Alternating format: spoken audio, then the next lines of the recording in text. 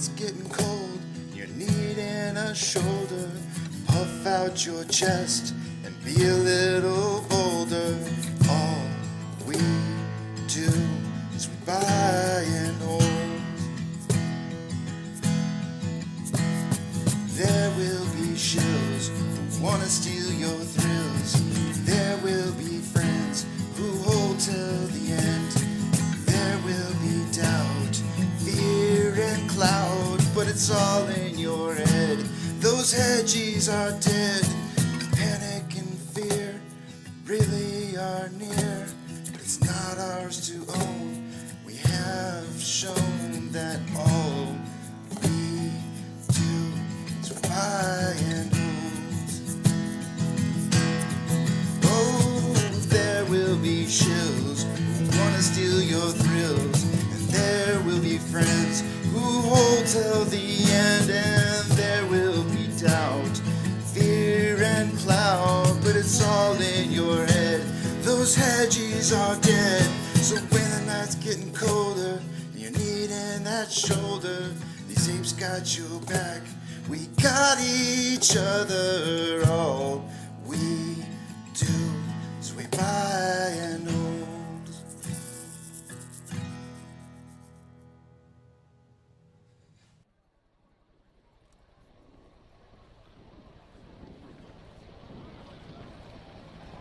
T-minus 90 seconds and counting. All systems are go. We're about 90 seconds from the launch of Space Shuttle Discovery.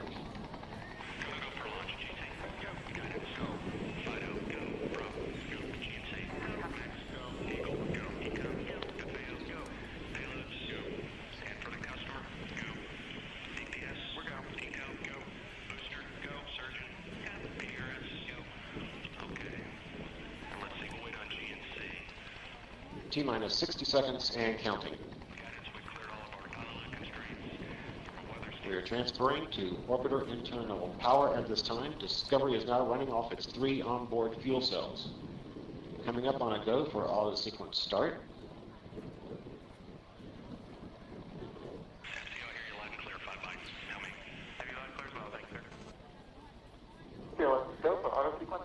And we have a go for auto sequence start. Discovery's onboard computers have primary control of all the vehicle's critical functions. T-minus 17 seconds and counting. 15, 12, 11, 10, 9, 8, 7, 6, start, 2, 1, booster ignition, and liftoff of the Space Shuttle Discovery, returning to the space station, paving the way for future missions beyond.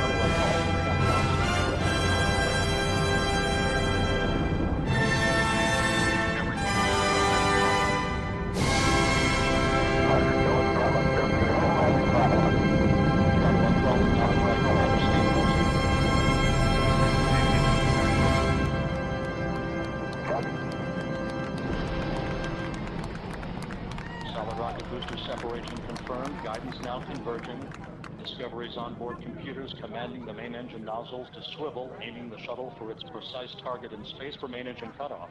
You have a good forward link now in S10. Okay, you sound good.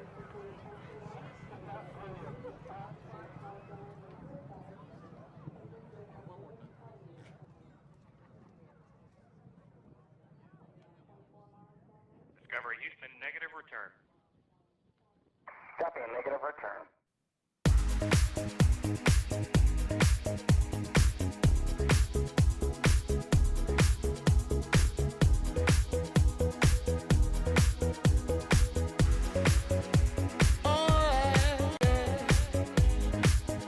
Open up your heart, what do you feel?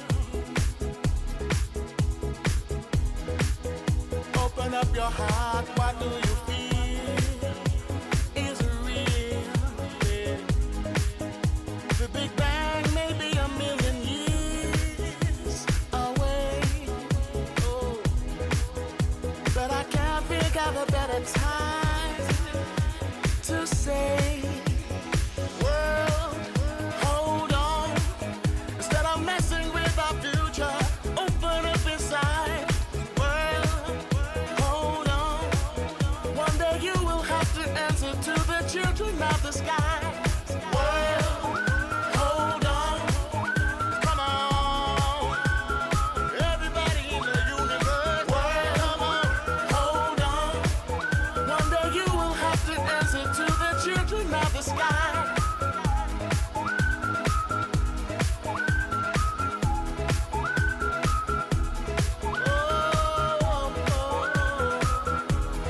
Children of the sky. Look inside, you'll find a deeper love. The kind that only comes from high above. If you ever meet your inner child, don't cry, no, no. Tell them everything is gonna be alright. World, hold on. Come on. Everybody in the universe. World, come on. Hold on. One day you will have to answer to the children of the sky. Children of the sky. Alright. Love. Don't take no for an answer. No, no. Alright. Right here. Spread love. Everybody join together now. One voice, one heart.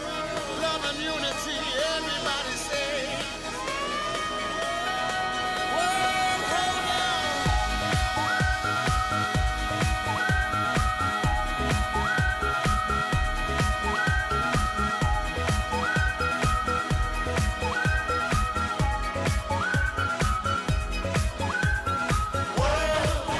Hold on, come on. Everybody in the universe. Come on, hold on. One day you will have to answer to the children of the sky. Come on, hold on. Come on. Everybody in the universe. Come on, hold on. One day you will have to answer to the children of the sky.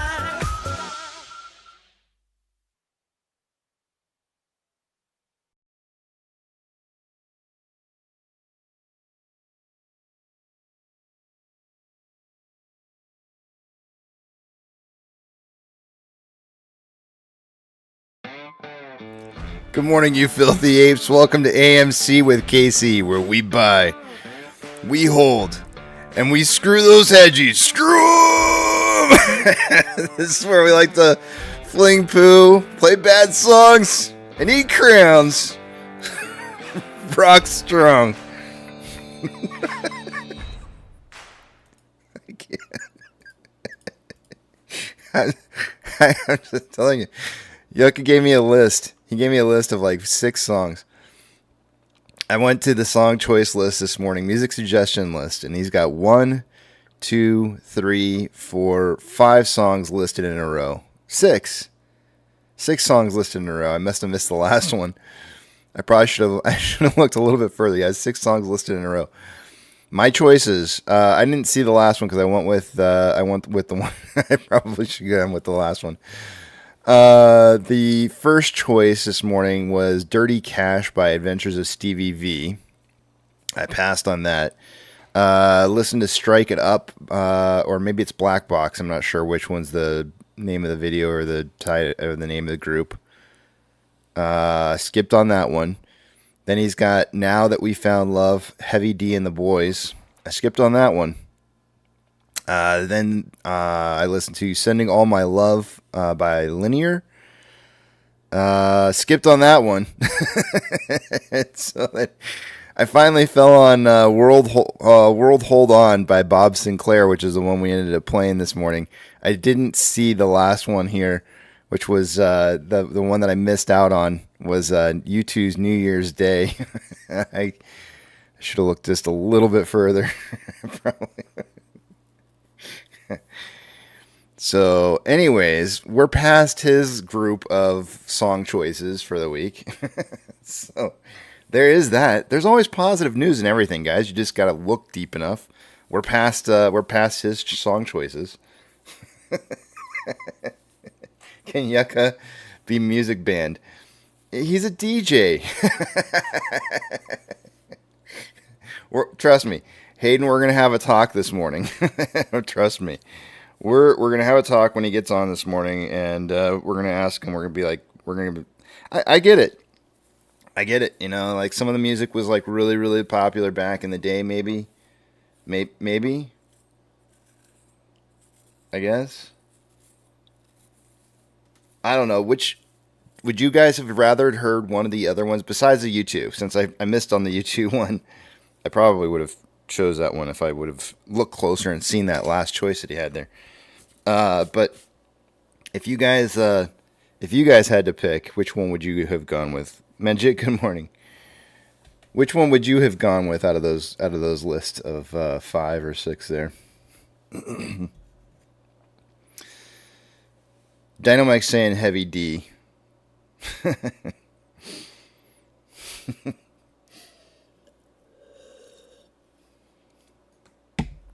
The title, Nickelback. The title for the day today is CPI dated to report today. It's coming out 8:30 this morning, so another hour from now we should be getting CPI data. And what's the forecast?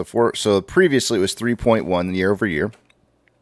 With the core CPI year over year being 3.9 previously.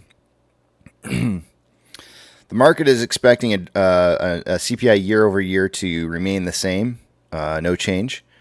That's the forecast, the median forecast, and then the core CPI year over year is expected to drop by 0.2 from 3.9 to 3.7. That's the median forecast. So we'll see what ends up happening. Take a poll, but include 0. DM says today's song wasn't too bad. I know. I gave it a listen, and I was like, I made it through probably a good 2 minutes of the song, and without like flinching to the point to where I was like, okay, I think I can do this. I can make it for 4 minutes of this. So that's why I ran with it. It's not terrible, but it's not something I would just choose to listen to either. So Hayden says Yucca's giggling right now for fooling Casey. Yucca's like the jokester, but he's half serious. Like, that's his MO. I'm spraying my glasses because I just really want to just get to numbers here. I gotta clean my glasses off, and we're gonna get to it. He's like the half joking jokester. Like, there's some real seriousness to part of his jokes. Somewhere in there, there's a real seriousness.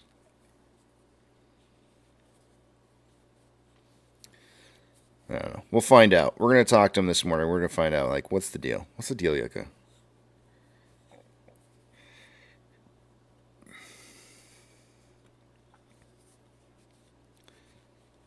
Six choices. How many?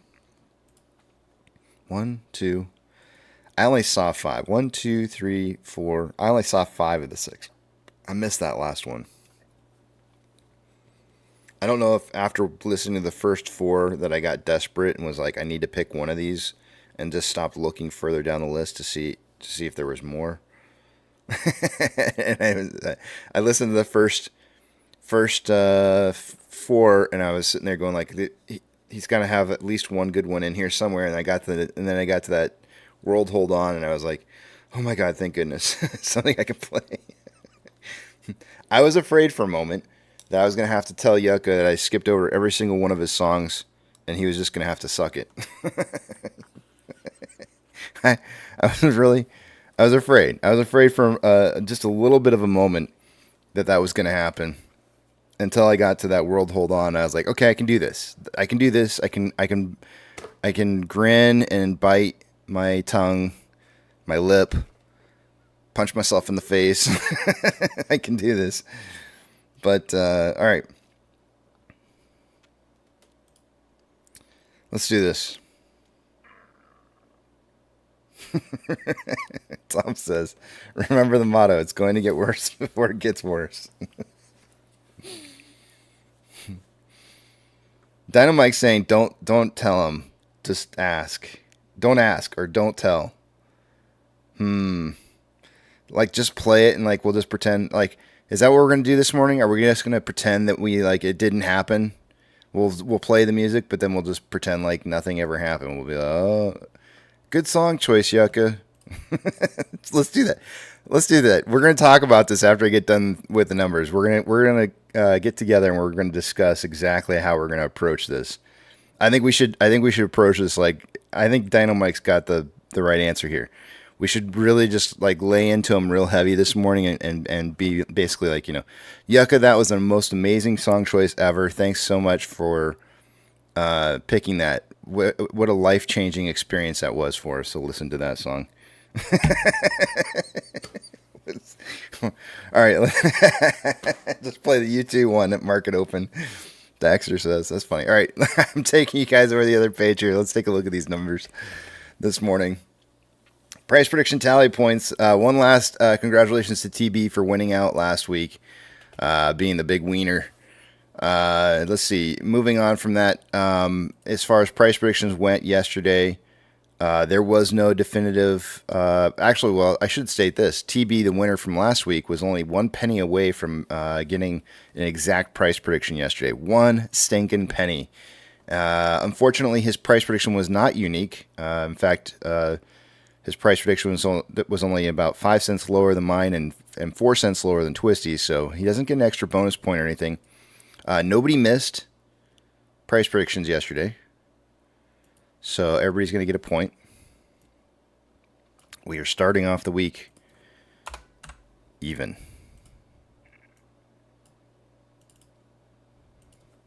He was so close, guys. 1 penny more up, and TB would have started off this week here with 3 points. Oh, 2 points. Sorry, 2 points.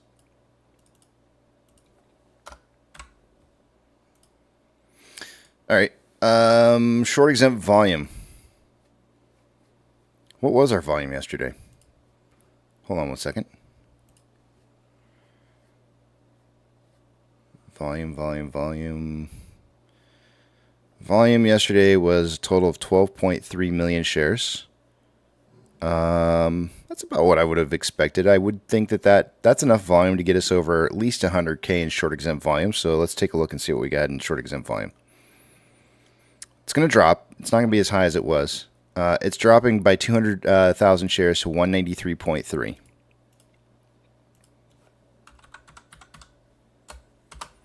The price was an increase yesterday of 1.4%. And this is going to suck, guys. This is going to suck here. We got a bad number that came in on utilization. We'll take a look at and see why that is. There's a couple different reasons why utilization can change in one direction or the other. We didn't have a positive change on this. So utilization dropped from like 64% down to 59.34. It's not the direction I want to see it heading. However, there's a big however on this. Sometimes there's big jumps just before a bunch of shares are loaned.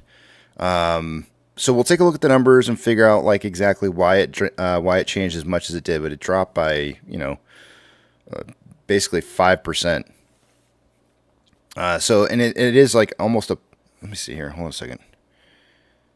It was 64.12, almost 5%. Not quite. Really close to it though. We'll take a look. We'll see what the numbers are saying. Taking a look at Max Payne, 450 is where it changed to, I think, on like Thursday or Friday last week. And it has stayed there. I don't expect to see any change from this. I think it's still going to be 450 today. It is indeed still 450. Exchange traded volume by the end of a day. Normally, I would expect to see about 64% going through off exchange and EDGX combined. We had 44.48% going through off exchange. EDGX was at 7.61. The combined total on that was 52.09%, or essentially about 11.91% more volume going through the lit exchange than normal. You can see that right there on the NYSE. It said 19.84% of our total daily volume going through the lit markets compared to a normal 30-day average of 14.38. So it definitely had a big chunk of shares went through the lit market and gave us an increase in price yesterday of 1.4% day over day. So that's good. CHX volume was 2,651. Nothing unusual there. GME's CHX volume yesterday was 85 shares. That's actually really a low number. Borrow amounts this morning. So yesterday they left off with about 150,000 shares available to borrow, and they have not returned any of those shares yet. And so this is kind of one of those situations where I would suggest to you that we're going to see a big number in borrowed shares here real soon. Hence, part of the reason why that utilization is showing up so low, I think. But we'll take a look at the numbers and confirm. But I think they're going to borrow a crap ton of shares here in just a little bit. And so they're going to need to return a bunch of shares in order to do that. And so utilization's we're probably going to see that return sometime this morning. That's why utilization is pretty much low. It's either that, or it could also be that they found more shares available to be borrowed. We'll check it out though. Fees are driving up as a result of low availability of shares. No shares have been borrowed yet so far this morning. Fees are at 0.72%. We should see that continue to go higher as the numbers stay lower. The longer the numbers stay lower, it should go higher. Institutional ownership this morning. Yesterday it was being reported at 76.199 million shares, and no change this morning. Options. Highest amount of call volume yesterday for open interest was at $6. Not the highest in total, but highest closest to where we're at in price currently. Really close to it. And so it was at $6 for calls, $3 for puts. At $6, there was approximately 24.2 thousand contracts yesterday. Today there's 24.8, so that number did go up. Highest amount of put volume yesterday was at a $3 strike with 25.4 thousand contracts. Today it's 25.5, so that did increase as well.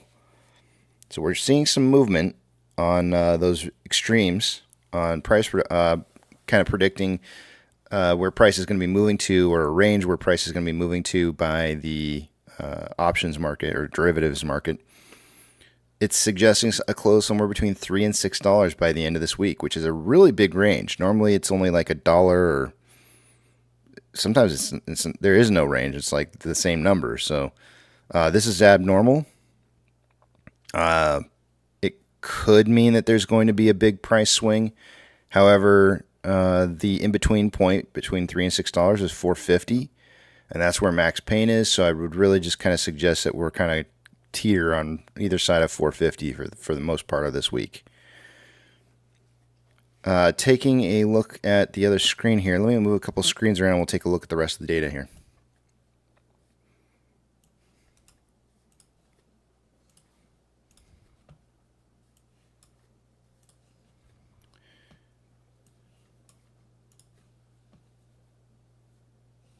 Starting with Ortex. Let's give it one more refresh.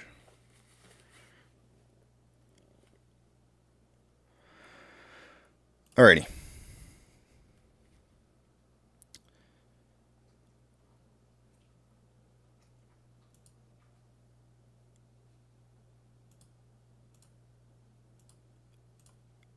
Here's our utilization dropping day over day.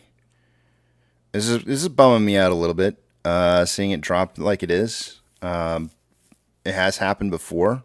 You can see there's a little bit of a less of a trend that maybe is similar, kind of like right in here, where for a very short period of time it dropped from 50.83% down to about 48.23. Now this is obviously not anywhere near of a big drastic jump as this one, but you can see that ultimately it ends up going back up again.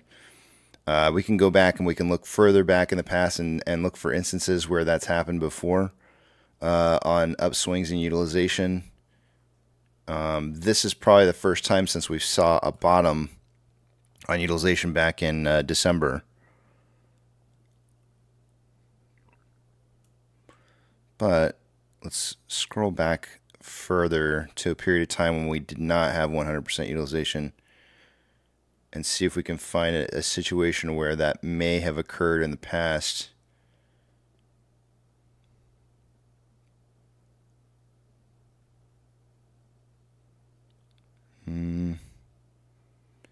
This could be a little bit of a similar situation, maybe here.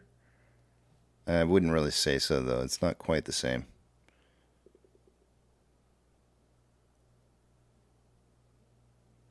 I really don't see anything quite like it. Where's my number? There we go. On loan amount, as a result, dipping day over day from 44.71 million shares to 42.46. Let's see, 2.3, no, 2.5.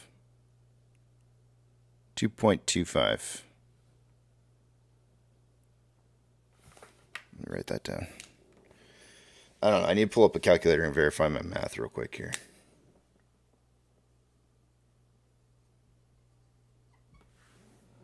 Let's just verify real fast.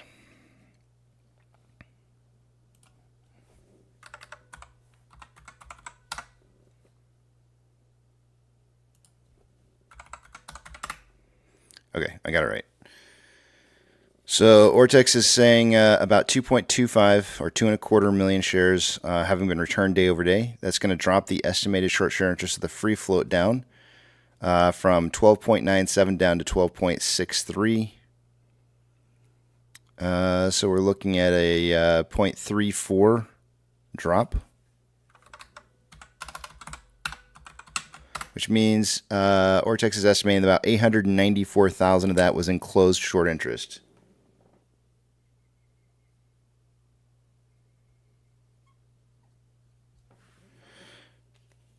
Okay.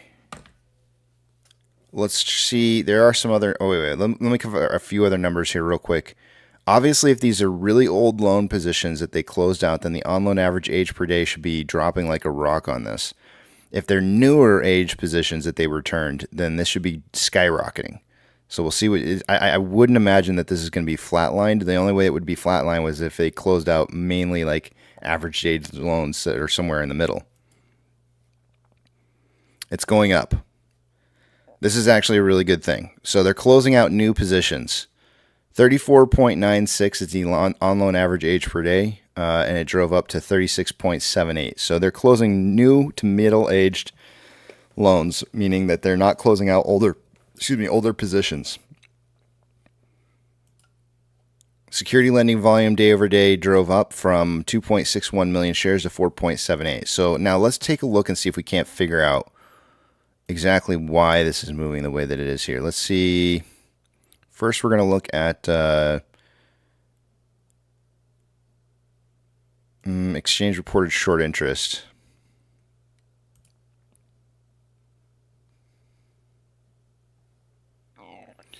February 29th. So we just had a reporting. Okay.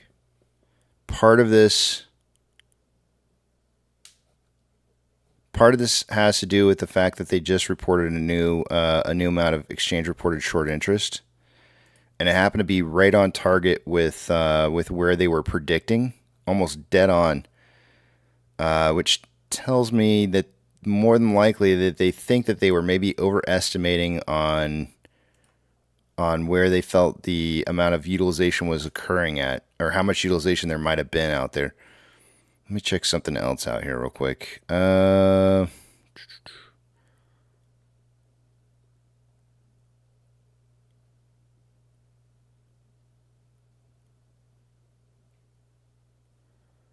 What is the other one I wanted to check?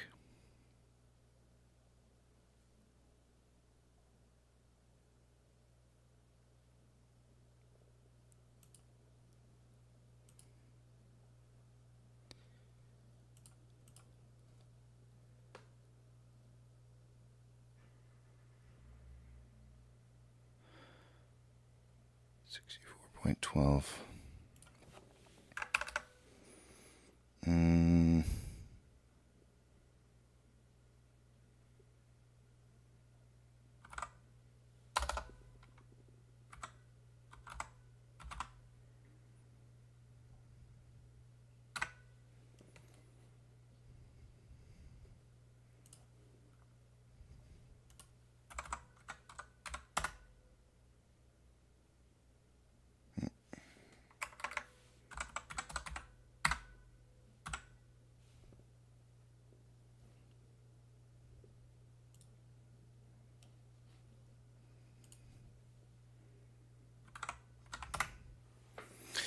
Okay, I got to write this number down real quick here.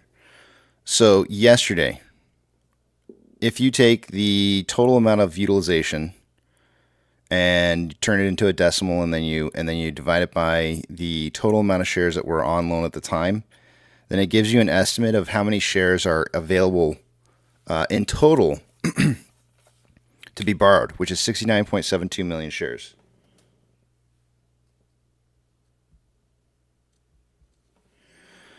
Let's see what that difference is today in contrast, because that might show us that there was shares, new shares being made available to be borrowed. So we'll see if the ratio is still the same. So let's try this. 42.46 divided by 0.5934. 71.55. All right, so there was. Now I can subtract those two numbers from each other. 69.72. 1.83. So this is why it's really helpful to look at these numbers. So Ortex is telling us that there was a total of 2.25 or 2.25 million shares that were returned yesterday. But the thing is that they're actually also saying, in the same breath, they're saying that 1.83 million new shares were made available to be borrowed, which means that 2.25 is much lower than what was actually being returned. Some of this is actually just new shares showing up on the books as being available to be borrowed. So if you subtract the 1.83 from the 2.25, then you get a number of basically 420,000 shares returned yesterday. That's what this is telling us. So it's really not nearly as bad as we would have, I mean, it looks really bad here on the chart because you see a big, huge dip. But in actuality, the total amount of shares that were actually returned was only, what did I just say, 420,000 shares. Because there was more shares made available to be borrowed. So these numbers just, it's really interesting the way that they kind of play around with the numbers.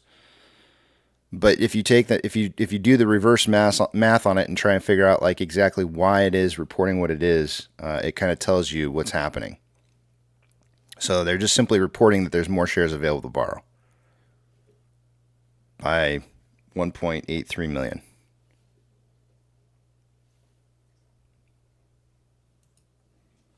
Good to know.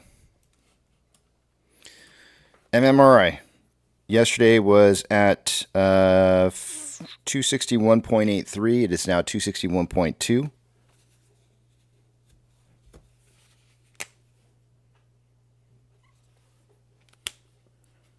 The spread between the 2-year and 10-year bond rates was 0.436 yesterday. When we ended the day, we started out the day at 0.415, so it increased. Let's see what it's at now. 0.449. So these numbers are getting further and further apart.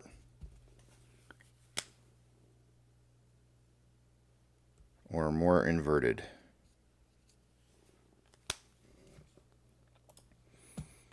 And you can see that maybe visually on the page here that they're getting, the separation is getting further and further apart.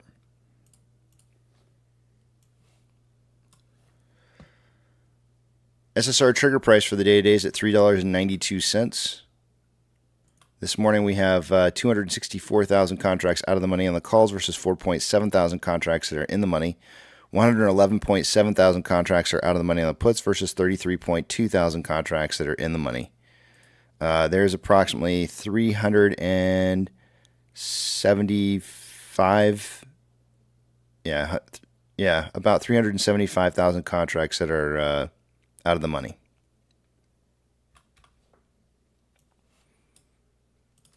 Futures on the VIX are showing down 0.1 for 1488 move. I'm pretty sure we closed out the day in the 1500s, so the VIX is suggesting that it's going to be that the market's going to be heading up. And indeed, most of the markets are showing up right now. Not all of them, but most of them, anywhere from 0.15 to 0.48 up so far. We do have the Dow Jones down 0.04 currently, though.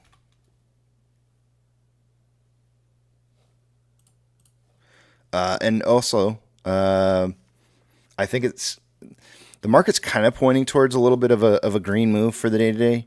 Hang Seng yesterday is up 2.35%. The Nikkei is up 0.68, and the Nifty 50 is up 0.07. So a lot of green showing up here. So perhaps maybe we're going to have a green day today in the market. Maybe a good chance of that. We'll see. I guess we'll know for sure once we get our CPI data out. Mag 7 this morning, every single Mag 7 stock is up green this morning. Financial institutions that are that have changed more than 2.5% since yesterday's closing price are going to get a shout out. NYCB is up 3.38.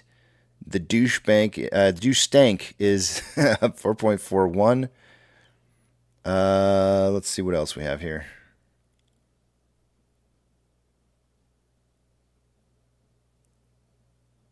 Looks like that's it. Gold is down 0.48 and trending down. Silver is down 0.14 and trending down. Ethereum Classic is down 0.82 and is trending slightly up. Not slightly, it's trending up. The US dollar is down 0.04, and let's zoom out here just a tad bit. Still kind of trending up right now. Oil has only traded 14 shares so far this morning, but so no clear trend. But it was consolidating. I would still say that it's consolidating. SPY up 0.23 in the pre-market, consolidating after a little bit of a jump up in. There was a little bit of a jump up in the beginning portion of market open this morning, and then it came back down and is consolidating pretty regularly in here.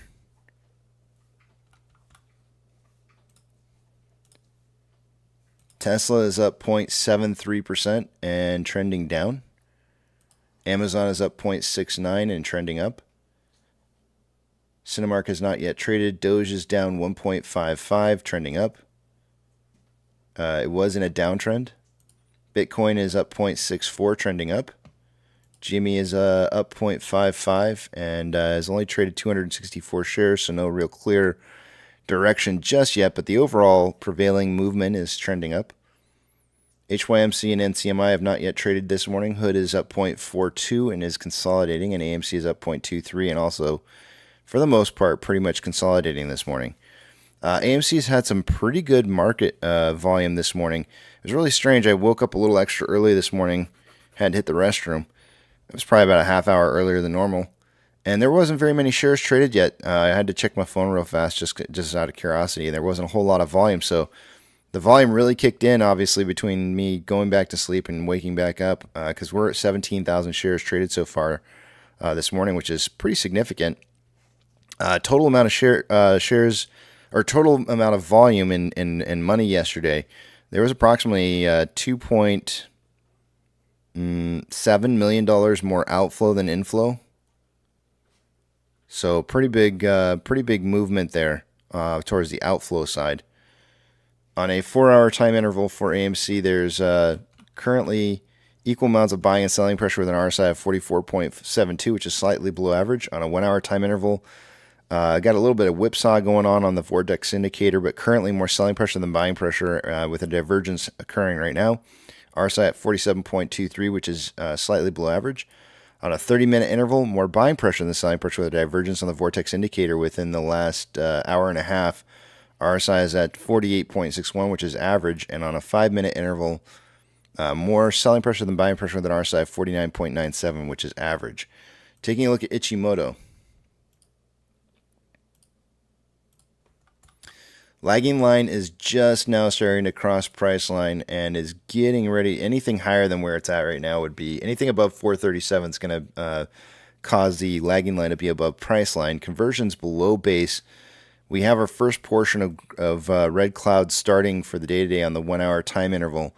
A break above the cloud today would be $4.55 and is definitely what we would need to see in order to kind of see like a buy signal kicking in. However, this little candle wick that we had yesterday that drove up to a total of 469 or basically 470 is going to have to cause us to drive above 470 today for this to remain a buy signal.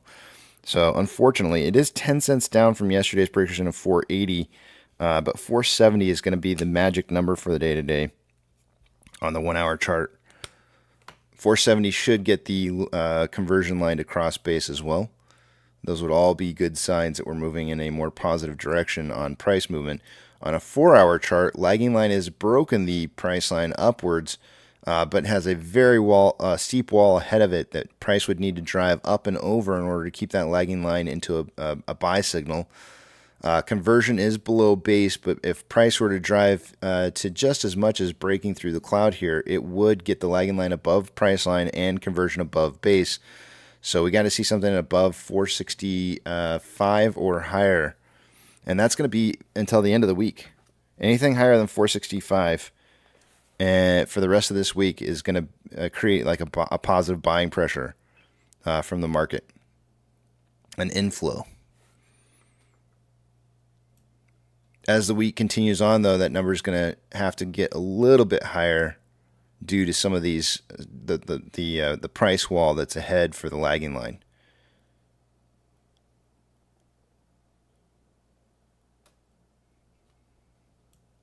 But the cloud's 465 for the whole week. Remember, price likes to kind of break through clouds at thin points, not thick. So I'm not really suggesting that there's going to be a breakthrough today above this. But again, the wall, this particular red cloud right here, ranges between 445 and 463. So it's not that big of a cloud. It looks big, but you can see here as I scroll out, there's bigger.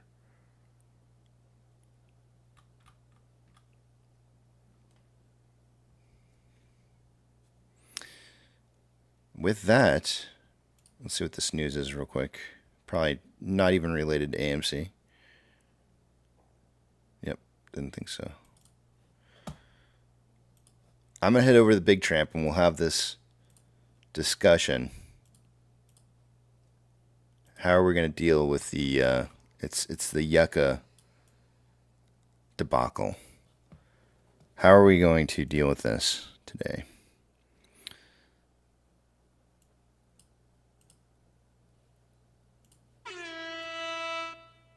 All right.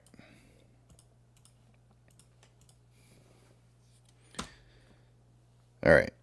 I'm in the back of the Big Tramp. If you want to discuss this, if you want to help. Oh, Pokey Stick of Volume just kicked in.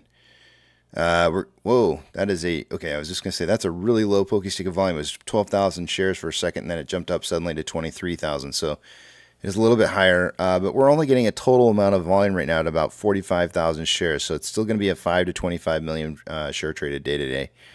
And it's more volume than we had yesterday. So I would suggest something higher than 12 million for total volume.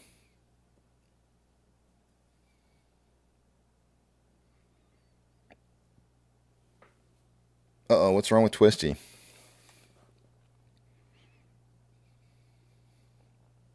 Oh, he's sick. Twisty, I'm sorry to hear that, man.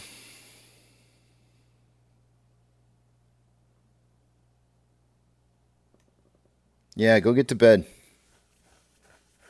Oh, we got more. We just got more volume at the very end of that? Oh, no, no. It was just another one of those nice little candle wicks there.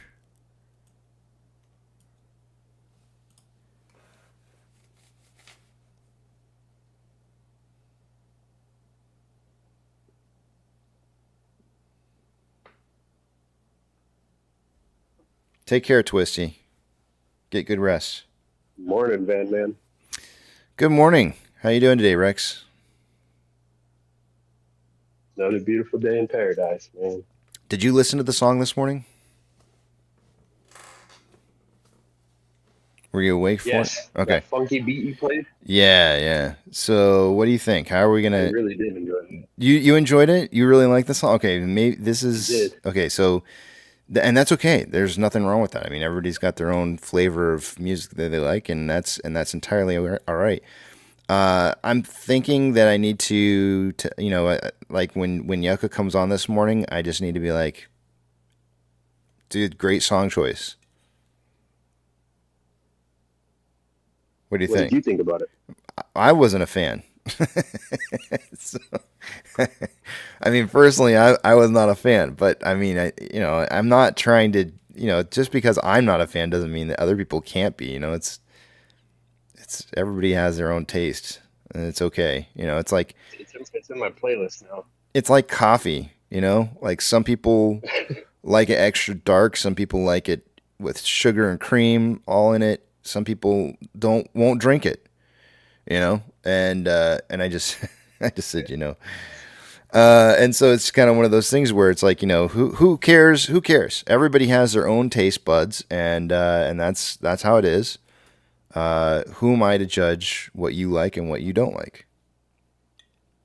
But it just wasn't for me. You do raise a good point. Coming from Yucca, the DJ, you would assume he had something better loaded. Yeah. But I think he's giving us like a snapshot. Like one of two things is happening here. He's either giving us a snapshot of who he is, and he's like, revealing to us his own personal choices and music that he really likes, or he's trolling us, and I'm not sure which. It's one of the two. And sometimes with Yucca, He's probably trolling us. with Yucca, it's I've always found that it's a little bit of both, right? Like he's both trolling, but he also has a personal kind of, there's something personal in his trolling that he likes, and he knows that you don't like it, so or he may know that you don't like it, or may suspect that you don't like it, and he'll just throw it out there just to troll you a little, see what you say.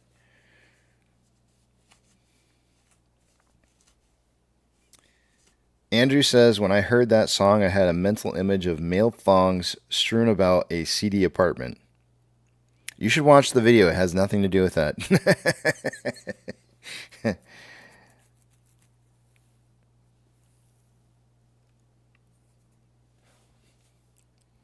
I think somebody mentioned the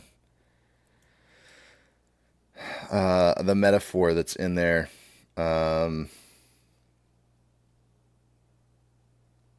Children of the Sky is mentioned in the song, and I think that's a metaphor for young dreamers. But the only reason I came to that conclusion was after having watched the. I mean, if somebody just said "Children of the Sky," I would have been like, "Well, they're not the children of the corn, so it must be a different kind of children." And so, But after having watched the video, I would say that it's trying to refer to young dreamers.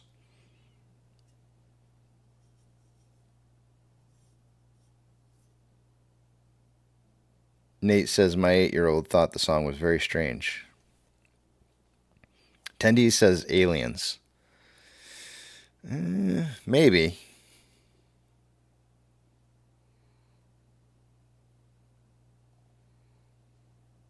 DM says Tom's parrot was jamming.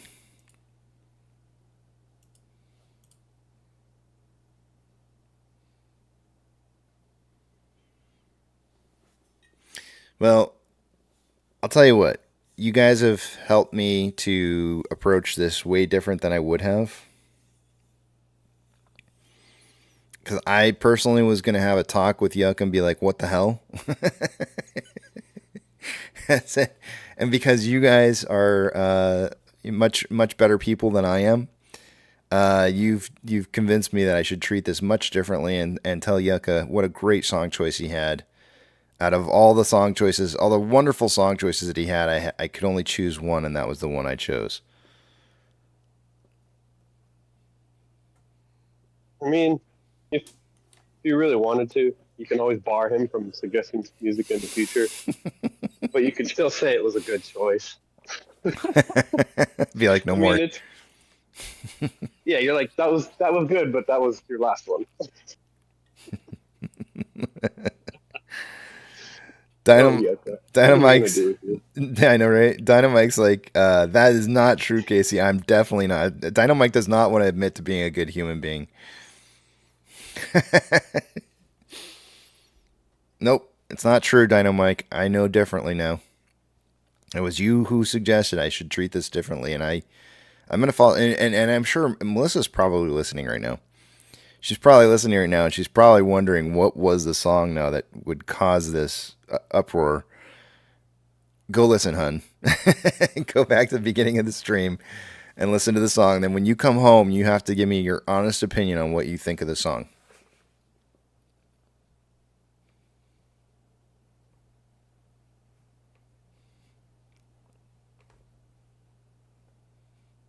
Controls guy says, so good we can't handle more. Hold on a second here. Let's see. Did they borrow more shares? Let's check this out. I'm going to refresh this real quick. No new shares borrowed yet.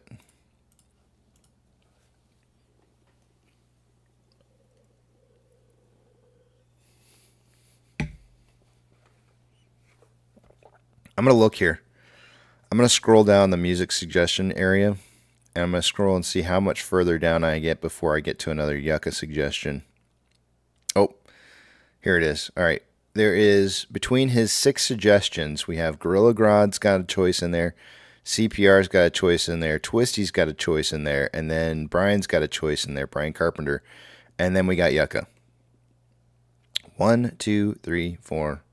4 people between Yucca putting in another choice. And Yucca's not just another choice. You've got 1, 2, 3, 4 more choices. And these are the next 4 choices here that he has. He has Paul Van Dyk's For an Angel 2009. Sting's Englishman in New York. Actually, that's not a bad song. That's actually a pretty good choice. I don't know the other one. I may know the other one, but I don't recognize the title. Then he's got Cutting Crew, I Just Died in Your Arms. Oh, that's a good song. I mean, but it's good in a way like if you were at a dance or maybe even one of those roller skating rinks. And then he's got The Cure, Friday, I'm in Love. You know, he's a romantic. That's what this is. I'm convinced Yucca's a romantic. Those are much better choices than that last group. I could have felt better. This might be a sign. What? Does this mean Yucca's got a girlfriend?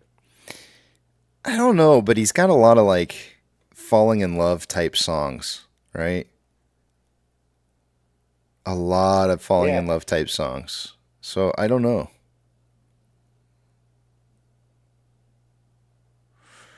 Oh, Oh, I get some of this now. He submitted some of these songs right around Valentine's Day. That's how far back I am. I'm about a month behind on requests. All these were this current group of songs that I just listed to you guys were sent to me on 2/16. The other group of songs that he sent to me were sent on 2/14, which I believe was Valentine's Day. That's why he's got Sending All My Love, Now That We Found Love, Strike It Up, and Dirty Cash.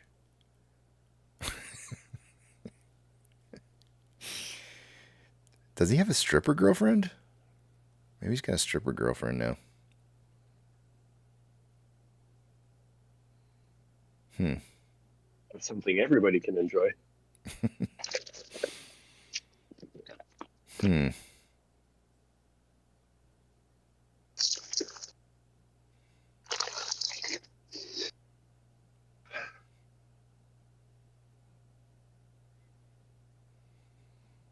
All right, well, interesting choices.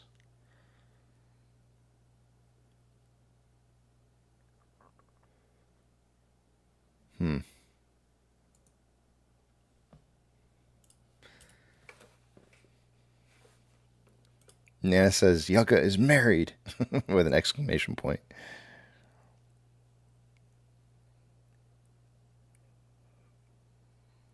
That's what I'm saying, Dynamike. Well, I mean, I'm not saying it. I agreed with it. Rex said it, and I'm like, it seems like they are kind of like a bunch of love songs. That's what I was picking up, man. He is kind of a romantic, though. I can see that. Yeah.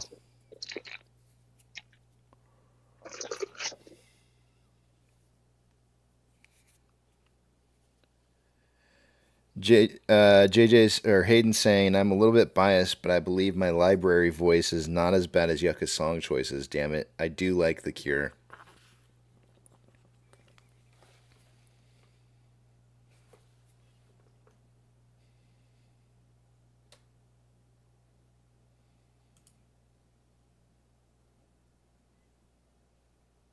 Real Rugged says he should have submitted Owner of a Lonely Heart by Yes. Maybe we should play that one for him this morning when he comes in.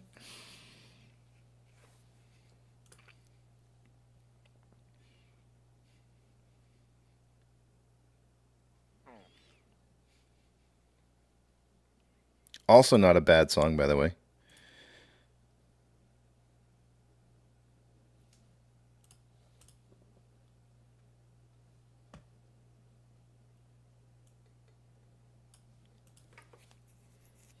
Let's see. We have CPI data. I'm gonna probably wait for CPI data to come out this morning before I head to break. I know normally I'm trying to leave right around 7:30 my time, but that's gonna be when CPI data releases. And some of you guys, in fact, Rugged usually is like letting me know, which I find so strange. Like I feel like the first place you should be able to get it is directly from the U.S. Bureau of Labor Statistics, but I find that like the reporting on their website is delayed by wherever it is that you all get it from, because they don't report it like right on time ever.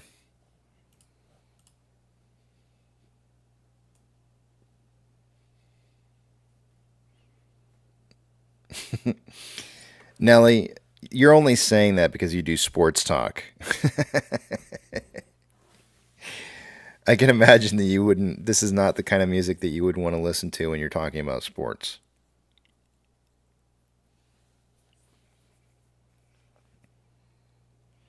Wait, Nelly, do you have a YouTube channel? Hold on a second here. I'm looking you up. I feel like with a name like that in your title that you probably have like a. Oh, you do. Look at that.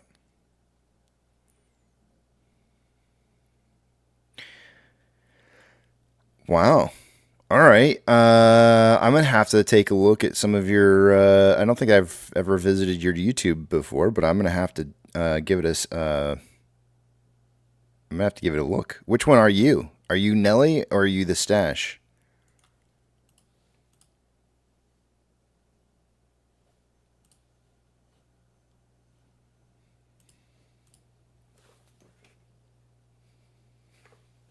Sorry for outing you, by the way.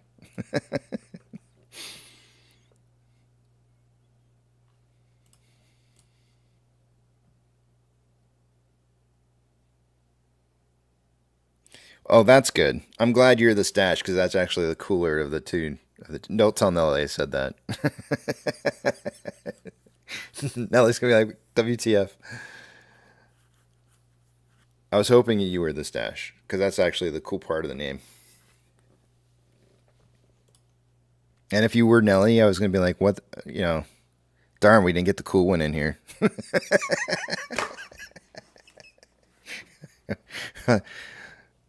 That sucks. We should have had the stash in here.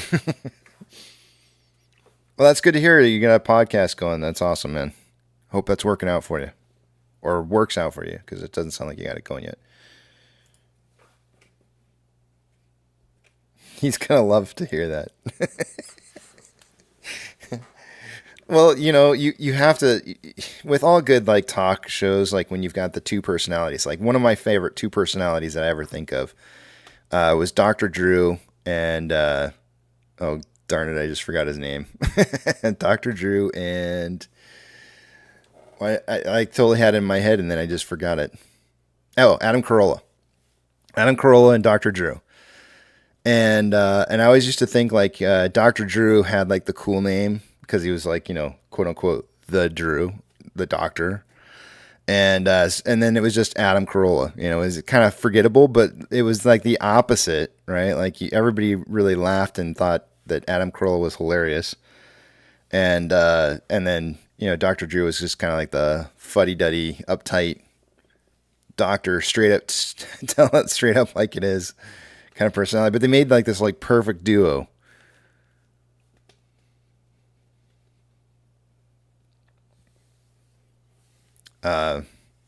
Another duo of my favorites is Howard Stern. I'm gonna forget her name too.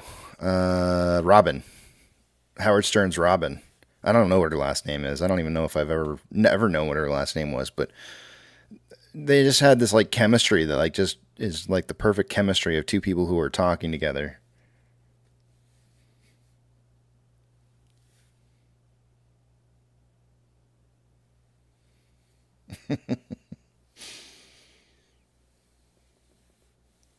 Jesse, see you when you get back.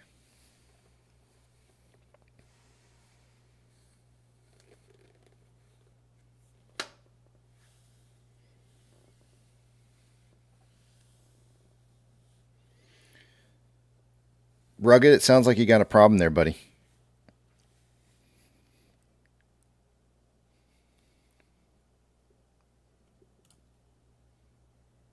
I was a big time. I used to love listening to Dr. Drew and Adam Carolla. I used to stay up real late at night because they had like a late night. I think they started out when I started listening to them. I was in San Diego at the time.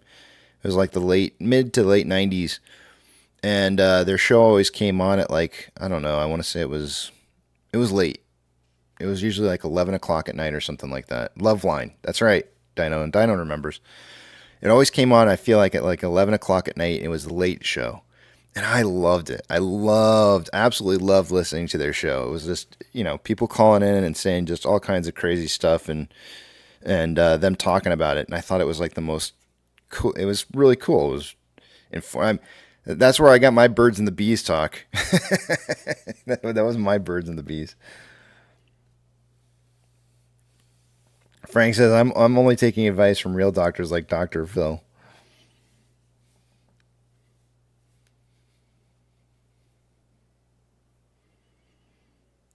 The calls into the love line was yeah. Dr. Drew scared me one time. I remember I was living up in Oregon at the time, I think, when he said it. I'll never forget this. And I pray that Dr. Drew was wrong and that this is not the case. But he said that he would not be surprised that if in 10 years or something. Well, actually, it's been more than 10 years since he said this, so he's got to be wrong because I know I don't have it yet.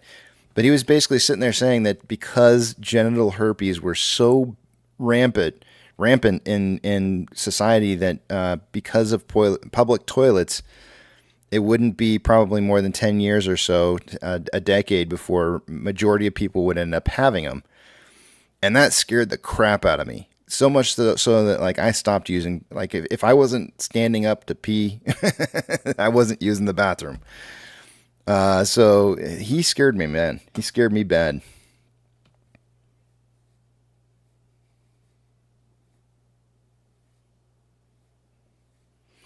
Trevor says, "Did you like the Man Show with Adam and Jimmy Kimmel?" No, I never watched it. When that was on, I want to say it was like on. I think it only came on like cable television at the time, and I didn't have cable television, so I didn't watch it.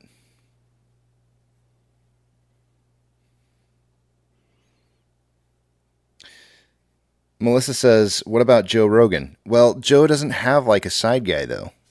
I mean, he does, but nobody knows who he is. Well, I don't know who he is. It's like Joe Rogan and Joe Rogan, or whoever his guest is. And so I like Joe Rogan, but he doesn't have like a side guy that is really funny or noticeable,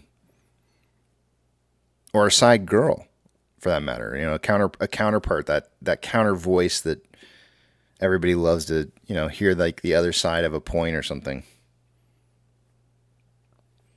But no, I never saw the Man Show.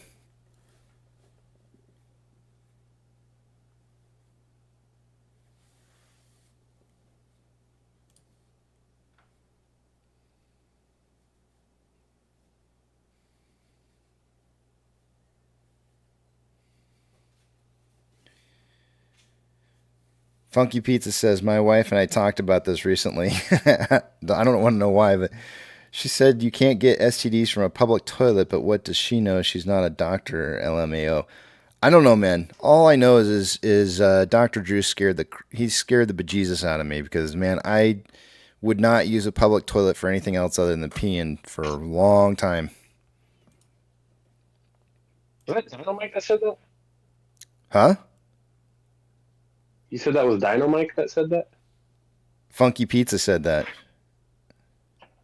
Funky Pizza, you've never licked the entirety of a toilet seat, have you, pal? Oh, who does that? You can catch anything that way. Who? You can catch anything that way. Man, that's crazy.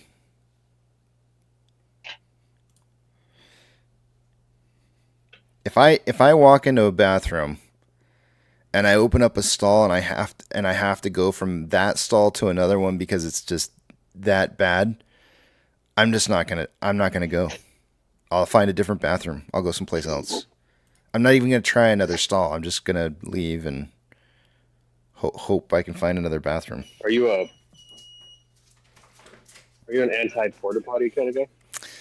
Well, I'm certainly not sitting down, that's for sure. Not in a porta potty, no. Not a chance. Not a chance. Morning, hun. What did you think of the song? Sounded like somebody dusted off an old record. She said it sounded like somebody dusted off an old record. Did you like it? Did you like it though? No. That's just being honest. On a scale of like 1 to 10, 10 being the best, what'd you think? It's just not my type. Yeah, no, that's what I said too. I said it's either your type or it's not your type, but does that mean that it's like a 2? Yeah. 2? Okay. Not a 1. Not a whole lot would get it on. Let me ask you this question. If let's say you were like olden days, like you're listening to the radio, you're flipping through the channels, and every song you had on every single channel, or everybody was playing commercials. She hates commercials, guys. She absolutely hates commercial. Every channel you go to has commercials, but there's that one playing a song. Do you turn the radio off, or do you listen to it? Depending if I was actually listening. Sometimes I don't even realize what's She said she would probably turn it off. That's funny. That's pretty bad. It was pretty repetitive.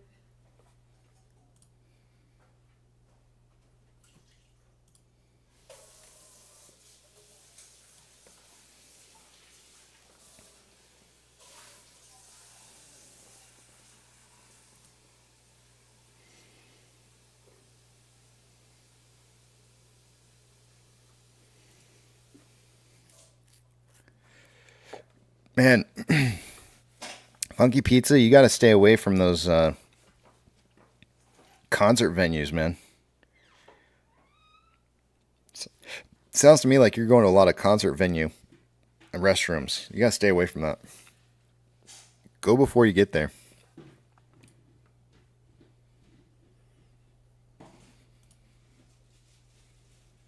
All right, I would imagine that Real Rugged here in about a minute or so is going to probably let us know what's going on with CPI. I'm going to go ahead and refresh the CPI page. It's not supposed to be out yet here.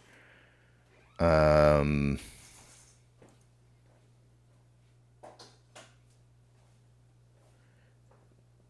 I still don't see the numbers here.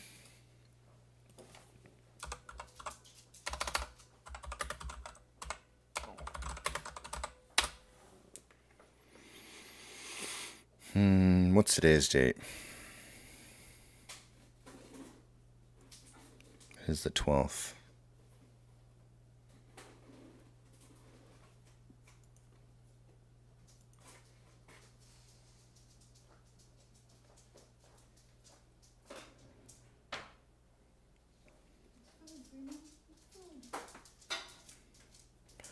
I'm looking to see if I can find the data here because I feel like he always comes in like a couple minutes before it's supposed to be released with the numbers. And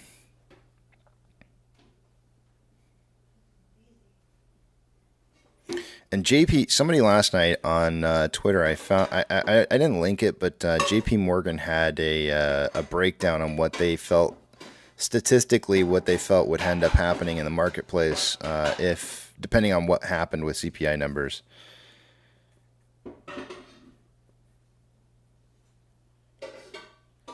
Oh my gosh, Funky Pizza, that's terrible.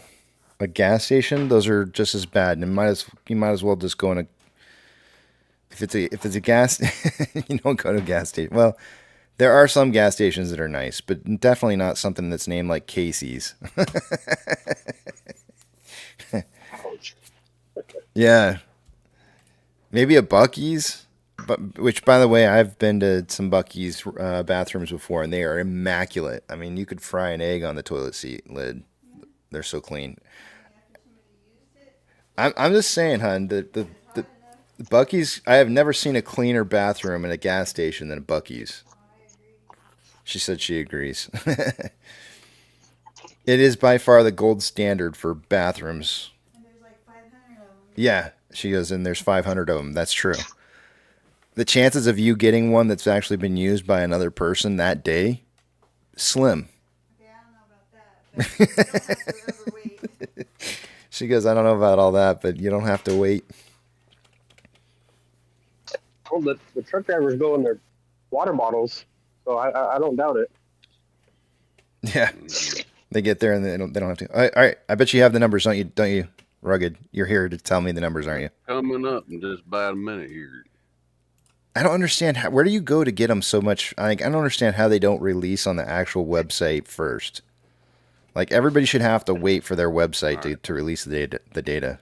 Well, I get it on tradingeconomics.com. All right, so let's just go over the previous. Or do you want to go previous forecast? You want to talk forecast real quick? Yeah, let's. Or previous? Well, I talked about forecast already, but let's go ahead do the forecast because we had.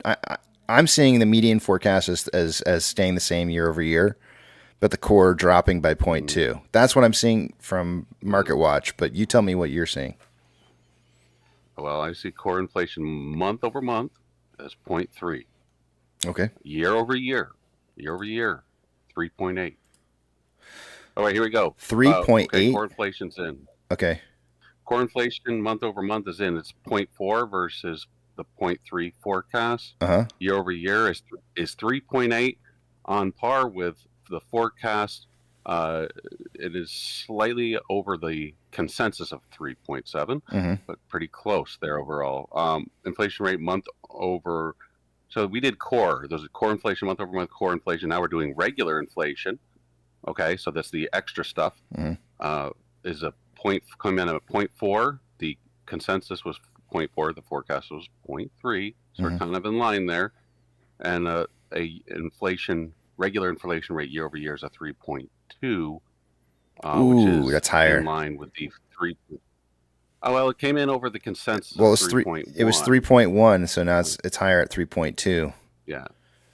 The consensus and forecast are always kind of weird, but yeah. But a smidgen, I would say a smidgen over. So if you're all looking at the, you may see a slight little dipper. You might see a little dipper. And Let's then see how the rug pull market's on open. responding as a result. Okay, it's dropping right now. As it stands right now, the market's kind of dropping now. It did drop down, so it was trading at about 512. It dropped down to about 510, and then started rising after it did the initial drop. It looks like it's trying to gain back, for the most part, pretty much everything that it dropped down by, attempting anyways. So it is. Janet Yellen, we're gonna plunge. We're the plunge protection team. Yeah, AC.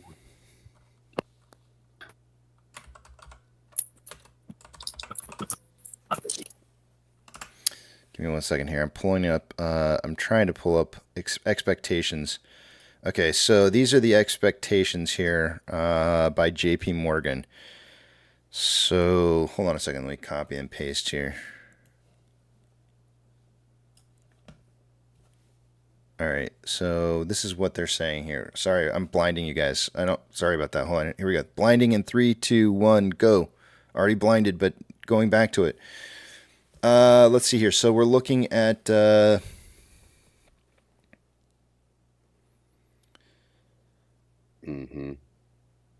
between 0.3 and 0.4. It looked like there was the biggest chance was seeing a 37.5% chance that it was going to be between 0.2 and 0.3. But we ended up getting 0.3 to 0.4. Similar to all above tail risk scenario, the worry here would be a clear signs of core inflation accelerating, which I think is the case. With headline inflation unable to break below 3%, another factor to watch is evidence of Red Sea geopolitical conflicts impacting inflation, potentially adding back a fear premium in commodity markets. XPS loses 50 basis points, or they're suggesting that maybe the market will see a 1% drop for the day today.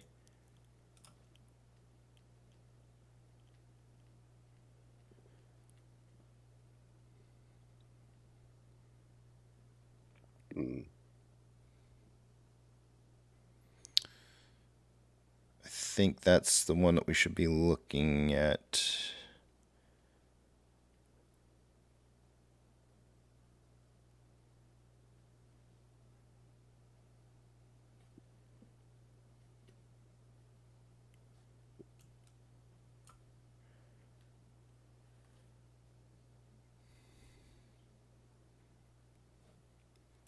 Well, we'll see.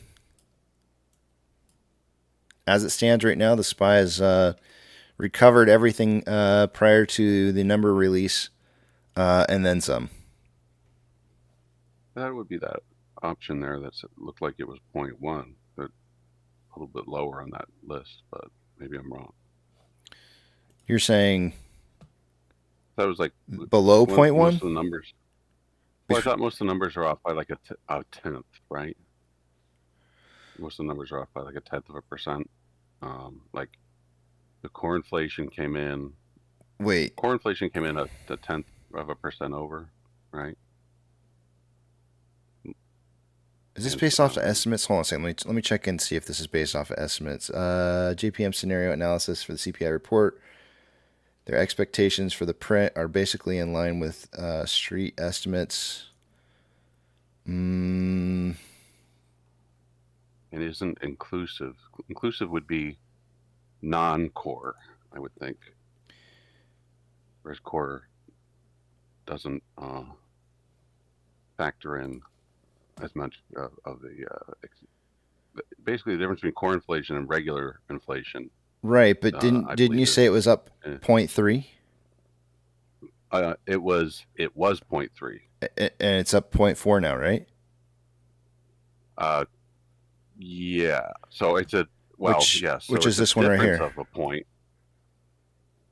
You're saying it's the difference is a single point, but it's saying 0.3 to 0.4 inclusive. You're saying this is separate of. You're saying that it's this one here. Well, yeah. I mean, if we look at the year over year, let's say regular inflation year over year, it's like 3.2 versus a consensus was 3.1. So that'd be the difference of a 0.1%, right? So I think that would fall there. That second to last one down that you. Yeah. I think that would be it. So I don't know. Some of these terms. I'm not the biggest analyst here, but me either. Core versus. I'm reading this, and a lot of this actually seems like it's relative. It says in this scenario, we would likely see some of the delayed housing disinflation show up in the print, as well as a larger than expected decline in vehicle prices. If we saw a step down in core services, this likely restarts the calls for earlier rate cuts, again supportive of the current equity rotation, especially if the yield curve bull steepened. SPX in this particular scenario would add 1 to 1.5%. So the core CPI excludes food and energy prices. So if food prices, which are kind of still a little on the high side, I think, energy prices, I think, are depending where you are. But I know food is a big one. So when you're talking core, you're saying no, remove all that. Yeah. Shave off your food, your grocery stores, your dining out. Save off your energy, and who knows where the way they survey to get this data is kind of weird. I feel like it's the labor numbers that tend to be modified again, whereas I don't notice though these numbers get adjusted that much.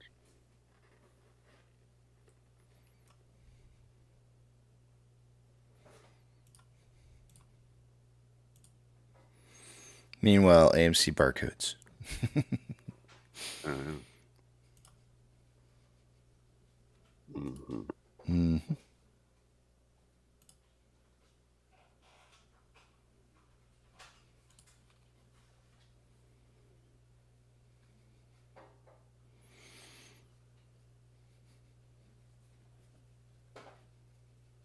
Let's take a look at the bait there.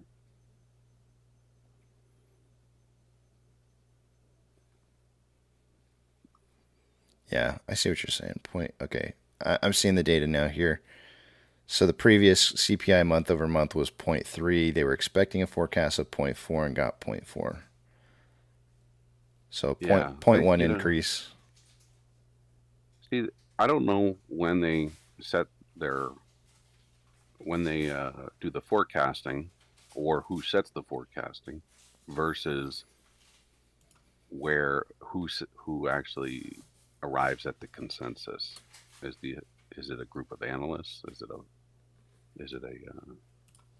group of people from the board of the Fed board or something? I'm not sure.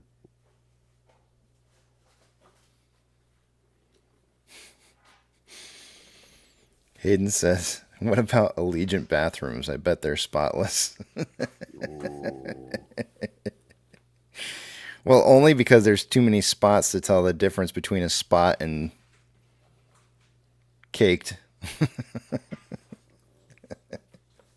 Can you do a Google image search for Allegiant bathroom? It sounded like you said Google. Google.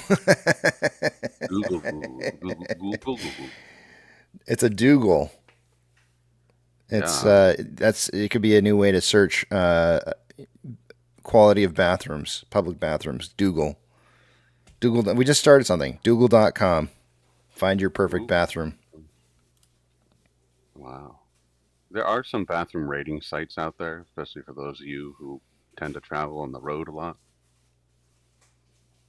You know, some people that really get into that. Hmm. Their motto could be that for the website. It could be something along the lines like, "Where do you do?" Dougal. Where do you Mine would be do? called. Mine would be called. Don't forget to wipe. While you swipe. A little long, but we get the point. Oh man.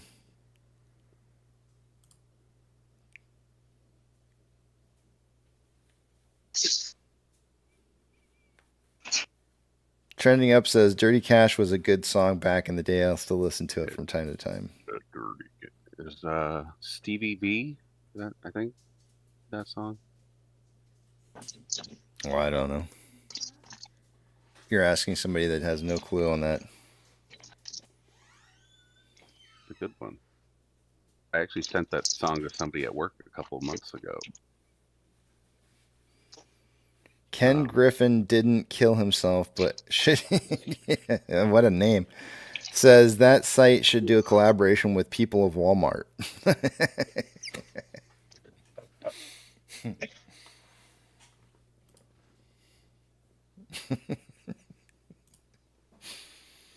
I'm telling you, somebody should make this website. They'll make a fortune. The difference between consensus and forecast, by the way, while we're all ADD. Consensus is a survey of the economists' projections, whereas forecast is based on a predicting model. Right. Calculations. So that's interesting. I think, overall it's pretty much in line. And I think it's going to, I'll be quite honest with you, I think they're going to keep, because it's an election year, I think they're going to be, I don't know. I have my thoughts on it. I think it's just going to be, there's not going to be a whole lot of deviation. It's just my thinking.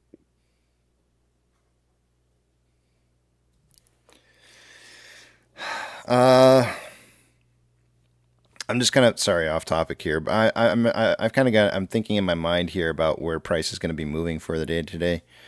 I'm going to go ahead and leave my prediction the same as what I had yesterday. No change. I'm going to leave it at 401 to 481.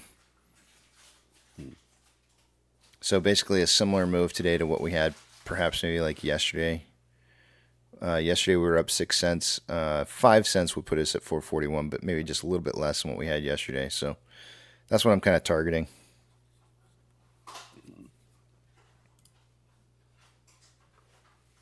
There's Wait. Hold on a second. Low brow. Hold on.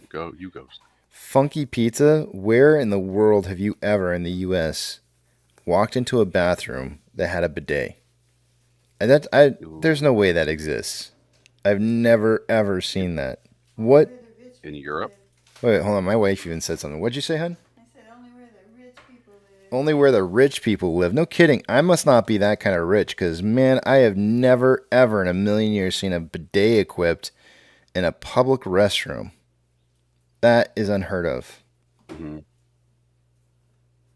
That's kind of gross. I mean, you realize you get a lot of spraying action happening up in that area. I would never, ever. That's a I would never, ever moment for me. Yeah. I should sell this idea to Google, their Dougal site. Because they have Google Flights, they have different portions. Like I need to sell this Dougal idea where they could say like this is where you. A lot of people. I mean, there's a very large portion of people who Google while they're on the toilet, and they could call that their Dougal portion of Google. Where you go to, I don't know, find something to read for 10 minutes or whatever. Well, I'm off of Route 44. I'm at the Sheets rest area here, and I want to tell you about my experience. Exactly. The toilet seat here is a polypropylene standard 1980s style with metal hinges. It is a full circle, no gap in the middle. That way your dangler don't have to hit the bottom part of the toilet lid, the toilet seat. Oh man. Ugh. You don't want the dingle dangles hanging over, hitting those toilet seats. There's nothing. Because the guys have it worse sometimes when you lean over a little too much, and whether you're having a long sack day or your dongs a little too long, and you're dipping, and you're like, and if it's a public, I've never. This is not happened to me. This is not. I don't know what you're talking about. Okay, all right. Well, that's not my problem ever. Woo! Maybe you use that little hole that you use in the underpants, or do you pull everything all out? If you don't pull everything out, I'm just gonna plead the fifth from here on out. I don't know what you're talking about. Hold on. You don't drop trowel all the way, man. You pull it out. I'm not. Yeah, you just everything down. You have freedom there. I'm not. I'm not going to divulge. I will divulge. I'm going to tell you that on the boxers or briefs as a child or anything like that, I have never reached into that hole to pull it out. I've always pulled it down. Yeah, I wouldn't. You need a little, You're a stuffer, not a. You're a stuffer, not a puller. I don't know what the opposite of stuffing is. Yeah. You're a. Right. You're a stuffer, not a digger. Got it. Yeah. Yes. Woo! I'm ready. Hey, it's break time. Look at that. Time to numbers or something. Woo-wee.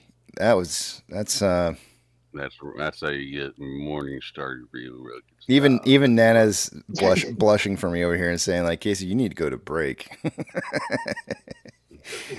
right now.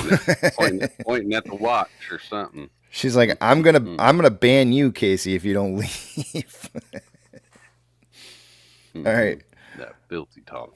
Yep. All right. I'm gonna head out. I'll go back to church here. Yep. We need to. I'll see you guys later. Stuff it, don't fluff it. Bless you. The dingle dangles. Oh man.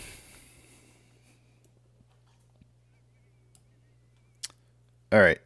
I've got the sound turned down. Gotta put the message on the screen.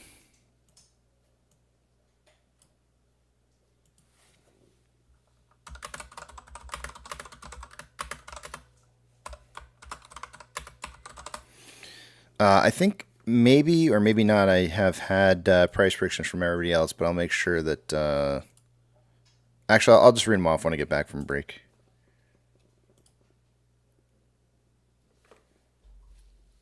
Oh my gosh, Pirate. You missed out. You missed out, dude. You totally missed out this morning. Just saying, you probably should go back and freshen yourself up with what's going on around these parts because, I mean, you missed big time. All right, I'll see you guys back at 8:15.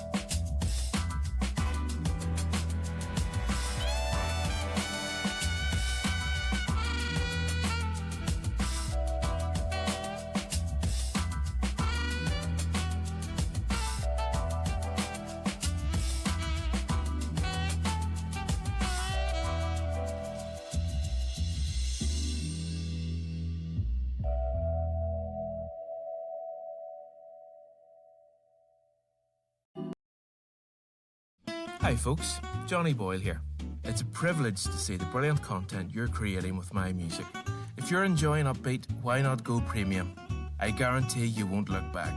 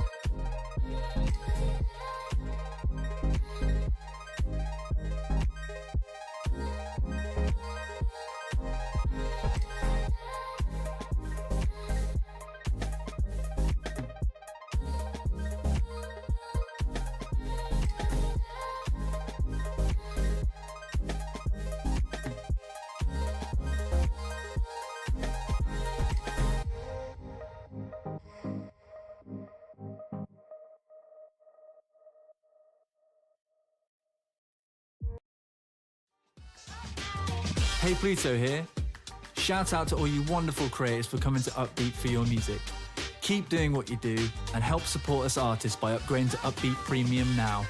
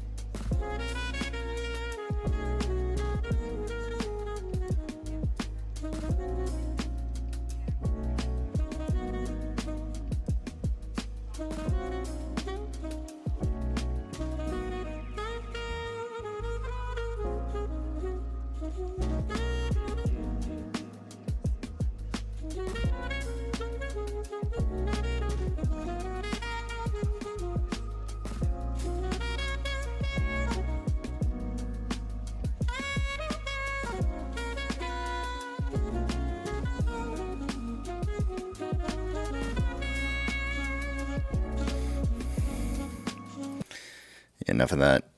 All right, so let's take a look at what we got going on here. So a couple different interesting candles coming in here. Showing price currently trading at 438.5, and these all drop down to 4.255.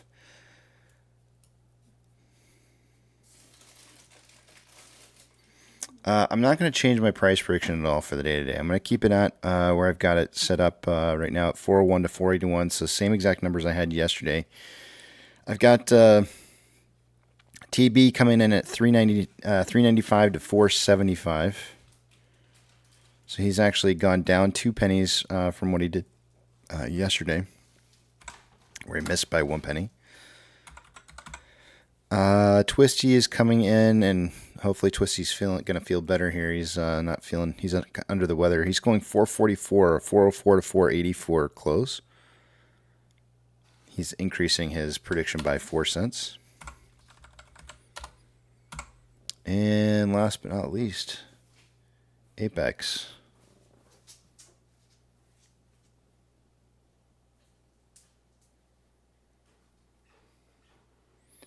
I don't think you put numbers in already this morning. I'm scrolling back just to make sure.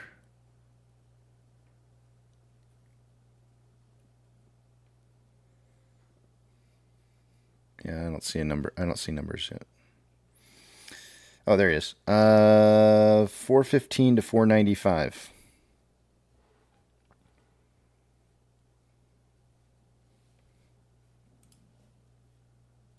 He's up a penny from yesterday.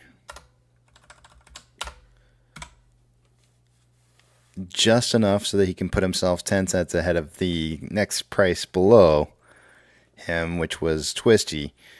So he's trying to shoot for the extra bonus point by guessing 10 cents exactly higher than the next person above him or below him.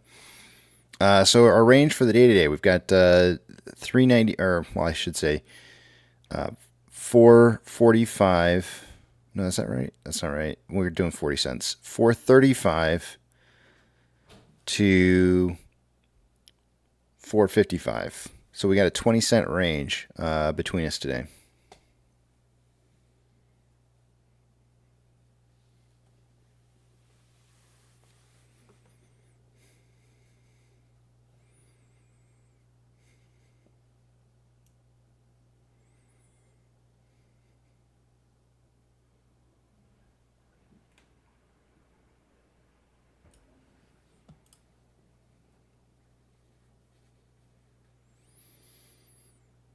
Michael asking, what are those candles? Very, very similar thing that happened yesterday. If we go to a 5-minute time interval, you can see we had the same exact thing happening yesterday at around 8:55 was the time that it happened yesterday. Today it started at 9:10, so it was about 15 minutes later. Actually, I'm on a 5-minute interval here, so the actual start time of those candles was 9:09 today, and then yesterday it was 8:52.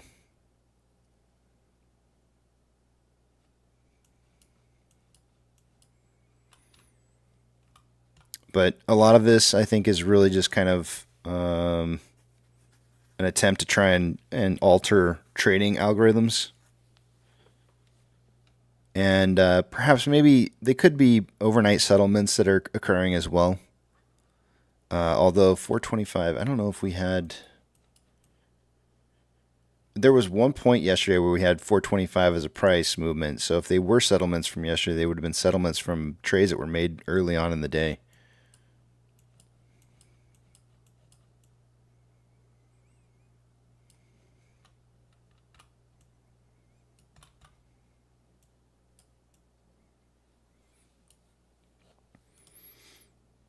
We've got about 9 minutes more here before the market opens.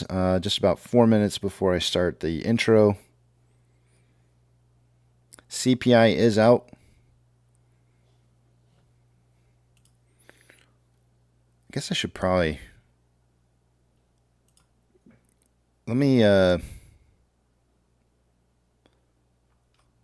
post this up here. Give me 1 second.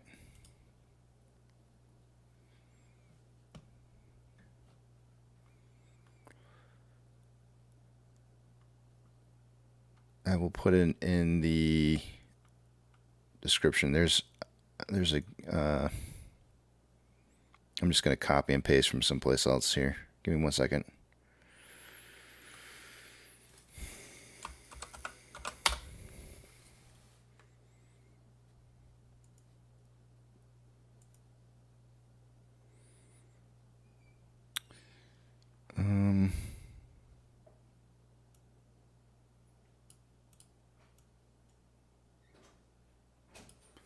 Let's put it like this. I'm actually copying and pasting from the Kobisi letter, their tweet that they put out here. So I'll just post that in here, and oh darn, it's just a little too long.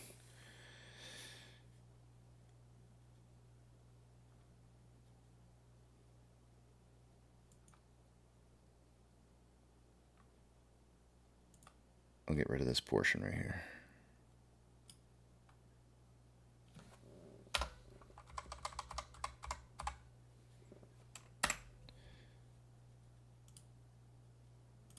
All right, there. And then now it's pinned to the top, so you can just see it. February CPI inflation rate rises to 3.2, above expectations at 3.1. Core CPI inflation fell to 3.8 above expectations of 3.7.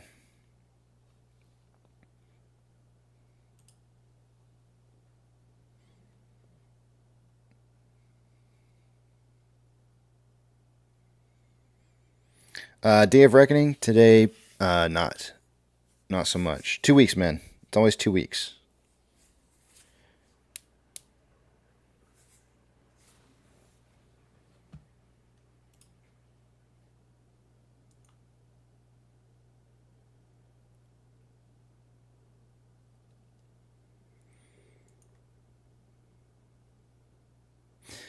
So the other thing that I wanted to check real quick here before we do, since we have about 2 more minutes left, let me just check this really, really quickly. I'm going to blind you guys in 3, 2, 1. Blinding. We have the next FOMC meeting in 8 days, 4 hours and 35 minutes. The chances right now at seeing a rate drop is like a 1% chance. We weren't really expecting anything until June anyways, but May is now showing up. Let's see what kind of chance there is for May now. There is, that can't be May. Hold on a second here. It's not loading up. There we go. May showing up with a drop in rates, 11.2% chance at seeing a drop in May. June is the first time. It's still showing up at a 62.1% chance at a drop in rate or cut in rates by June. So we'll see if this number changes at all. 62.1 is it was in the 50s, so it's gone up a little bit. Chance of seeing a rate cut by June is kind of what I've been targeting or for an expectation. But the number was more recently dropping as a non-possibility, but it's starting to go up now.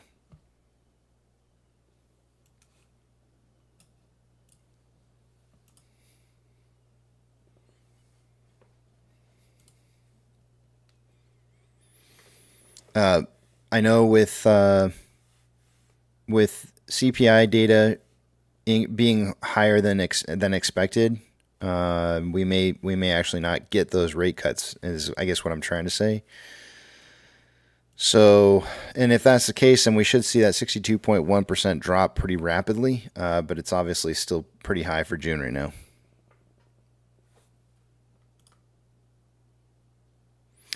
Alrighty, I will see you guys on the other side of market open. Enjoy the song today.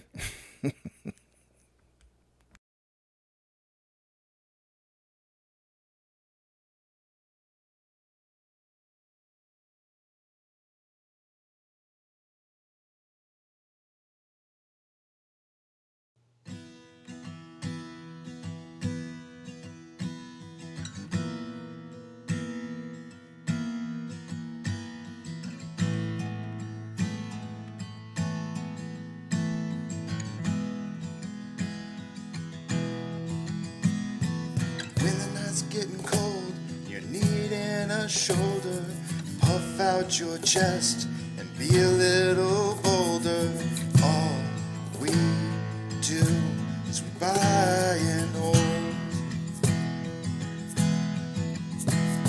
There will be shills who wanna steal your thrills. There will be friends who hold till the end. There will be doubt, fear and cloud, but it's all in your head. Those hedgies are dead. Panic and fear really are near, but it's not ours to own. We have shown that all we do is buy and hold. Oh, there will be shills who wanna steal your thrills, and there will be friends who hold till the end, and there will be doubt, fear and cloud, but it's all in your head. Those hedgies are dead. So when the night's getting colder, you're needing that shoulder. These apes got your back, we got each other. All we do is we buy and hold. T-minus 90 seconds and counting. All systems are go. We're about 90 seconds from the launch of Space Shuttle Discovery.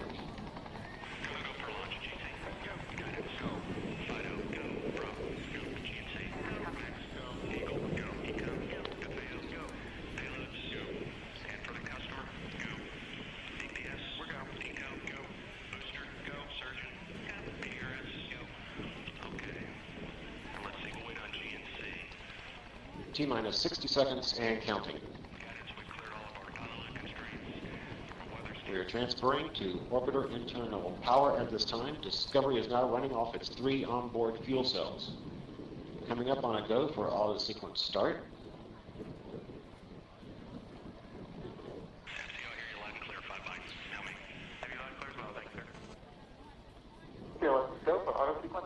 And we have a go for auto sequence start. Discovery's onboard computers have primary control of all the vehicle's critical functions. T-minus 17 seconds and counting. 15, 12, 11, 10, 9, 8, 7, 6, start, 2, 1, booster ignition, and liftoff of the Space Shuttle Discovery, returning to the space station, paving the way for future missions beyond.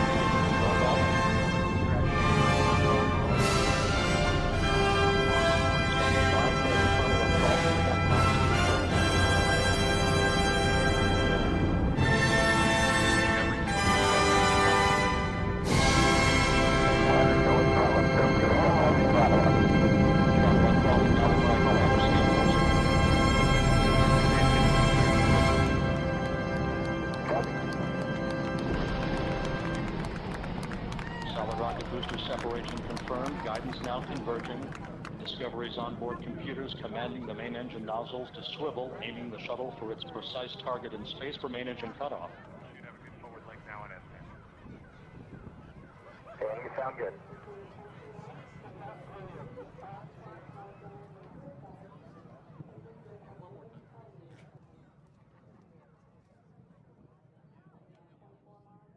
Discovery Houston, negative return.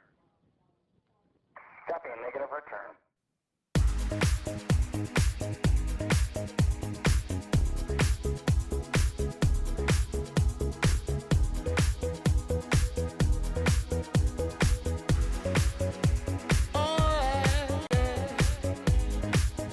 Open up your heart, what do you feel? Open up your heart, what do you feel? Is it real? The Big Bang may be a million years away. Oh, but I can't think of a better time to say, world, hold on. Instead of messing with our future, open up inside. World, hold on.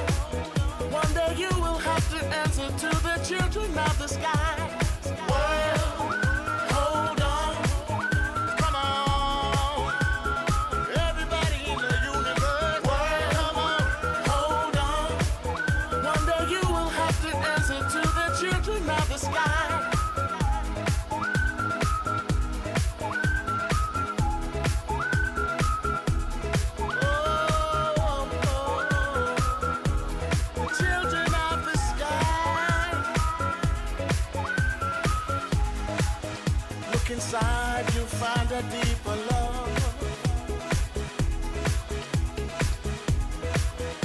The kind that only comes from high above.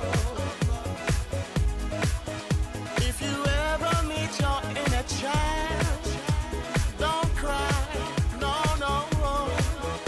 Tell them everything is gonna be alright. Well, hold on, come on. Everybody in the universe, well, hold on. One day you will have to answer to the children of the sky. Children of the sky. I love. Don't take no for an answer, no, no. I right here spread love. Everybody join together now. One voice, one heart, love and unity. Everybody say, well, hold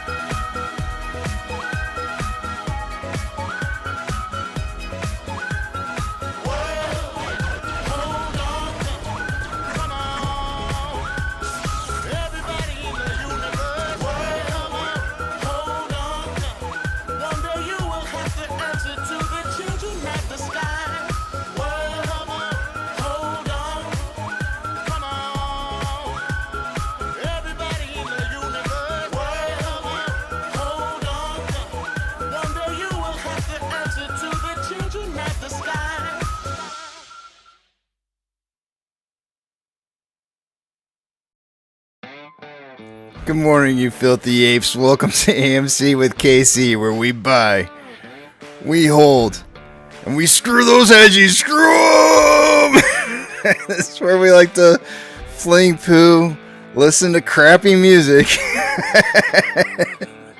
and eat crowns. Rock strong!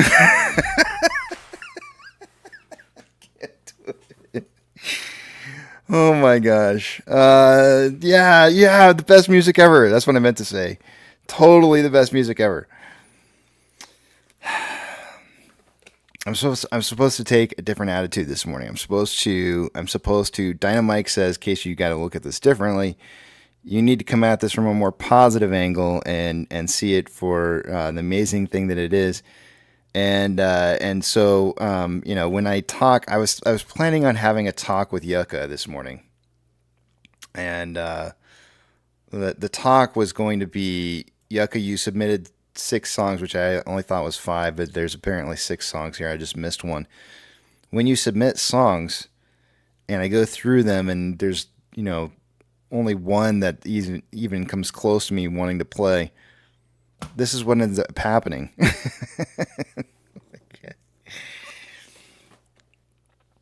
I don't know what to say, but here's the good news. The good news is we get to skip over the other 5 because I'm not going to play another. I mean, even though he listed in 6 different songs, I'm going to skip all the other ones, and we're just going to move on to some other choices from other people. But yeah, he got his song choice. When you're putting in a song choice, guys, remember, is this something that everybody's going to really enjoy? Is it something that's going to ignite them and go like, yeah, this is what I want to hear. This is great. This is amazing. This is good stuff. Song choices shouldn't just be about what can I just spew out. You know what I'm saying? Like, make it have an impact. Let it be something really, really, really important to you and good. Not just your half-best, run-of-the-mill song that you liked from whatever that maybe you and 10 other people liked that you knew in your entire life. You know what I'm saying? Make it count. When you do things in life, make it count. But when Yucca gets here this morning at around 10:30, when he normally does, we're all going to sit here and we're going to say, Yucca, that was the best song ever. You had an amazing song choice. We're going to try and play this differently. We're going to let him think that he has amazing, impeccable choices in songs.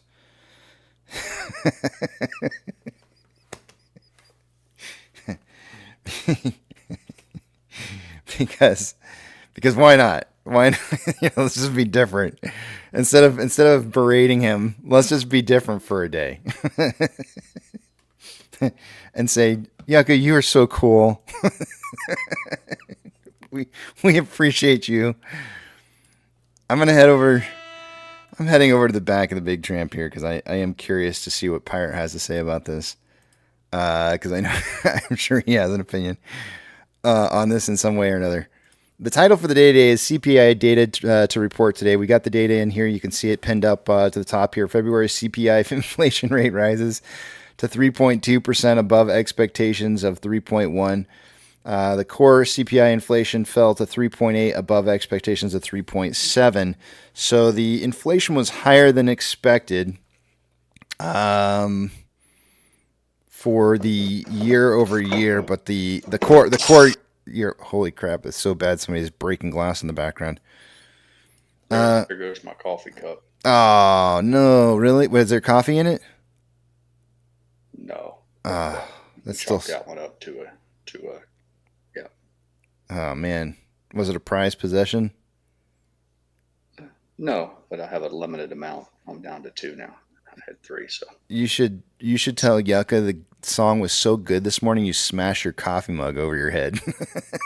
Right. Yeah. Exactly. If you listen very quietly, you'll probably hear my phone go off as I get a text from Sandy somewhere else in the house saying, "What in the hell are you doing out there?" Okay, we'll be quiet. Library voices. She's like Jesus. He's breaking dishes now. We'll wait for it. Bzz. No, maybe not. Maybe she slept through it. Oh well. Wow. You don't have those alarm systems that can tell when something's been broken, like glass? Yeah, but it's all shut down while we're here. Okay. I was going to say, you better make sure that didn't make a phone call for you. All right. So what do you think, Pirate? Like, how should we approach this morning with you? So here, let me give you the backdrop. Let me give you the backdrop on this. I come in every morning. I go over. Actually, you know what? I should probably just show you guys. I come into Discord, right? If there's something that I feel like I want to play, like a song, because it's feeling like that kind of a moment in time, I bypass this selection process entirely, and I just play whatever it is that I'm thinking needs to be played. In this particular case, I woke up this morning. You remember, guys, yesterday was So Alive, Love and Rockets by Dino Mike. We played that song yesterday. So I come in this morning. I see Yucca's got a request in here. He's got Adventures of Stevie V, Dirty Cash. I listened to it, and I was like, probably within 10 seconds, I was like, nope. I went to the next one and said Black Box, Strike It Up. I started listening to that one, and again, I actually had to fast forward to the part where the lady starts singing in it, and immediately I was like, nope. Then I went to Heavy D and the Boys, Now That We Found Love. Kind of ex-nate on that one. I don't remember how long of it I listened to. Then I went to Linear, Sending All My Love. And I don't even think I made it through 5 seconds of this song. And then I got down to Bob Sinclair's World, Hold On. And started to play this one, and I had gone through 4 other songs here that I immediately ex-nate off the list of playing. And when I started hearing this one, I was like, "This is." I didn't even look any further because like I can actually do this. I was like, I think I can play this. Like I can try and survive through. How long is it? I think I can try and survive through 3 minutes and 38 seconds of this. And then didn't even realize that he had put in another request of U2's New Year's Day, which I almost would have probably I don't even know which song this is of U2's, but I almost would have just rather played that. But he's had 6 requests in. Then you come down, you see Gorilla Grodd's got one in, CPR's got one in, Twisty's got one in, Brian Carpenter's got one in, and then Yucca hits it up again here with 4 more requests. 1, 2, 3, 4. And I'm looking at these 4 requests here, right? And we've got Paul Van Dyke, For an Angel. I don't know what song that is. Sting's Englishman in New York, which is a good song. Cutting Crew, I Just Died in Your Arms Tonight. Great song. Nothing wrong with that one. The Cure, Friday I'm in Love. All good songs. I'm sitting there going like, well, I don't know this first one, but I probably do if I listen to it. But I'm sitting there going like, what the heck just happened? Like, how does he go from these 6 to those 4? And I don't know. Well, it's like, DJ, for those of you who don't know, Yucca is a hobbyist disc jockey, borderline professional disc jockey. I mean, he spins the vinyl on the weekend. So you think that he would be like, every single thing he would suggest would be just primavera, top notch. So the only thing I can figure is that perhaps he has like a list of songs that he uses at the end of the night to shut the party down, to kill the vibe and make everybody fucking leave. And maybe that list just slid in there, that whole it's closing time. You don't have to go home, but you can't stay here. And he's got a whole, that's the only thing that makes sense to me. So I'm thinking, Yuck. I know Yuck. I feel like I know Yucca's humor a little bit, right? Like he's kind of like an antagonizer slash. He likes to kind of stir the pot, say random things, and he's always like half serious but half joking.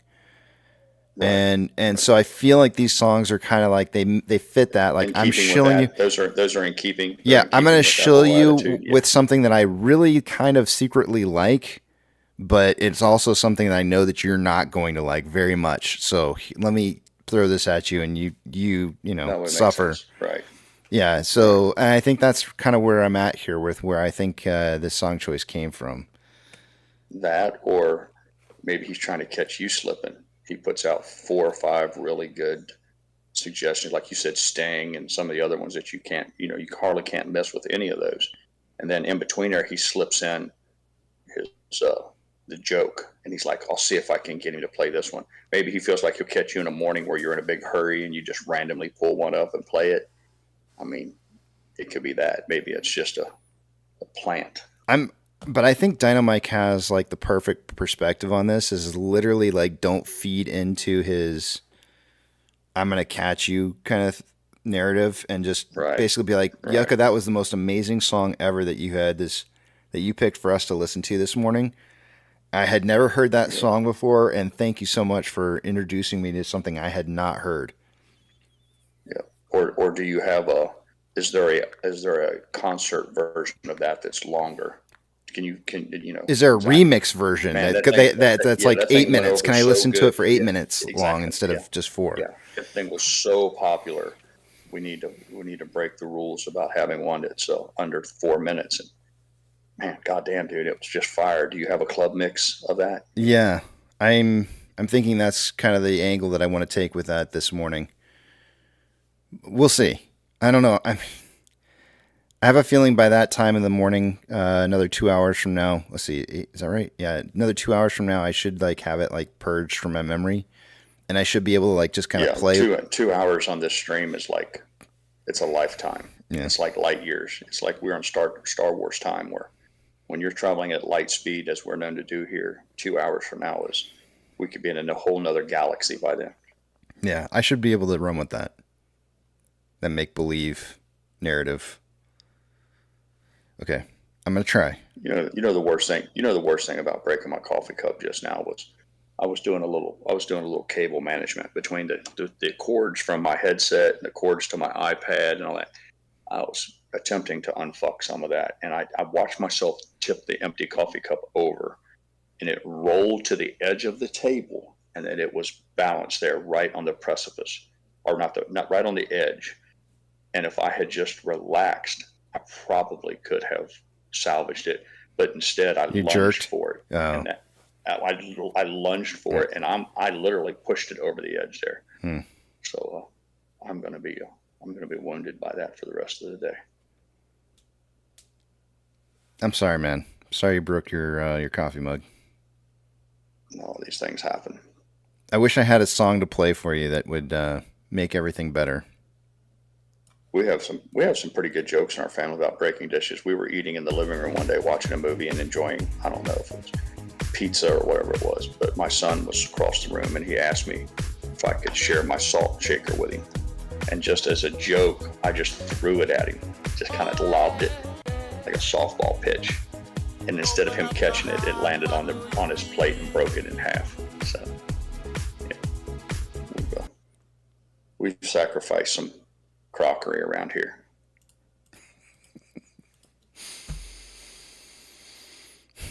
You only know half the pain of what I felt when I broke that mug for Adam Aaron.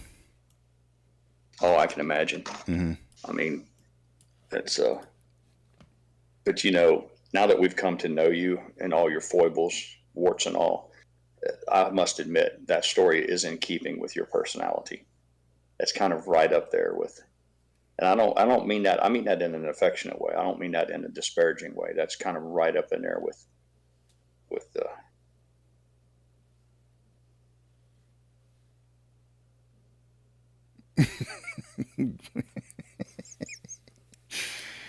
Guys, don't give it away in the comment section. Hayden's asking, did you break the whole cup or just the handle? It sounded like the whole cup to me. Well, no, it's destroyed. It went full. I haven't even been over to pick it up yet. Yeah, it's in 50 pieces. It's one of those big, heavy ceramic white cups. You know, when I dropped Adam Aaron's mug, it hit the ground and went ting, like it was like a full piece, like you could hear it like it was a full piece kind of hit. Right. And then it was the second hit. It went ting, and then it went, and you could hear it. It wasn't the first hit that caused it to break. It was the second one. Yeah, we have a rather expansive area rug, and it falls just short of where I sit. So there's a space of there's tile, and it managed to find a hard tile. If it had hit that rug, I probably would have I would have had a 50-50 shot at it. But once it hit that tile, it was done. I'm trying to keep things positive. I did have the last pull of coffee out of it, so at least I don't have to clean coffee up off the floor. Yeah, that's what I'm saying, Pro Jeweler. It was a Navy cup. If it was an Air Force cup, it would have bounced. If it was an Air Force cup, it would have landed upright.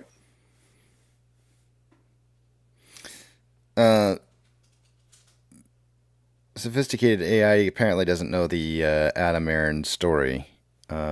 He said, did you drop Adam Aaron's personal mug? No, it was a mug that I was taking to give to him. Right. I had... he had carried it. Yeah. Casey had carried this thing from all ends to far ends of the compass. He carried it on the back of a camel through deserts. He'd gone along the Silk Trail. He traveled across 2 oceans, all the while carrying this cup wrapped up in a rag and tucked in underneath his tunic, guarding it with his sword the entire way. And he managed to make it all the way to the top of the mountain. And when he approached the king, as he presented it, it fumbled from his hands and shattered knocked the cup off on it. No. It was literally like I leaned over to kiss my wife at the end of the movie, and it fell down between the crack in the seat and hit the floor. But it was right before I was going to give it to him. Yeah, the price of love. Yeah, the price of love. The whole time it had been pinned up against my body, the side of my body, and the chair. So it had heated up and warmed up to room temperature or body temperature, and I didn't even really. I mean, I knew it was there, but I didn't think that it was going to fall. So as I leaned over to kiss my wife, and it just there it went, gone. It was kind of like the. I think you forgot to add, Casey, the story of the mug. How when Dr. Zeno was here, and we were always talking about additions to the mug. The mug got played up into its own entity for a while. Yeah, it was. It really was. Reached it was a part of the story. Yeah, you're right. Yeah, broken mugs, man. I remember that morning you came back on. You were heartbroken. I was. What people would think. I was so heartbroken. We just twisted into a funny thing, which was even funnier. It became the broken mug. I remember getting, like, as soon as it hit the ground, I got cold sweats. That cold sweat that you get when you, like that fear. It's like that fear sweat that you get when you something just terrible just happened. I got cold sweats, and then I looked around, or I didn't look around. I immediately dove for the ground to go see what the damage looked like. And in my head, I was looking around like a hedgehog, or not a hedgehog, a prairie dog. Like looking around to see like where's the danger coming from. In my head, I did that, but I actually was diving under the chair to avoid all the eyes that were probably in my head looking at me after something broke on the floor. I didn't want to have anybody. I would say that you stood up to the gorilla. Yeah. Since then, and they know it, and we know it. Yeah, I guess. You thumped that gorilla in the chest and said, "Whatever, here's your cup." Yeah. Well, I did. I still stood in line and handed him the broken mug. Got a picture of it. Him holding the broken mug. That was hard to do.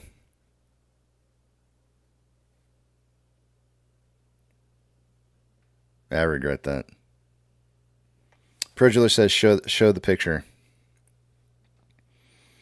Where do I have it at? Let me see if I can find it. I might have to search for this.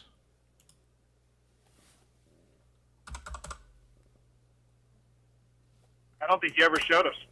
Oh, I know. I had to have. I don't remember.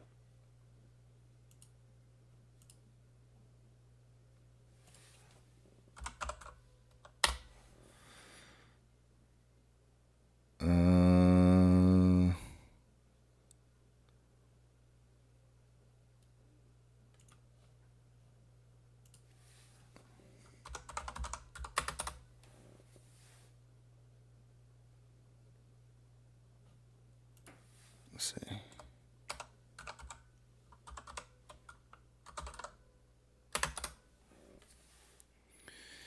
I'm gonna have to look. I don't know that I can show it like right away. I'll have to look and see if I can find it somewhere. I'm sure it's in my history of pictures on my phone, but I don't have my phone. Well, I do have my phone. It's maybe it's taking me a minute to find it. I would go as far as to say that incident was your Brad. My what? My Brad? Your Brad. Yeah. What's that? Oh man.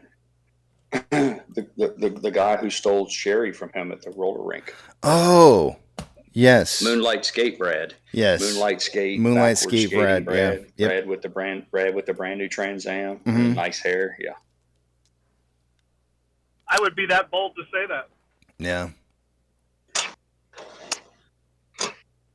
I'm back. I had to put myself on mute for a minute there and clean that cup up. The last thing I wanted was for Mrs. Pirate to get out of bed and come out and think that I left the cup there for her to clean up. That wouldn't go very well. Mm. I think we could all just say whenever we have something to overcome, we're just punching Brad in the nose. Mm. Brad never wins. He never beats the apes. No, if Brad's going to serve as a metaphor or a simile or whatever the term is, it would have to be a scar. If he's come to represent anything, he's come to represent some scar, some traumatic event from our youth. Ooh, good point.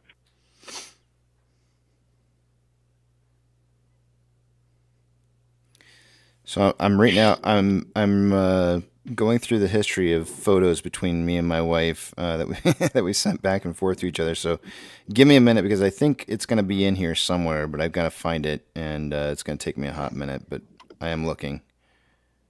The handle on this cup did make it through intact, even though it shattered in 50 pieces. The handle was one piece, and don't think I didn't. I considered taking a photograph of it, but I thought you should send that to Adam Aaron.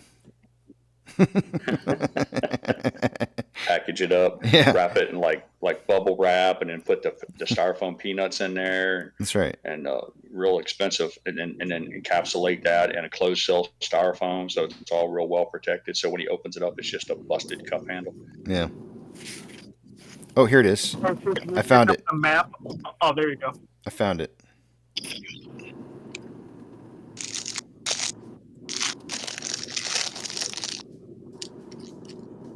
I'm gonna send it over to Discord and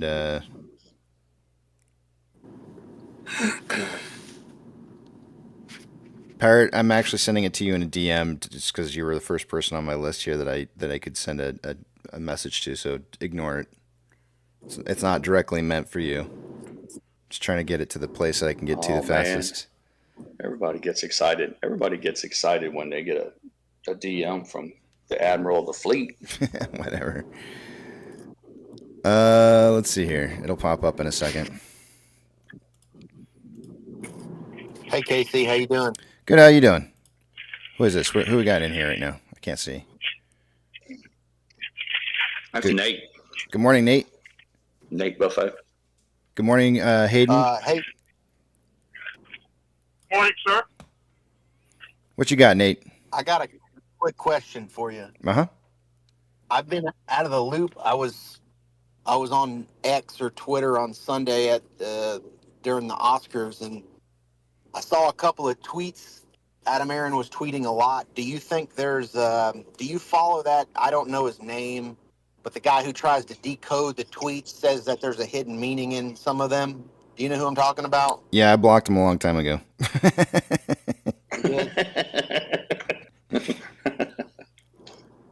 Well, do you think there's anything to? I was seeing rumors on. Granted, it's rumors, but they had a picture, and I don't know if it was photoshopped or not. It looked like a movie trailer at the end, and it was talking about Dolby and IMAX, but it had the AMC logo. Did you see that floating around? No. So apparently it was a commercial, is what I try to gather from the internet, and I didn't know if there was anything to that or there was any news about that. And my question is I know Adam Aaron was at the Oscars. Was the CEO of the other movie companies there as well, or was it just him? I don't know the answer to that, unfortunately. Okay. All right. Just popped in. I had that question, and I'm driving, so I can't really keep doing this, but I appreciate it. Every once in a while, there are times where I feel like there's been instances where he has, I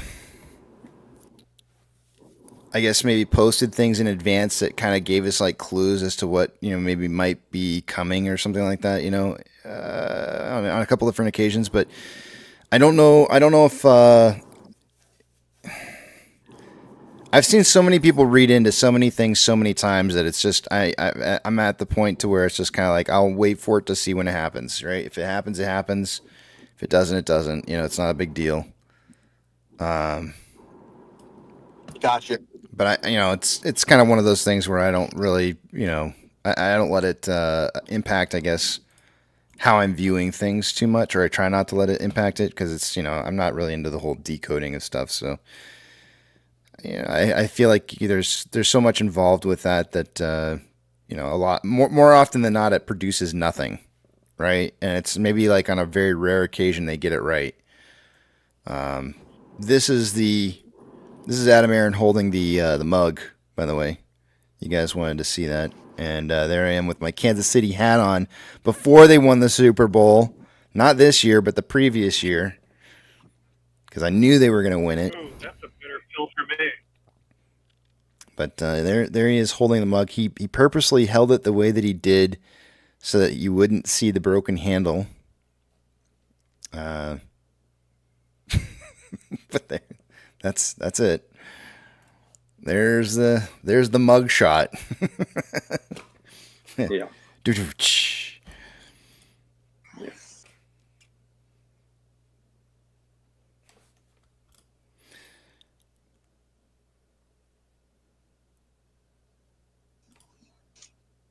It is 9:00. It's time to take a look. Time to take a look at the numbers. You know what's even worse? You know what I'm more shameful of than anything, Hayden? I don't think you'd be ashamed of anything. No. Very ashamed. Melissa was taking these pictures, right? I hand Adam Aaron his broken mug. I get some pictures taken with him, and I literally run out of there in shame, leaving her behind. Without introducing her and saying, "This is my wife, Melissa."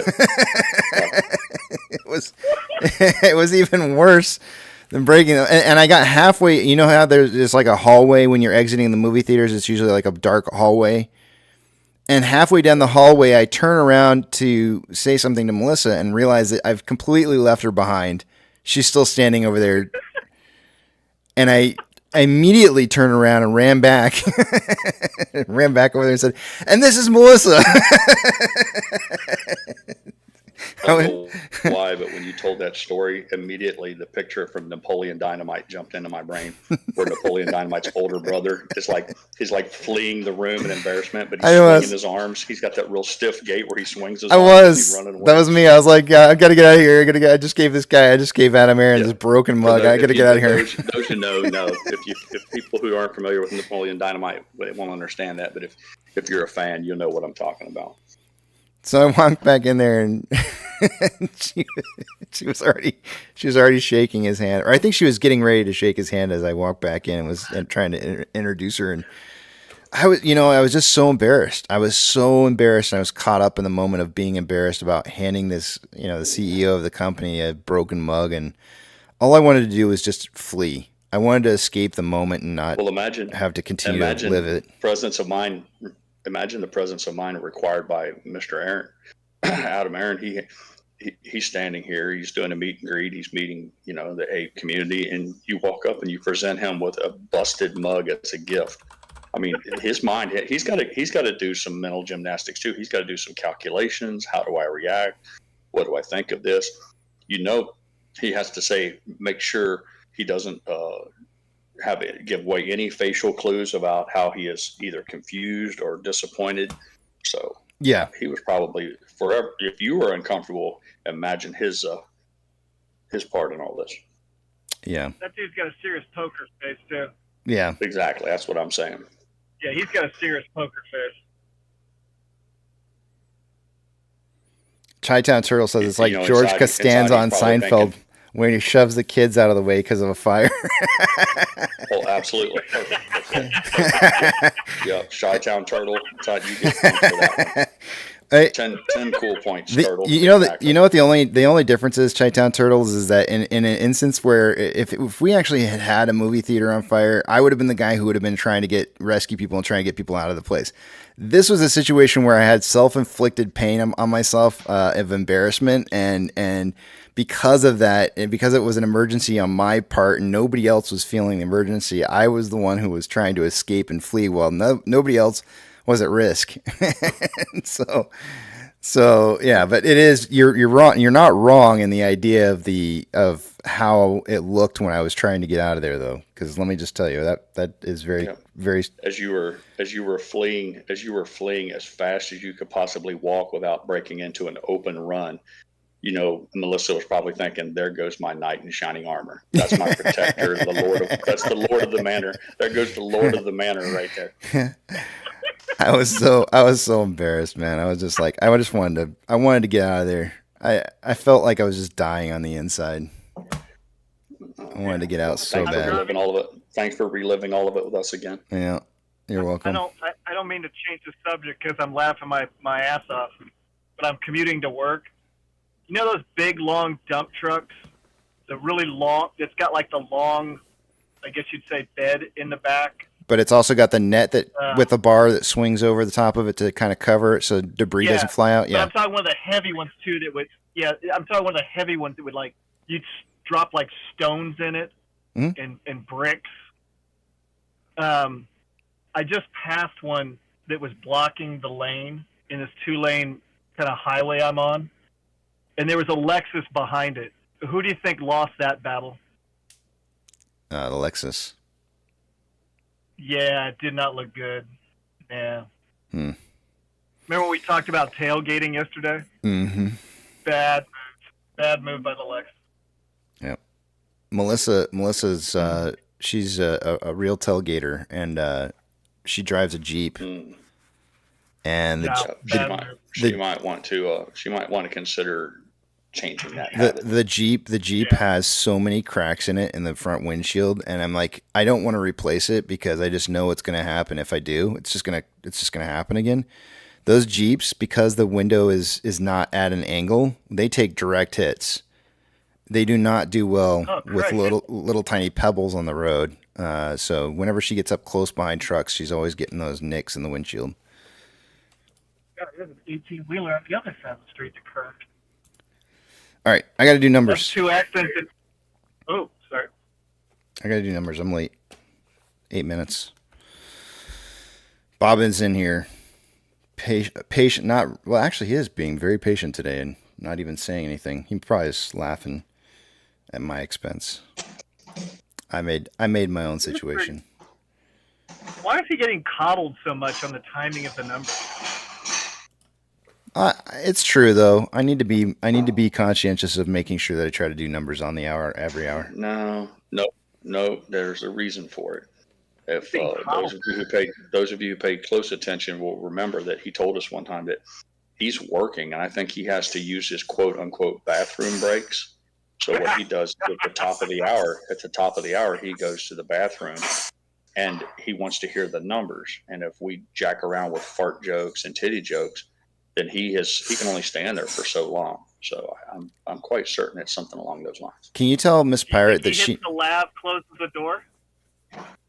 Can you tell Miss Pirate that she needs to settle down, or she'll break your last 2 coffee mugs? Absolutely, and I will not. Okay, all right. Do you think you wear headphones in the bathroom? Yeah. What are you lost your mind?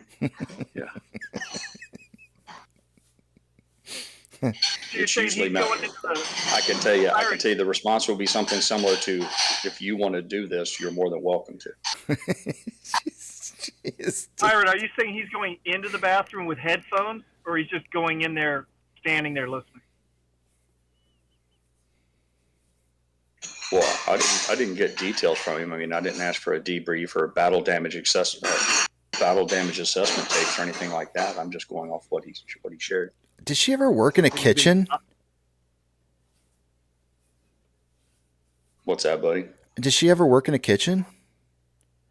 Sounds like a commercial kitchen. No. Yeah, commercial. That's what I mean. A commercial kitchen. Did she ever work in a commercial kitchen?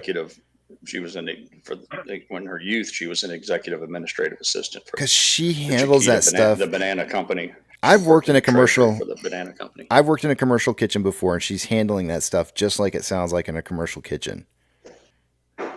Well, she's task oriented, man. She has lots to do, and she wants to get the project over with. All right, numbers. Brandon, I'll ask your question here in a minute. Hayden, you got to ask a question. And if you want to just put it in the comment section, you're more than welcome to. All right, guys, remember, I'm not going to be able to see what it is you guys are writing from this point forward going on. I will not be able to see what it is you're writing, so hold those personal thoughts, comments, questions, concerns until you see the big tramp back on the screen again. Let's take a look at price prediction tally points for the day today. We are all tied starting off the week here. Nobody missed yesterday. Actually, TB was 1 penny off from getting the price prediction correct. However, his price prediction was not unique, and so therefore didn't get any extra bonus points. For the day today, everybody kind of kept very, very similar numbers to what they had yesterday for price predictions. TB went down by about 2 pennies to $3.95 to $4.75. I kept mine the same at $4.01 to $4.81. Twisty went up 4 cents to $4.04 to $4.84, and I think Apex went up 1 penny from where he is now at $4.15 to $4.95. Those are the price prediction for the day today. They're not meant as financial advice. It's just simply 4 apes trying to figure out where we think price is going. By the end of the day, short exempt volume was down day over day, but so was our volume. We had about 12 and some change in volume, 12 million and some change in volume yesterday, so that was to be expected. And but we still did way better. I would have expected just slightly over 100K in short exempt volume, but it was 193.3, so it was pretty decent. Day-over-day price yesterday was an increase of 1.4%. Utilization dropped nearly 5% to 59.34%. I'm going to explain to you guys why that's the case here in a little bit. It wasn't strictly because of the fact that there was that much shares that were returned, although there were some that were returned, as we saw the day-over-day on-loan amount changing. But part of the reason why the utilization dropped as much as it did is because there was a new quantity of shares available to be borrowed that was more than what was actually returned yesterday. So we'll take a look at that here when we look at Ortex. But max pain is still 450 for the week. Total amount of volume going through off exchange and EDGX combined. Normally by this time of the day, we expect to see about 44% going through off exchange, EDGX somewhere between 10 and 11%. We got 41.7% going through off exchange. EDGX is at 9.76. The combined total, and that's 51.46%, or about 2.5% lower than what I would expect it to be by this time in the morning, meaning we would probably be even further down in price right now if we had more volume going through those exchanges. CHX volume for the day-to-day is at 2,400 shares, nothing unusually large going on there. GME's CHX volume for the day-to-day is sitting at 600 shares. Shares having been borrowed in the last hour, it looks like earlier this morning they returned about 50,000 shares and borrowed them back out again here, according to IBKR. Fees are at 0.69%. Not a whole lot of shares. We only saw 750,000 shares borrowed yesterday. Today, they only 50,000. So really, really, really low numbers on borrowing, which I'm actually kind of anticipating seeing a spike on that here pretty soon. Moving on, institutional ownership this morning is at 76.199 million shares owned by institutions. That has not changed. It's still the same. Taking a look at options.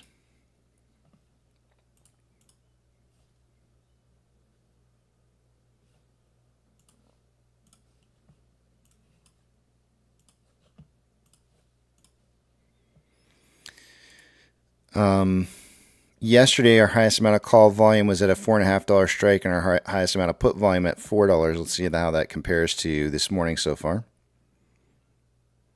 Highest amount of call volume so far this morning coming in at a $4.50 strike with 1.5 thousand contracts. That's extremely low volume. Normally by this time of the day, we expect to see about 3,500 contracts.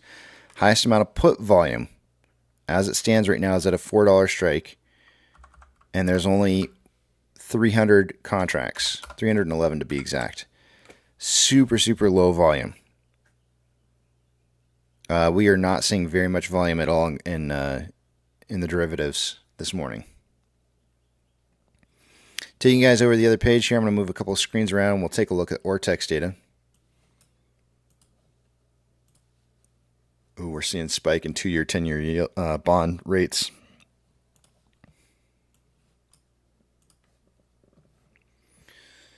All right. According to Ortex, 737,000 shares borrowed so far for the day today. So far. Our cost to borrow min is at 1.02, average is 1.15, and max is at 1.45. That's going to raise the estimated short-share interest of the free float to 12.74%. I'm going to show you guys why our utilization dropped as much as it did, and hopefully this makes a little bit of sense to you guys here. But let me open up the big screen here. And first, we'll just take a look at some of these numbers and see what they're doing. Utilization dropped from 64.12% down to 59.34%. The on-loan amount dropped from 44.71 million shares to 42.46 million shares, which is saying that essentially 2.25 million shares were returned day over day. Ortex, as a result, is estimating a drop in short share interest of the free float from 12.97 to 12.63, which means that they're signaling for about 894,000 shares having been actually returned in short interest. Now let's take a look at this real quickly here. You can take the numbers here, the on-loan amount, and you can divide that by utilization as a percent, as a decimal. And when you do that, what that allows you to do, 44.71 million shares divided by a decimal figure of utilization of 64.12%. It's going to be 0.6412. Means that the total amount of shares, utilization is basically stating that if this is how many shares are on loan now, and that's 64.12% utilization, then the total amount of shares available to be borrowed is 69.72 million shares available. However, today, when you do the same exact math, that number comes out to 71.55 million shares, meaning there's a 1.83 million share increase on the amount of shares available to be borrowed today than there was yesterday. Interesting, right? So utilization came down for two different reasons as much as it did. It came down in part because 2.25 million shares were returned, but it also came down because 1.83 million new shares were available to be borrowed on top of that 2.25 that were returned. So kind of interesting how that works out. Obviously, utilization will go down when new shares are available to be borrowed. Taking a look at on-loan average age per day. Whenever shares are returned, the question is are they newer positions or older positions? If they're old positions that are returned, then the on-loan average age per day should be dropping. If they're newer to middle-aged loan shares, then this number should be driving up. It's driving up. It went from 34.96 days to 36.78, which means newer to middle-aged loan positions were likely closed out of that 2.25 million. As a result, security lending volume increased 2.61 to 4.78 million shares in security lending volume yesterday. We just had a new reporting of exchange reported short interest that got reported yesterday.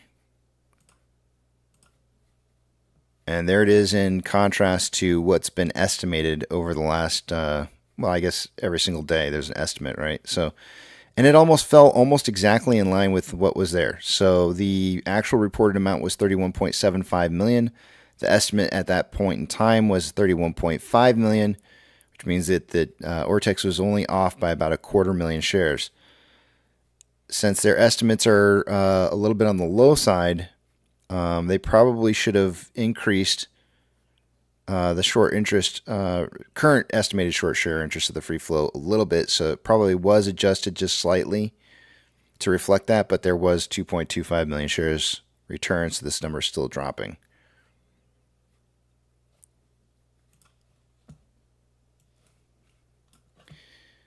Bonds.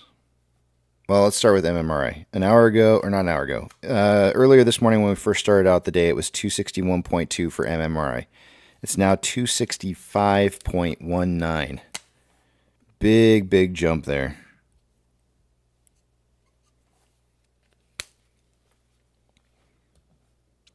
The spread between the 2-year and 10-year bond rates was 0.449 earlier this morning, is now 0.439. Not much of a change. It did drop just a little bit.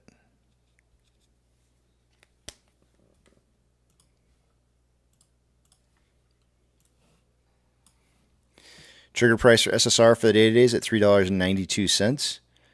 There is 264,000 contracts out of the money in the calls versus 4.7 thousand contracts that are in the money.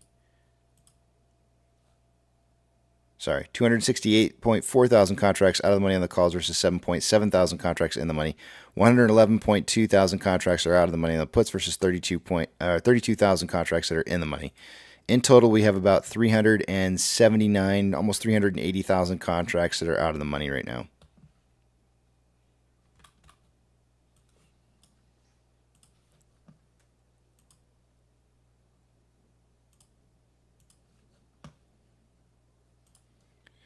NASDAQ is up 0.79, 0.8. Dow Jones is up 0.35. S&P 500 is up 0.64. We have 2,941 decliners to 2,277 advancers. The market is more declining right now than advancing.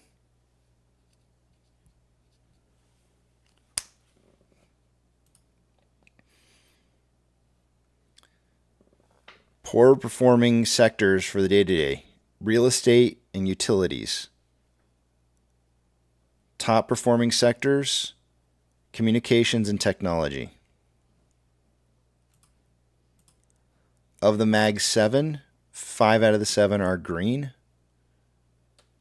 Almost all of the green ones are 1% or more up for the day-to-day. Almost all. Financial institutions that have changed more than 2.5% in value since yesterday's closing price will get a shout out. The douche stank is up 3.53.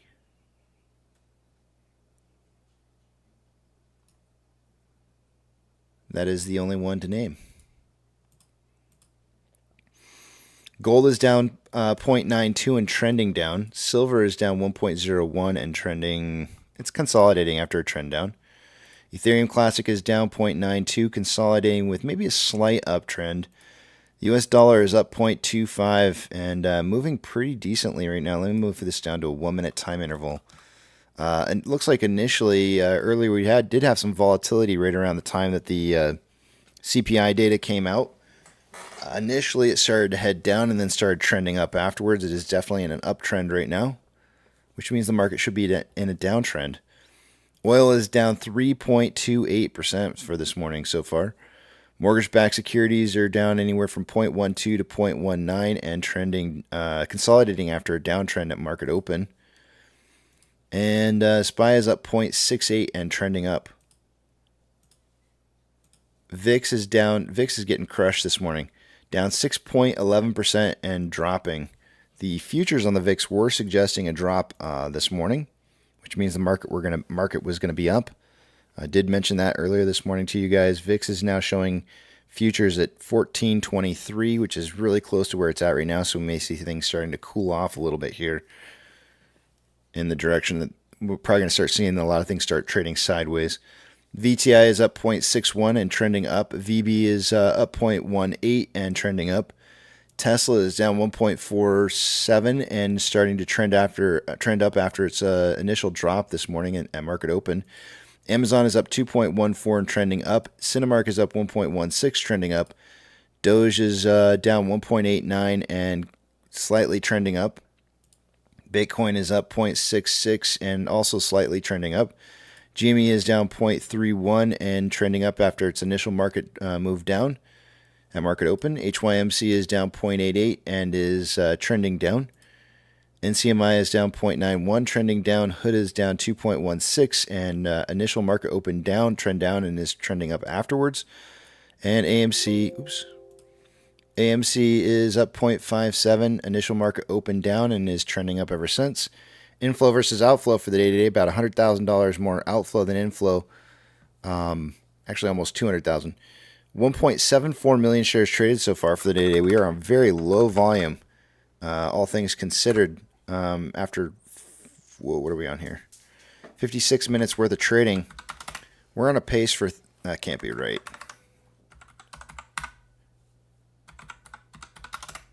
Whoa, what is going on with my...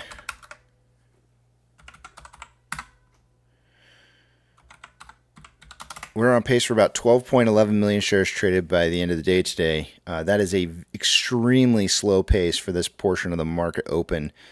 I did mention to you a little bit ago when we were looking at options, the option volume is absolutely atrocious right now. I would normally expect to see about 3,500 contracts on a normal day, where right now, at this time, we only have about 1,500. So we're less than half what we normally see in volume in options. There is no volatility right now.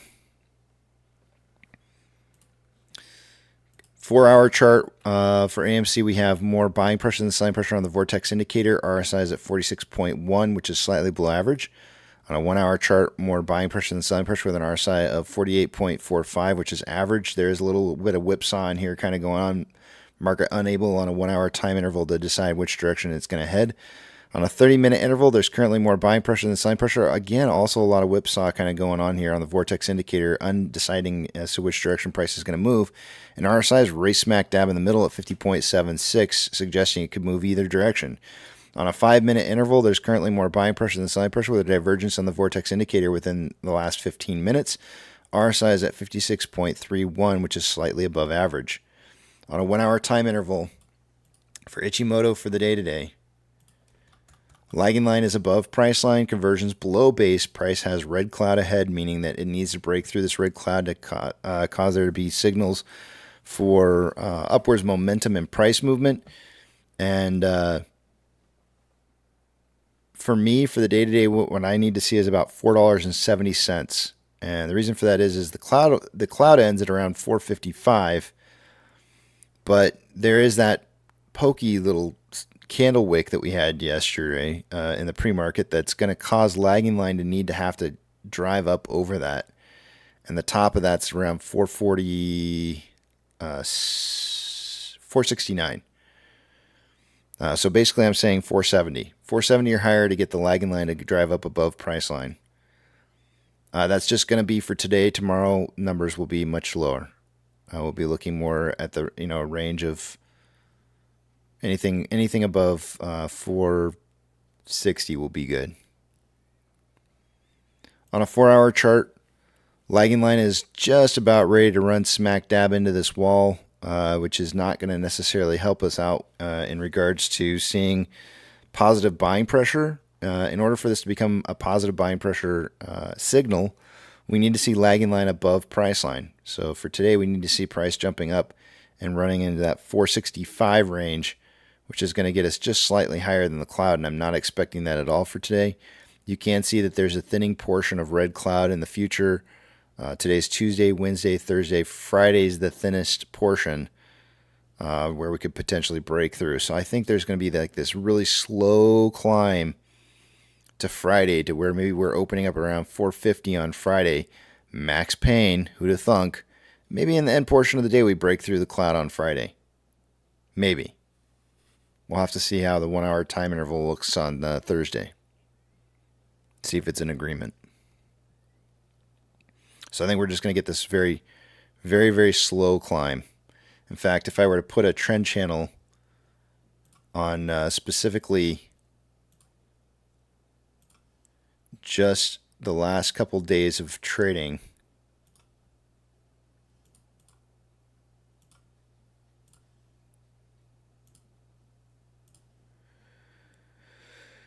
and let's throw the Ichimoto back in there. Yeah, I think maybe a little less aggressive than what I see right here, but something along these lines. Seeing price kind of trading in this zone, maybe a little bit less aggressive. So maybe something that looks a little bit along the lines of this, kind of following that bottom side there.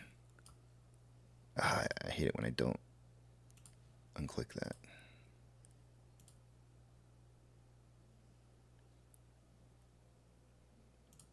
Something along the lines of that. Kind of just trading on the bottom side of this, heading up.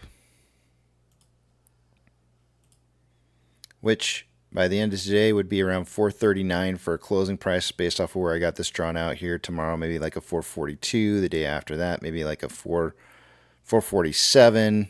And then probably 450 for the close of the week, with a potential breakthrough of the cloud going into Monday. I'm not really expecting the breakout on Friday necessarily. If it did happen on Friday, it would be in the later portion of the day.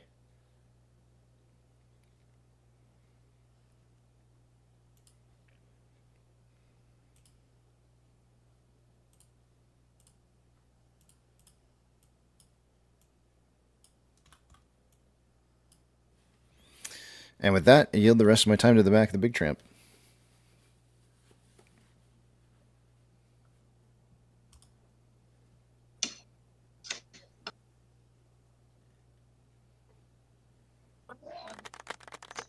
Thank you, thank you, thank you. I feel more calm about the song this morning, and I'm ready to enjoy Yucca's company, and congratulating him on an amazing pick for a song today. I'm practicing right now, guys. I'm projecting here on how I'm going to approach this.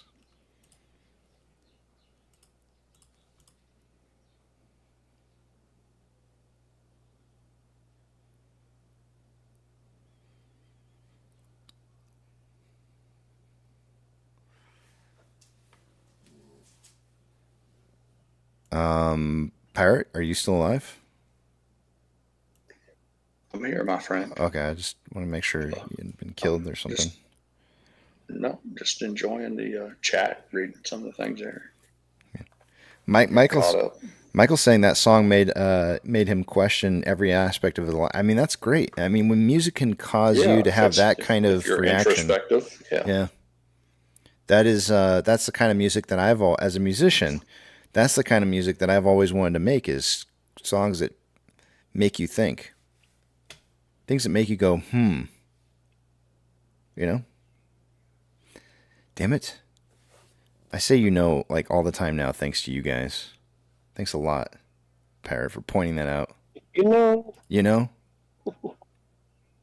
Well, yeah, what you're pale in comparison to Tech We Love. We made a drinking game out of Tech We Love because you can guarantee that every single sentence that comes out of his pie hole is going to be followed up with a you know.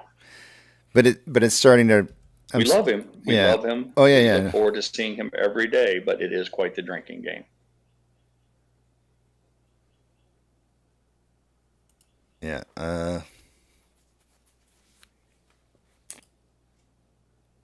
He asked me a question. He asked me a question in the back of the Big Tramp section about my computer statistics, and I and I posted up to show him what it is that I have, and he says, "Impressive what you can accomplish with what you have. Your internet and system build is a little engine that could." The little engine that could. I am working with ancient material here, and also it's I don't know. I think it's a marvel. I think it's a marvel that I can stream it all. Period. Absolutely. This is not a streaming rig by any means. Yeah. Anybody can do a podcast or put out a stream if they have a $100,000 studio with sound dampening walls and the finest microphones and all the accoutrements that go with it. It takes a real badass to take a busted down piece 1970s van, 1970s van, and broadcast with a yeah. Nana says it's just how Minnesota people talk, you know.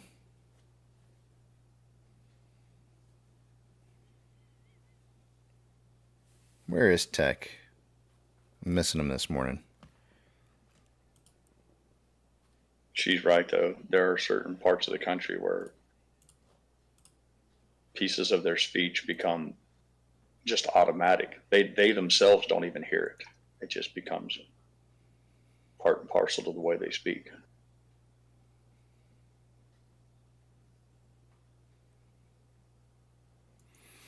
My dad had problems with like certain specific things that people would say.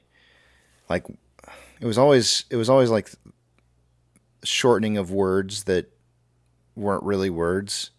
Like wanna, I think, was one of the ones that he had a problem with. As opposed to want to. Yeah. It was funny because he would joke about it. There's Tech. He just showed up. There he is. He would joke about those kind of things, but at the same time, I could tell that it legitimately really bothered him. It's a thorn in the side. Yep, exactly.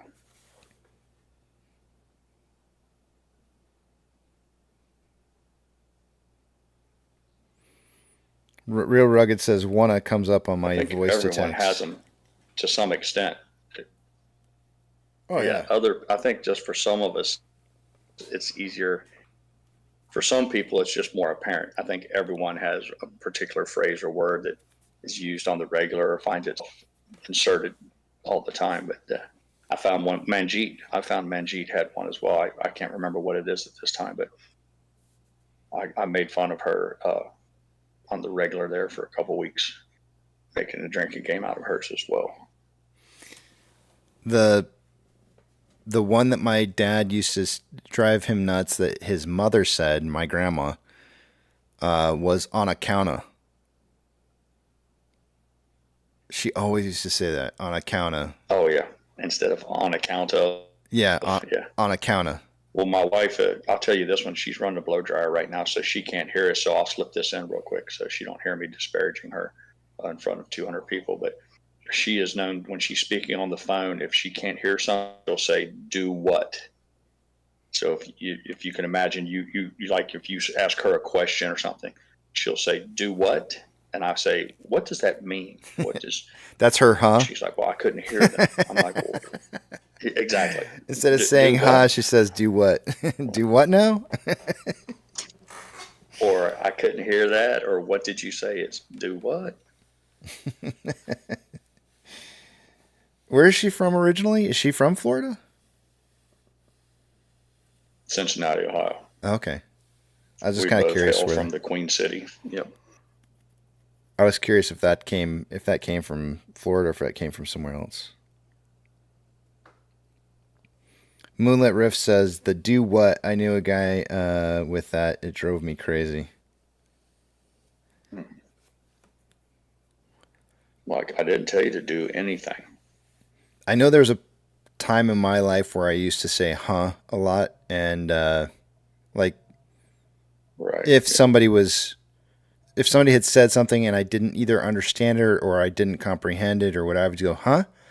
And my I think it was my mom. My mom got on me about that one. She's like, you can't say "huh." Into that real quick. Yeah.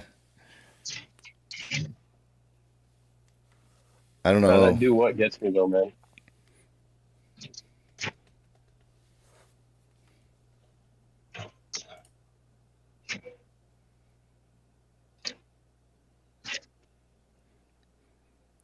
Preacher, good morning to you.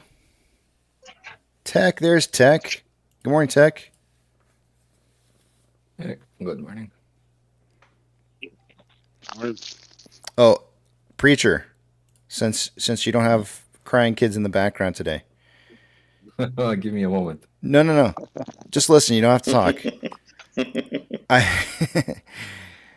just want to let you know, this is, I mean, it's a family okay place. I'm not saying that it's family appropriate, but it's okay to have life going on in the background. And if you've got kids yelling in the background or something like that, and you've got something that's just burning that you want to say or you want to respond, I don't care, man.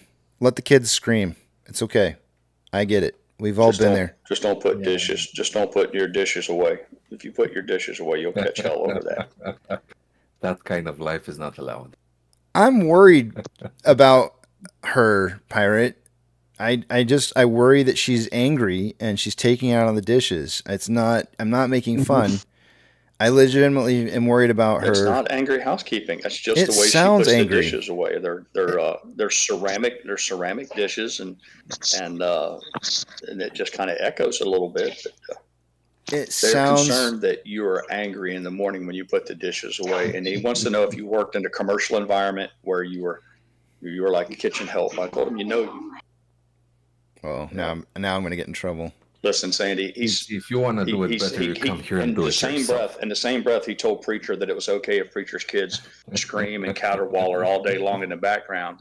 He gets a pass on that. But God forbid you put away the dinner dishes first thing in the morning without me being on mute. So, see the hate? This is the hate we catch. No. I legitimately am. I think you should help her. I think you should go help her put the. No, for starters, she doesn't like a crowded kitchen. She doesn't like anybody to be up against her. The old, any of that. Now, listen, I'm not going to say that if I took it upon myself to unload the dishes before she got up, she would be pleased with that. I'm certain. She's doing it again. But she's doing it again on purpose. That no way implies that I would be any quieter than she would. She is angry. I can feel it. I can feel the anger radiating all the way on the other side of a microphone. He said he can feel the anger in you radiating, Sandy. Like, he's like, what's tomorrow? Oh, she says, well, you wait till tomorrow. She's like, you're really in for it now. She'll show you what loud is tomorrow. Oh, I'm sure. I'm sure I'll get it. That's okay. You tell her I'm okay with being the source of her releasing that anger, and that I will gladly accept it. You tell her that, just like He said, if that makes my life better, he'll gladly be the recipient of all your anger and your morning hate. I will say this: she is not a morning person. She doesn't like mornings whatsoever. She's never been one of those fun, happy-go-lucky first thing in the morning girls. There's Foo. Foo's in the comment section. Hey, so let me ask you a question. Is this sound familiar? If she's doing, let me see here. I'm trying to think of something that she might be doing that you would help her with. Let's say she was folding clothes. If she was folding a pile of laundry, and you walked over and started helping, would she be upset about that?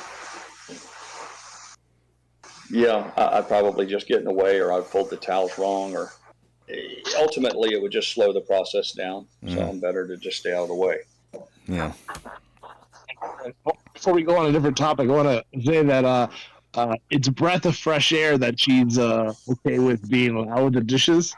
In my household growing up, it was always walking on eggshells. My mom complaining about everybody, like 3 boys and 1 husband, being too loud putting the dishes away. So I'm all for it. Do you have what is the type of makeup of your dishes? Are they plasticware? Is it mine? Glass, ceramic? What are you working with on plates? I know I might sound loud because I do like 2 and 3 plates at a time. She said in her defense, it might sound loud because she puts 2 and 3 plates away at a time. Like I don't just take 1. She don't just take 1 from the dishwasher up. So she gathers up 2 or 3 plates, stacks them, and then she has to climb up on her little step stool sometimes to get up high enough to put them away. But no, they're all ceramic. All of our plates are all, in an effort to have some kind of continuity, we just have white. Just a traditional. You should go plastic. Heavy ceramic. Well, we have a few plastic items. You should go But plastic. I'm not eating off of plastic. No, thank you. Why? What's the point of that? Well, they won't be as loud.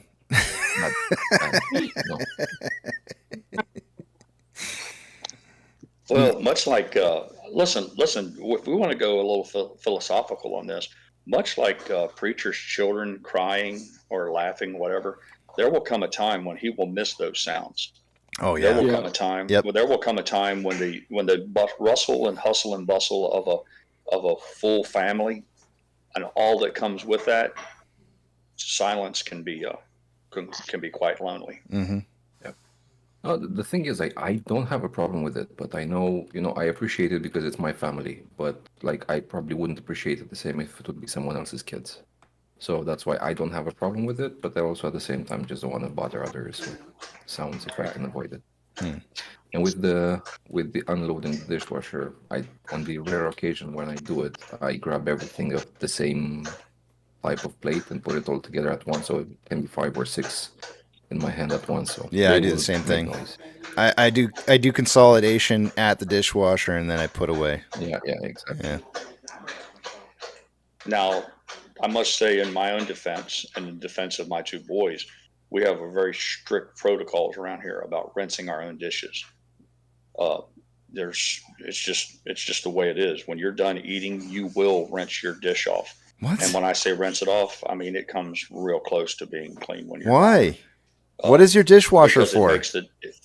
It makes the dishwasher do a much better job if the dishwasher doesn't have to overcome a few pieces of dried up stuffed lasagna and all that stuff. It just takes a brief moment. The time it takes to set that dish down in that sink, if you just turn the water on and give it a quick rinse on either side and then set it down, it makes her job much more makes her job easier and more efficient. So she's asked us to do that, and we comply. I get chunks. Like, I understand getting the chunks off. Like, you don't want to put like old pieces of food in there or anything like that. So I get that part, but like cleaning it to the point to where there's like not even a streak on, or to where you might even confuse the fact that it's washed. No soap. I'm not talking about no application of soap or nothing along those lines. But if you take a plate if you just finished eating off of it, if you give it a really good rinse, especially on the side that the food was on, about 95, 98% of that stuff's going to come right off, and That's one thing she asked us to do, and we're happy to comply. Yeah. We do rinse, but we don't like, it's nothing major. Well, I'm OCD. I'm obsessive compulsive. So when I flick the water on and I stick my lasagna plate underneath it and I rinse it, if there's that one little piece of sauce that refuses to submit, that troubles me.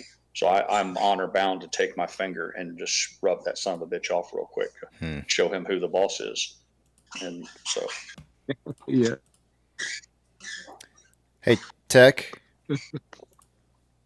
Yeah. you like those specs on the computer, huh?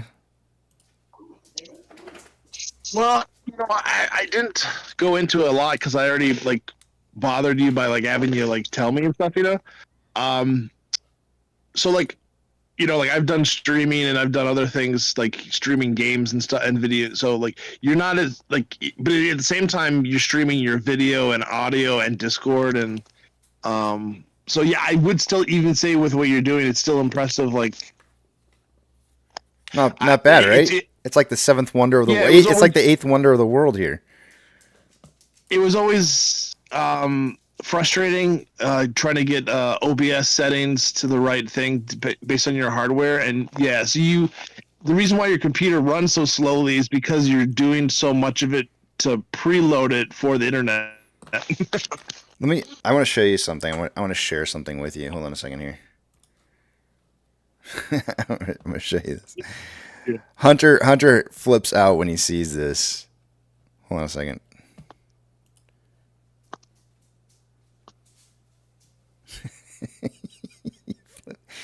He flips out. He flips out when he sees this. All right, you ready for this? This is going up on the live stream. You ready? All right. I got to back out to see it. He flips out when he sees this.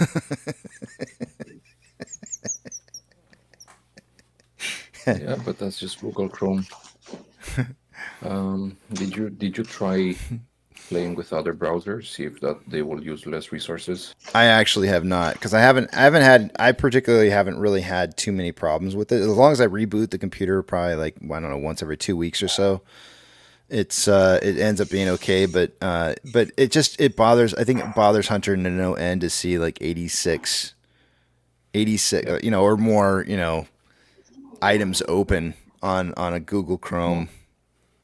Yeah, Chrome is memory hungry. It's like crazy. It uses so much RAM. So I personally use Brave. I started using it a while back, and I'm happy with it. So I didn't even try anything else. I know a lot of people now switched back to Firefox. It's supposed to be very decent. So yeah, my advice, if you have some time on a weekend, just install one or two other browsers, give them a shot. Launch some of the pages that you usually launch and see if it behaves the same or better, if it uses less RAM. Which one is it again? Firefox? Well, one would be Firefox, another would be Brave. Okay, Brave. As you hear it. Yeah, that one is actually a cryptocurrency-based browser. All right. It's backed by it comes with your own wallet, basically. Won't be using that one. Just kidding. I don't want to make the switch and have the thing. You don't have to touch that part. You don't have to touch any crypto in it. It's just a normal browser. I'll look into that though. Thank you. Moonlit Riff agrees. Brave is great. Way better than Chrome.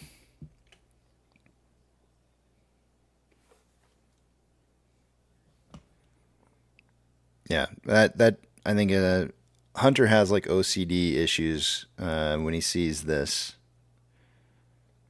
When he sees what I've got going on here, he's like, have you ever tried like shutting some of those down? And he's like, you don't need all 86 of those, do you? And I'm like, well, yes, I do. I have a lot of screens open that I need. I'm running a lot of stuff that I've got to look at on a constant basis. But that's not necessarily the number of tabs, because Chrome just uses you're right. resources, so you can have like 12 you're right. And it will show 80. Yep. So. Yep. Yeah, I don't have that many tabs open. I have 3, 6, 9, 14.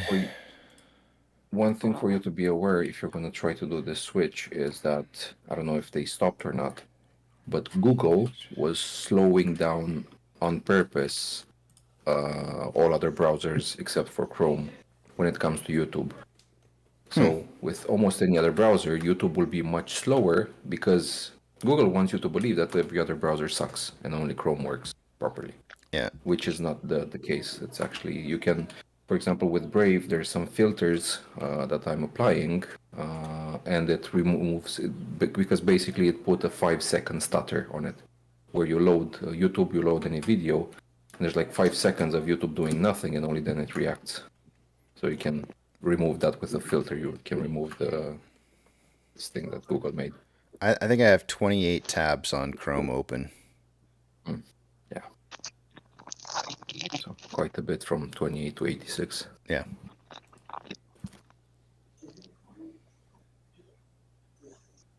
And I think it's a myth that tabs that are they're not constantly updated. Some of them are. Some of them. Yeah, well, it depends on what it is. So, for example, like this, I think this is probably a good example right here. This website right here, investing.com, with the futures is constantly, like, you can see it updating on a constant basis. Like, there's always data on here that's changing, and so it is constantly updating. And I don't have to refresh it ever. It's always updating. So I know there are some, it's not very many, but there are some of them that I have that are constantly updating. Probably TradingView is probably one of that's a big one. TradingView is constantly updating.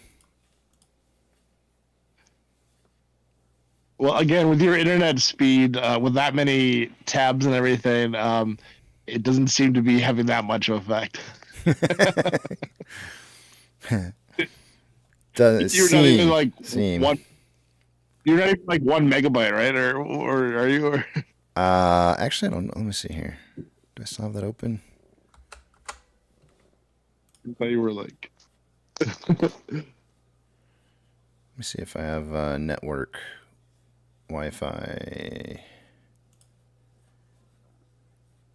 Make sure this doesn't have anything listed here that I shouldn't have. Yeah, I don't know if I can show this. It's showing like I'm averaging right around 2 megabytes per second sending. Okay. Yeah, that's actually, I don't know if that's true.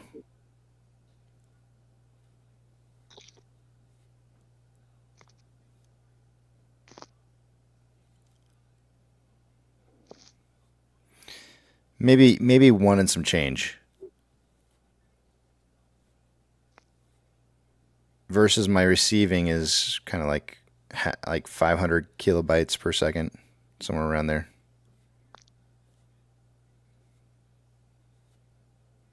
Well, I mean, usually if you were to stress it, if you were to download a movie or a game or something, that would probably go up. But since your main thing is uploading, because you're streaming, so you're uploading information, that's why your upload is currently showing higher.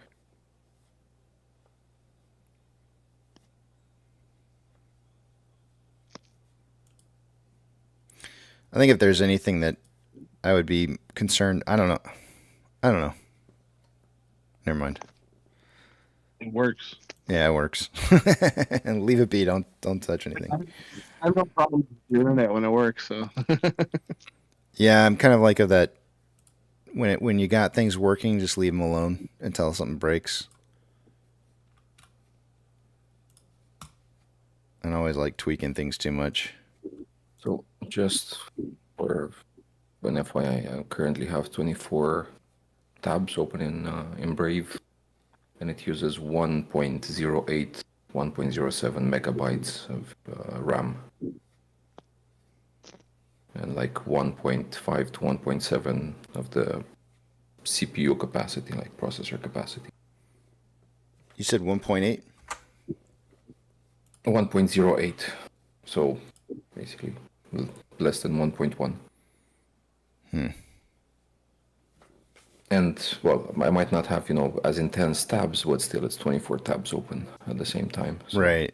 whereas my Google Chrome's Yeah. taking up like 4.5 megabytes. Exactly. Yeah. Exactly. Oh no, Yeah, no. Casey, Yeah. if you like opened up Brave or whatever on the weekend and you compare it, you have the same amount of tabs. Copy and paste. Yeah, you can do this as an exercise if you'll have the time. Yep. Absolutely.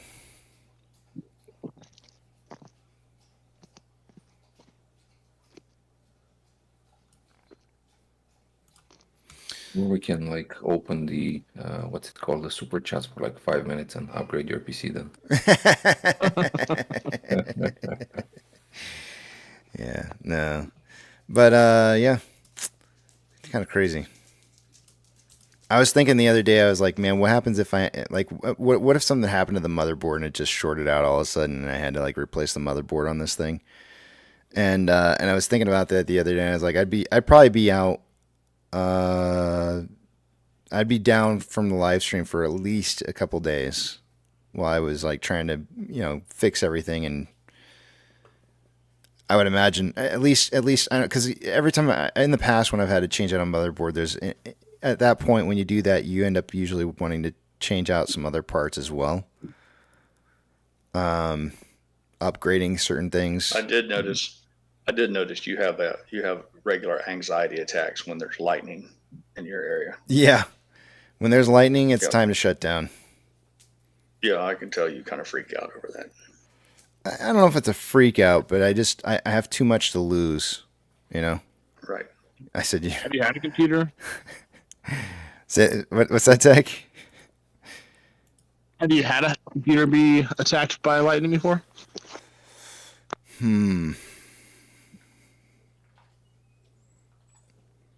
Because I've never surge protectors. Yeah, I have That surge can actually protectors too, but they're not always. I mean, if you have a direct hit, you're not going to get. So I have not. I have never had any. I've never lost anything, but I know people who have. Directly know people who have. Okay. So Like if I can give you an example, my in-laws have surge protectors and they got hit and they lost 2 TVs in a fridge. Yeah. So, okay. Yeah, it's after You that can they get started a, unplunging you can get everything once it's. You can get a surge protector from your power company too, a big surge protector that goes right on your electric meter. But they'll tell you even that is no guarantee. Right. So it just helps, but doesn't. Yeah. The chances are, is I would probably, knowing my luck, I would probably be more likely to have something bad happen than not have happen. So I guess for me, it's just kind of I would rather not risk it and just shut things down. I don't on the side of caution. Yeah, I don't mind like little powers. Like if I see lightning off in the distance or something like that, it doesn't really seem to bother. It doesn't bother me. It depends on the kind of lightning that's happening. If it's like if it's the kind of lightning that's making the kind of boom sounds that are rattling the whole house, kind of a thing, those are the kind of storms. When I hear that, it's like, okay, that's time to shut down. If it's just airburst, yeah, if it's just airburst kind of thing where it's not contacting ground and it's just a nice lightning storm up in the air. No big deal. I could care less. It's the ones that go boom that really make a difference to me. So like surge protectors are really just for everything other than lightning.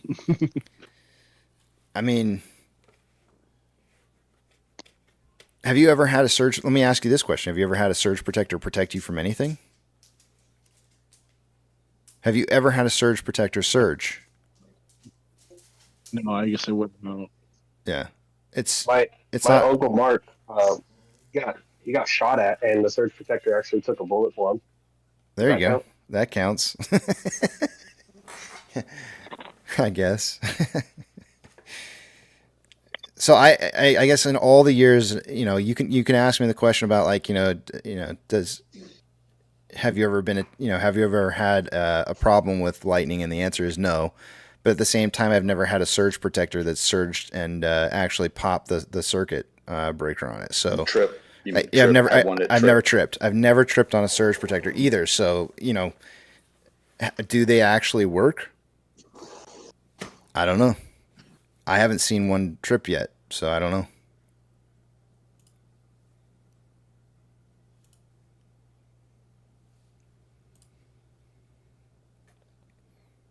Okay, guys, I'll need to drop for now. I'll join on my phone, but I don't know if I can join in the discussion. I'll just listen in if you'll be here. See you, buddy. Take care, man. All right, numbers. Let's do it.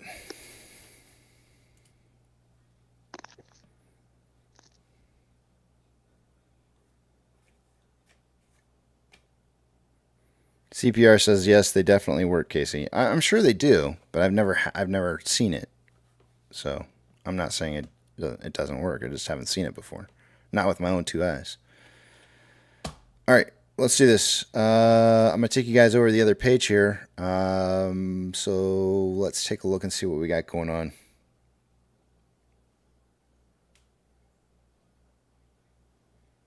Yeah, Boomstick says surge protectors do not work well with lightning. You need to check the voltage rating for surge protectors. Yeah, I'm pretty sure Boomstick's correct on that. Surge protectors are not meant to stop that kind of voltage. Again, hence the reason why I'm apprehensive when I hear it going boom. All right, let's take a look at these numbers here. Remember, I'm not going to be able to see what it is you guys are saying, so hold those personal thoughts, comments, questions, concerns until you see the big tramp back up on the screen again, starting with off-exchange and EDGX volume and what exchanges they're going through.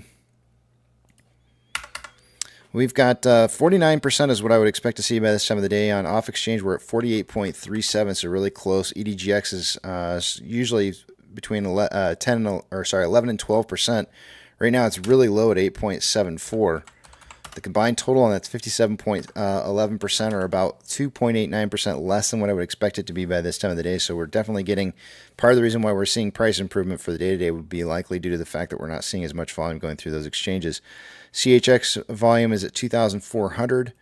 On AMC, GME's at 600.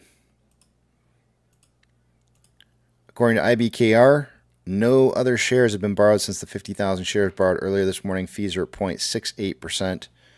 According to Ortex, an hour ago there were 737,000 shares having been borrowed for the day. That has not changed in the last hour. That's going to keep the estimated short share interest, the free float, the same number, as well as the cost of borrow numbers are all going to end up being the same. Shares on loan for the day today is at 42.46 million shares. That's 2.25 million shares less on loan today than there was yesterday. And Ortex is estimated about 894,000 of that was in return short interest. Excuse me. Taking a look at options. Highest amount of call volume an hour ago was at $4.50 call strike price. It is now currently at $5. So we are seeing an increase on that. And we went from 1,500 contracts at 4.5 an hour ago to 2,800 contracts at 5. Highest amount of put volume for the day today is coming in at a $4.50 strike. That's up 50 cents from the $4 number earlier. There was 300 contracts at 4 earlier. There's now 419 contracts at 4.5. We're seeing extremely low quantities of volume going through the exchange through the derivatives today. But the market is suggesting a closing price between 4.5 and 5 now instead of 4 to 4.5. Which is good because I got a 441 prediction on or 4. Oh shoot, I have 441. Crap. Well, that means we're going to be closing above my price prediction. That sucks. All right, let's see here. Moving on, MMRI an hour ago was at 265.5 or 265.19. It's now 265.5. I gotta shave my mustache a little bit because hairs are tickling my nose.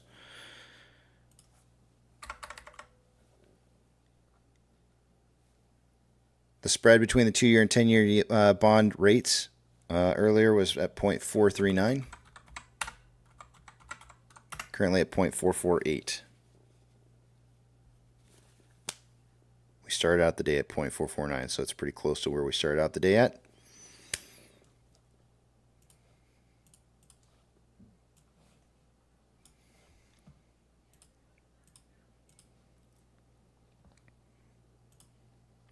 NASDAQ is up 1.33, Dow Jones is up 0.63, and S&P 500 is up 0.99. We have 2,761 advancers to 2,629 decliners. The market's more advancing than declining now, and more advancing than it was an hour ago.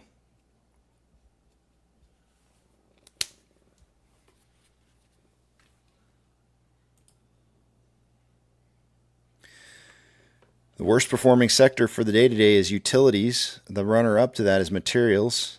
The best performing sectors for the day today are currently technology and now consumer. What is this? All I can see, one says there's two. This should be staples up here. Yeah, consumer discretionary. I'm just going to open that just a little bit wider.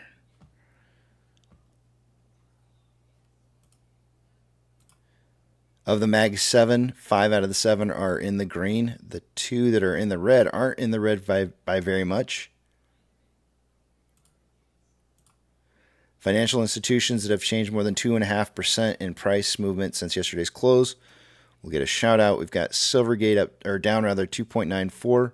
NYCB is up 3.85. Douche Stank is up 3.78. Most of the banks are in the green for the day today that are on my list. That's all I'm going to name off. Gold is down 1%. Consolidating after a trend down. No, you know what? This is still just trending down. Silver is down 1.12, trending down. Ethereum Classic is down 0.76 and consolidating, maybe a slight trend up. The US dollar is up 0.17 and trending down currently, breaking the uptrend it was in before. Oil is down 3.67 and on a slight downtrend. Mortgage-backed securities are down anywhere from 0.24 to 0.28 and trending down. SPY is up 0.95 and trending up.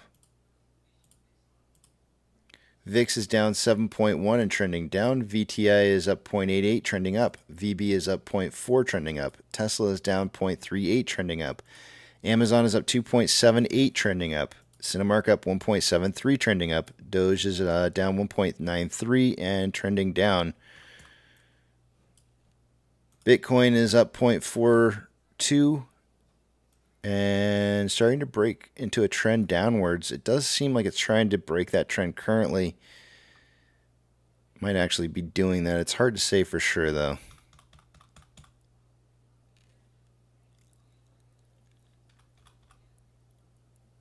Yeah, it's breaking into an uptrend. GME is up 0.42 and trending up. HYMC is down 0.44 and trending down. NCMI is down 0.42, trending down. Hood is down 2.52, consolidating after a downtrend, and AMC is up 0.7 and trending up. Inflow versus outflow for the day today, we have approximately $200,000 more outflow than inflow. 2.3 million shares traded so far. After 101 minutes worth of trading, we're on a pace right now for about 8.88 million shares traded by the end of the day today. Super, super low volume day. On a 4-hour time interval, there's currently more buying pressure than selling pressure on our side, 46.24, which is slightly below average. On a 1-hour time interval, equal amounts of buying and selling pressure on our side, 49.84, which is average. On a 30-minute interval, more buying pressure than selling pressure with a divergence on the vortex indicator within the last hour. RSI is at 52.48, which is average. And on a 5-minute interval, more buying pressure than selling pressure with an RSI of 55.73, which is slightly above average.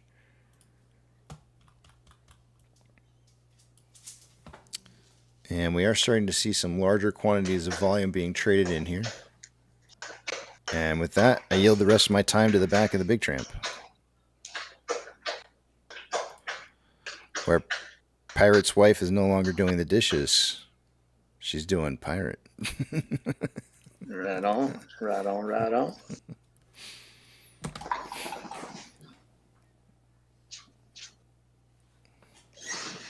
Just Real says, my wife says I'm not funny.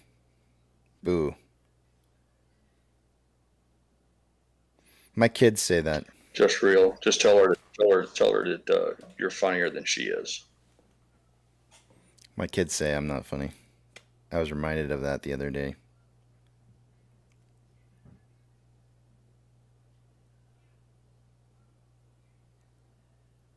take a moment and brag on my son today. He gave up his spring break to remain at school. There's a constant battle for those airplanes. They have a limited number of airplanes and far too many students competing for flight time. So all the kids go on the spring break and leave, and that allows an opportunity there. So I'm very proud of him for making the decision to give up his spring break in order to get some more flight time in. Proud of him. If you're listening, son, I'm proud of you. Aw. You know, you mentioned spring break. My kids are all off right now. I probably should take them out and do something with them.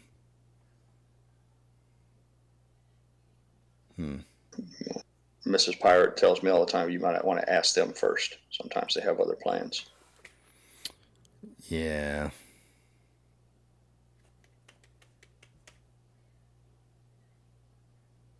Well, Melissa even kind of hinted. She's like, you know, we have these gift cards for Topgolf. There you go. That's how I know it's like. I feel bad though, because I always want to include her in the things that we're doing, and so I don't want to do anything until she's available, because, you know, like, I feel like that's taking away from, like, time that, fun time that she could be having with us. I understand. We have a similar phenomenon here in our household that, because we take a great deal of pleasure in our home theater system, we're not allowed to watch hit movies unless everybody's present. And what happens is you end up with a backlog of movies because you're like, oh, I want to see that. And you're like, yeah, but we can't until, you know, everybody is available. And so I understand your position. Yeah. So I asked if, well, Kung Fu Panda's out, and I want to see Kung Fu Panda. Apparently nobody else wants to see it in my family. I'm like the only one that wants to see Kung Fu Panda. It kind of disappoints. I guess the kids are getting to that age now where they just don't want to do the Kung Fu Panda thing anymore, I guess.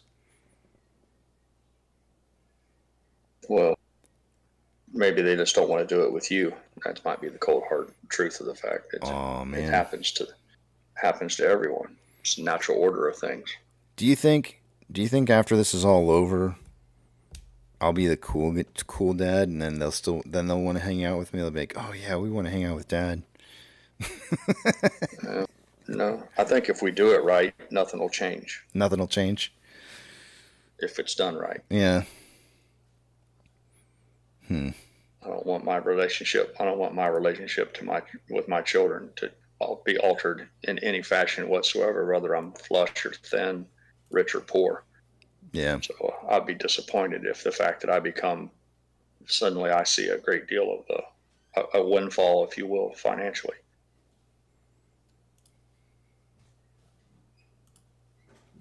I came in because I heard Kung Fu Panda 4. Did you see it? Oh, it was epic. Yeah, I saw it Sunday. See, I want to go see it.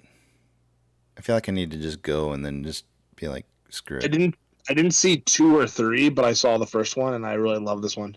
I'm not sure if I know I saw 1 and 2, but I don't know if I saw 3 or not. If I did see 3, it might have been like, I don't know, like way after the fact and on Disney or Disney Plus or something like that. So I know you weren't a big fan of the Seinfeld show, but there was a really funny episode they did. The whole bit was centered around the fact that Elaine and all of them wanted to go see a movie together, so they refused to see it alone.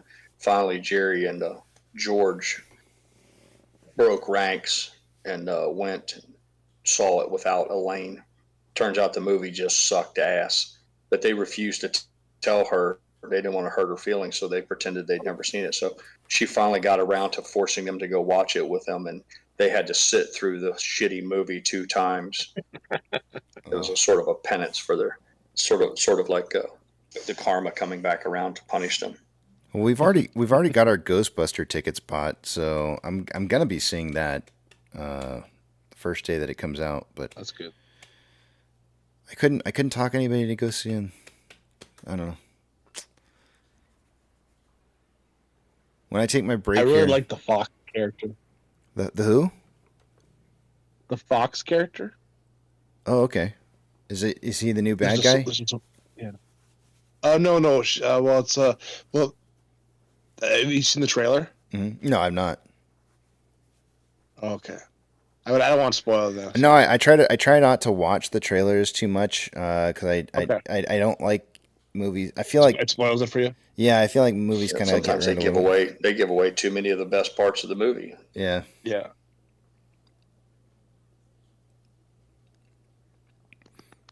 And then I polled you guys to find out if you wanted me to play the trailers on the live stream in between breaks, and then we tried that one time, and then I ended up getting my stream shut down, so I can't do that. Oh, yeah.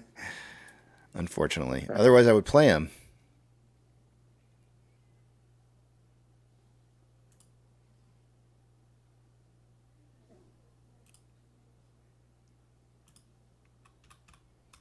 Where's Yucca? I feel like he's late this morning. I just wrote in my mind because I looked at the clock and I thought he's due here in a minute, and we can tell him how he's going to be. His pick was worthy of a Golden Globe or Oscar, whatever they give the ones for. What they give the ones for music? What's the big music awards they give out? It's the.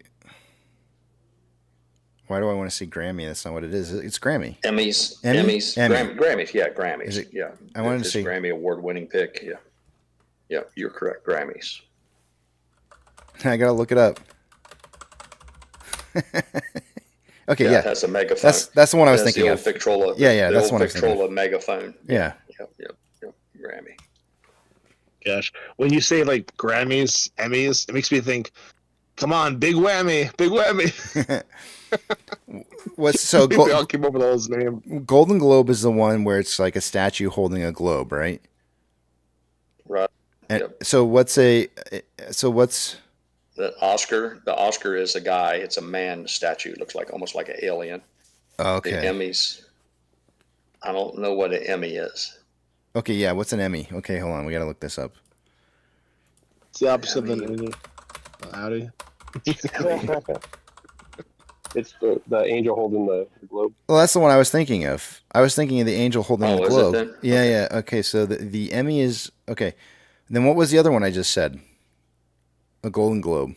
Did I say that one? Grammy, the Golden Globe. The Golden Globe. What's a Golden Globe? So they must be similar then. The Emmy. Wait, hold on. Let's figure out what a Golden Globe is here.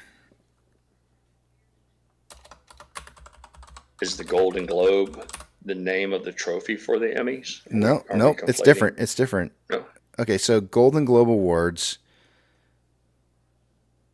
Accolades bestowed for excellent in both American and international film and television. It is an annual award ceremony held since 1944. So it's American and international film and television versus an Emmy is the angel holding a globe, and it says an extensive range of awards for artistic and technical merit for the American and international television industry. A number of annual Emmy award ceremonies are held throughout the calendar. Okay, so it's just primarily TV stuff. Right. Do we cover? Yeah, that's what Grayleaf said. Grayleaf was correct. Emmy is TV. Grammys, he was wrong. He said Grammys are movies. Grammys are music sound. Yeah. So musical scores for movies, what have you. So what's the name for an Oscar? Is that an actual award, or is that an award ceremony? They call him the Oscar. That's the guy's name. And when they get a little statue of the man, he's called Oscar. That's the statue of the man. That's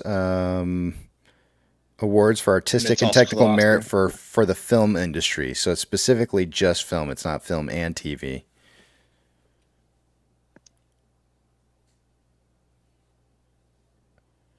What it doesn't say here is whether or not it's international or not. I would assume it's international, though. Because I'm almost positive that there's been foreign flicks that have won the Oscar before. I feel like. Well, I think they have different categories. They have best independent film. Yeah. Best, they have many different categories. Boy, 47 years old, and I don't remember this. Like, I can't ever remember which one's which. And it's almost like I don't take the time to figure it out. I give you points for that because it's all just garbage anyhow. It's all just fucking politics. It's all just in a similar fashion that used to be. If you had a book on the New York Times bestseller list, it meant something. But I've been reading more and more here lately how they've and for the longest time they denied. They said it was based on cash register receipts and all that. It's all bullshit. Everything it's been revealed here recently that it is an editorial decision. So they pick winners and losers. So fuck the New York Times too. Yucko, good morning. Welcome. Good morning. I just wanted to let you know. I just wanted to let you know. What a song choice you had this morning, dude. I really hats off to you. It was an amazing choice. It was perfect. Set a new bar, man. You have definitely you've set a new gold standard for selection of music. What song? I played one of your songs this morning that you picked, and which one was it? It was really good. Why are you laughing? It was the one with the whistling. It had whistling in it. I can't. The whistling part is what set it aside for me. Really? Yeah. Which one was that? It's Bob Sinclair's "World Hold On." Oh, yes. World Hold On. And watch your step as you exit. That one. Yeah. Who doubted me that when I said he was giggling? Oh, cool. You played it. I missed it. Yeah, you missed it. But you can hear it at the end of the day, though. I'll play it again at the end of the day. Oh, nice. Yeah. Yeah, that's one of my favorite songs of all times. Yeah. Did you see the video too? It's pretty cool. Huh? I did. I watched the video. I'm glad I watched the video because I don't know if I would have known what "Children in the Sky" would have meant exactly, but I'm glad I watched it because it made. I actually told everybody this morning. I said I think this is a metaphor for children who dream, like dreams of children. The dreamers of the world are the children in the sky. Dreamers. They're not the children of the corn. They're the children in the sky, the people who are dreaming about going out into the sky and, becoming astronauts or just dreaming of big things, different, bolder. I'm just hopeful. I hope it's just not too late to catch him in concert. I hope Bob Sinclair? I get an opportunity to see him live. Out. Yeah. I think he's still out. Yeah. I mean, I'll travel. I'll travel even if it's a European tour. I don't mind. For music of that quality, I will pull out all the stops.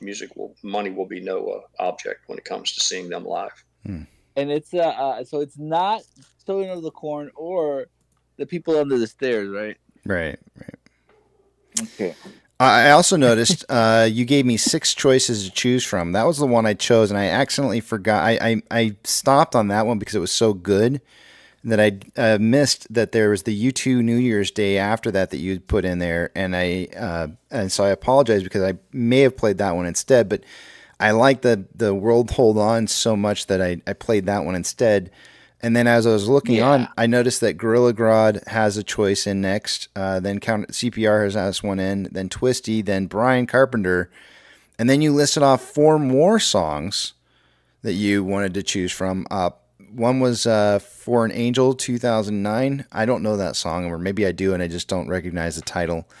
Then you put Sting's Englishman in New York, which is a great song. Then you put, I love that one, yeah. Yeah, then you put Cutting Crew, I Just Died in Your Arms Tonight. It doesn't say tonight in it, but, doesn't it say tonight? I think it says tonight in the song. Valentine. Yeah, I noticed that. I mentioned that earlier this morning. I said, it looks like you put most of these in during the Valentine's time. And so I think these are all that was one of the things we were kind of wondering. And then last one you put in was Cure, Friday, I'm in Love. We noticed that there was a love theme to some of these. And some people were asking, is Yucca falling in love? What's going on with Yucca?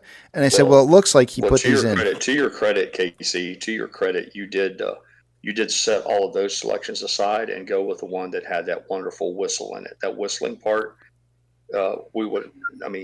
exactly. I mean, somebody pointed out that it was real close to it was real close to the whistling that's done for with Agent Mulder and Scully for the UFO show. And I don't know. One, yeah.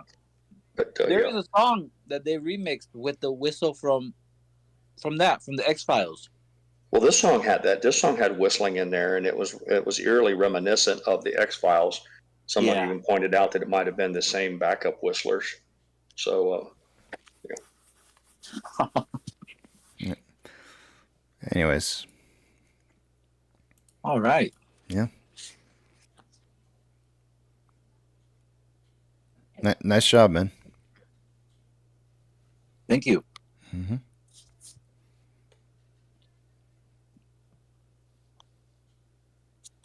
Thank you for playing it.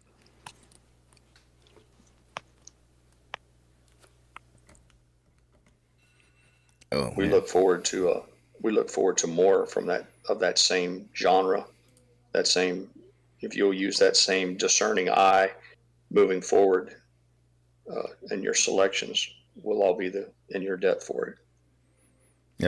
Yep. Pro Dealer is Bob Sinclair, and it's called World Hold On.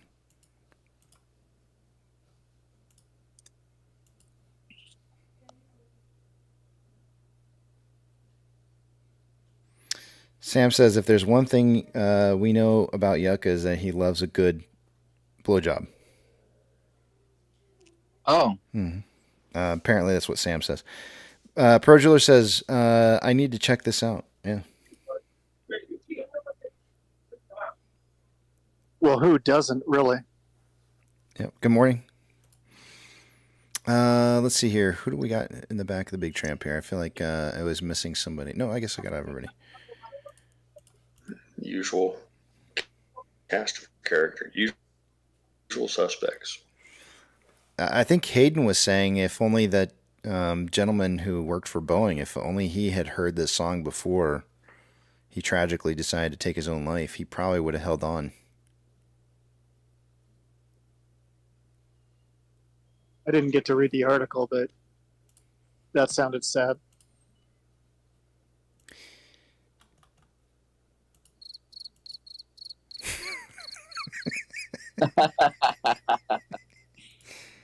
Damn it.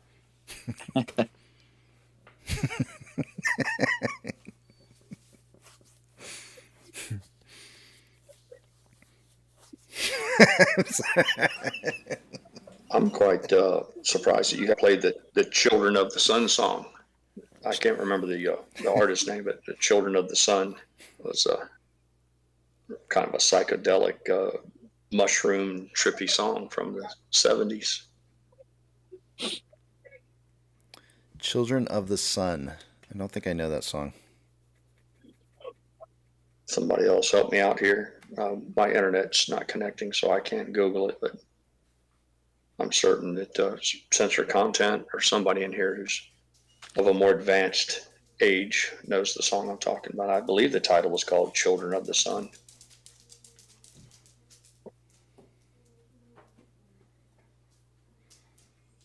Papa Mac says, flying on Spirit Airlines this weekend, are they really as bad as their reputation? How long is the flight? Papa Mac, I got you. How long is your flight, sir?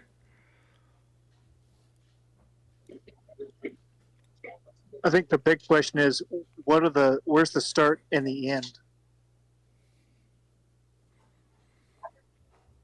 No. It makes a big difference on how long the flight is. I got good advice. You got to check the crowd too. He says St. Louis to Fort Lauderdale, but I don't. That's got to be probably like a 2-hour flight, maybe. That sounds about right. That sounds like a 2-hour flight. 2-hour flight you can probably get away with without needing a pillow. So don't worry about taking a pillow with you, but you probably want to make sure that you're wearing something nice and comfortable. Take something that you can use to plug in. If you have noise reduction or noise canceling headsets, take that with you. You're definitely going to need those. And highly recommend taking like something to cover your eyes. There's just no need to see anything at all. Unless, of course, you're easily entertained by, I don't know, fights that break out or potential, I don't know, like just weird things that happen in planes. And just keep to yourself. Keep your hands in your own little personal space. Just keep looking forward or have your eyes shut. You'll be all right. Before you know it, 2 hours will be done. Take a phone with you, maybe. You can make sure your battery's full before you board. That way you can get through the entire time. Maybe put on some music and have that like playing, and 2 hours will go by like a breeze. No problem. Casey. Yeah. All right. So, how do you explain this? Okay. I was at the drive-thru before I jumped in here. Okay. And in the drive-thru, I was thinking about the song that you played earlier. Okay. I was just thinking about it. Okay. I was like, where's that record at? I gotta find it because I gotta play it. And then you played it today. How do you explain that? Like you put the seed and then you played the song, and then later that frequency reaches my brain. This morning when I'm in the drive-thru, I'm like, where's that song? I gotta play it. Has that happened? Yeah, okay. It was so popular. It went over so well. KC he's really seriously contemplating swapping it out for the buy and hold. His personal creation may be put on the shelf to maybe supplanted by that musical masterpiece that you brought us this morning. I'm just saying. No, but has that ever happened to anybody where you're thinking of something and then somebody else is probably talking about it? I don't know. This is kind of weird. It was meant to be. It threw me off. It was meant to be. So you think, I don't know. But I'm in the freaking drive-thru thinking about the song, but I haven't jumped in to the back of the tram until 10, 15 minutes ago. And you played the song earlier. I didn't know about that. Anyways, I don't know. I'm tripping out. I'm not on mushrooms. Yeah. It's like the frequency that everybody maybe heard it, or you enjoyed it so much that the vibration, you've vibrated right across the universe. Yeah. Well, I don't know how to put it together. I thought it was so. I guess one of the more impactful parts for me was because I did get to see the video. Are you just waking up? Yeah. Okay. In the video there, they have. Have you ever, some of you guys may or may not know what this is. Have you ever heard of Choco Boys before? Yeah. You know what that is? No, I haven't. So in the video, Enlighten us. okay, yeah, hold on a second here. In the video, there's a portion in the song here where a little clay figure with a face of, I think I would imagine this is Bob Sinclair, but I don't know for a fact, pops up on the, it says Bob Sinclair right on his shirt there, but he's got these Choco Boys, which are they look like chocolate covered wafers that you would normally eat as like a dessert, and he puts them on top of on the box here, and they start spinning like he's mixing the song or something. Yeah, that's Bob. Yeah, and I was just sitting there thinking to myself, like, this has to be why Yucca I mean, I'm not sure, like, the song speaks to you because it's the turntables, right? Is that? Yeah, well, yeah. Okay, so Bob Sinclair he's a DJ and a producer. Mm-hmm. The singer, it's somebody else. Who was the singer? Oh, I don't remember who the singer is. Oh, so you're saying the guy that's singing in that song is not Bob Sinclair? It's not. Okay. You'll be amazed once you see the. Oh, we're amazed, all right. Performance. Once you see the performance of when they're live performing, you'll be amazed to see who it is. It's completely different. Okay. So this is like. This reminds me. Hunter's here to tell me something. I can tell he's waiting to tell me something. No, but this is like Carlos Santana, where like he puts the music together, but then somebody else sings it. Yeah. Yeah. But he produced. Yeah, he produced all the melodies and everything, the whole thing. But there was a singer back then. Hold on. It's who the hell was it, man? I got the singer here. It's kind of like the abstract art of music, isn't it?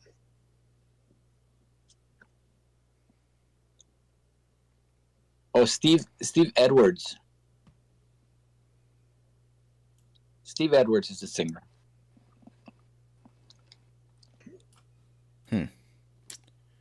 Yeah, who wants to hear Gordon Sumner when you can hear Steve Edwards? What you got, Hunter? I'm just here. You're just here. Okay. I got my I got a vinyl when I was at the concert. Oh, you got a vinyl at the concert. Hunter went to a concert last night. What was the name of the concert? His name Oh, was it's right here. His Matt Maltese. Matt Maltese. Yeah, and he's got vinyl. He's from Europe, and it's signed too. Oh, you got him signed by him? Well, it's all they were all signed. Oh, they were all signed at the merch booth. That's cool. Nice. It was a very good concert. He did a pretty good job. It was opened by the Army, the Navy, which is like two ladies on like acoustic guitar. It was pretty cool. They were pretty good too. Army, Navy? The Army, the Navy. Well, that's a splendid mix. Apropos. That's apropos. Yeah, that's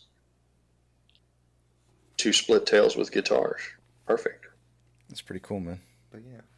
You had a good time at the concert? Yeah, it was good. Awesome. How are y'all doing? How is everybody doing tonight? Can you guys hear Hunter okay? Like, is he coming through? Yeah, how you doing? Yeah, it sounds good, man. I'm doing good. Oh man, it's good. We're very happy that you're doing great. Did you know what? What did you hear Yucca's song this morning? No, I wasn't watching. Oh, it's epic. You got to go I mean, it's listen not to it. mine. It's yours, Raphael. Come on. Oh no, I that's didn't yours. make it. That's forever going to be known as your song.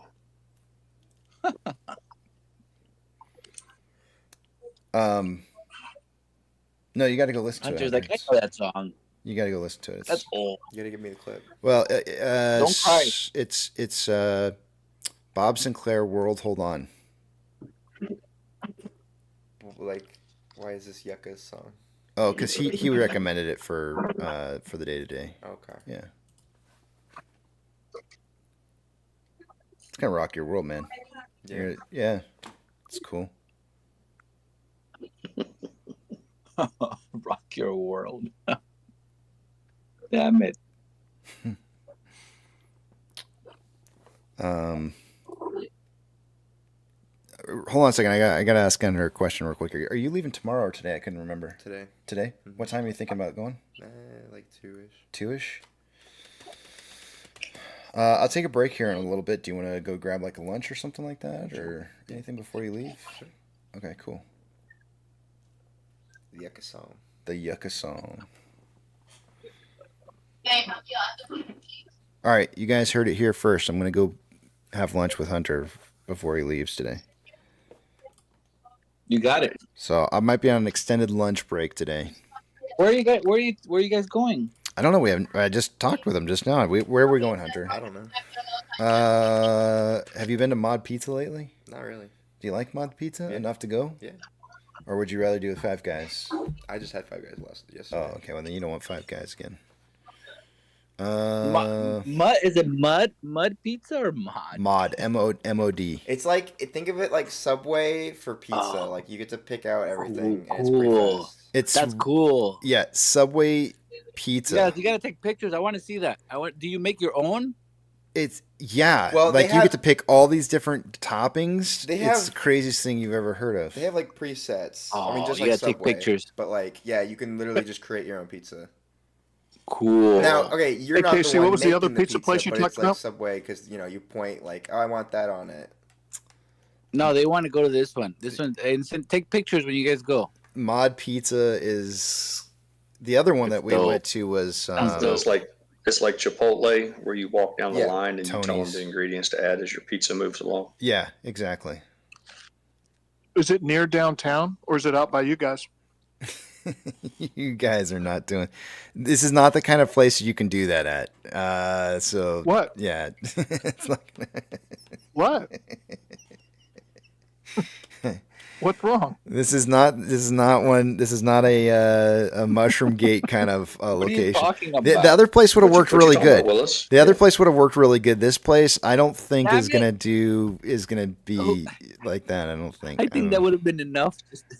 We've scrapped that plan. Listen, that all failed. That all failed. We won't be revisiting that. We're far more creative than that. So I'm not saying that you might not have something coming your way, but it won't be the old Operation Portobello. Operation Portobello will be right up there with Operation Market Garden, World War II. It was a failure, despite many brave men putting it all on the line. It was indeed a tactical failure. Look, we've had Operation Whistle. we have had such a great day start to the day. We had Bob Sinclair's World Hold On, and now you want to try and ruin it with a dish of mushrooms? Come on, like you don't ruin a We'll have great day with We're- mushrooms. You're right, Chi-Town Turtle. Chi-Town Turtle said we almost got him. It could have been epic. You know, it would have been a legendary operation. But alas, it was not meant to be. I think the plan would have been to have an Uber driver come out there and start whistling the Bob Sinclair all of a sudden next to you. Now that would have actually been way better than mushrooms for sure. That would have been really funny. Whistling the Bob Sinclair. Yeah. That would have. That's right up there with like a Cleveland Steamer and the fucking rusty trombone and all that shit. Now we got the whistling the Sinclair. Wait, We Hunter got hasn't. another moneymaker here. We could start. Hunter hasn't heard Go the ahead. song yet. Maybe I should play the song and he can. I'll hand him the headset and he can talk about his music. He can give you like what do they call it when you dissect a song? Play by play or his analysis.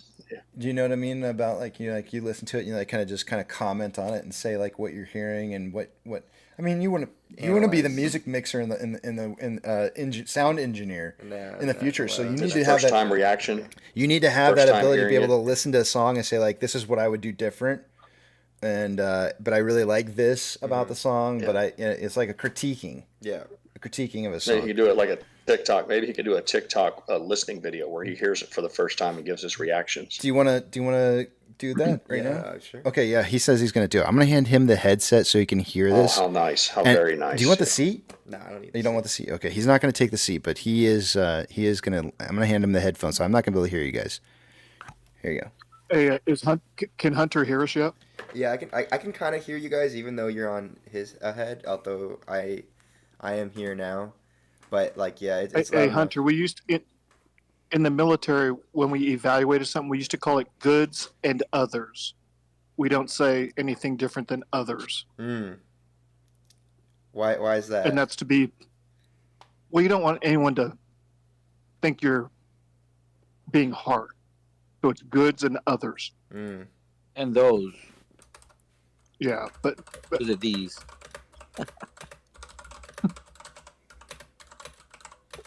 Gotcha. you want to find the positives in anything, just things Right. that you might want to fix. What he's trying to say is try to refrain from the phrase Jesus Christ. Oh my Or God. what the fuck is this? Or Yeah. or if you can just kind of make an effort not to use any of those normal phrases. Yeah, I got A solid debrief. Yeah. Solid. All right, you ready? I'm ready. Okay, here we go. I'm going to play it. It's going to be kind of quiet in the background. That way you guys can talk over it. Here we go. This way you can critique it as it's playing. Yeah. All right, ready? Here we go. Tell me, when we're calling it the hook, and you know what a hook is on a song? Yeah. Okay, so when you hear the hook, you Sure he does. identify the hook if you can. Okay. Okay, because I've called something in particular the hook, but I want you to come up with what you feel is the hook of the song. Okay. All right, you ready? Mm-hmm. Here we go.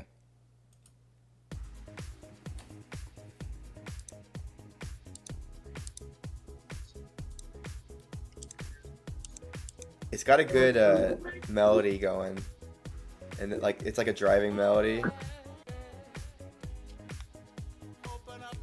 Finding the goods.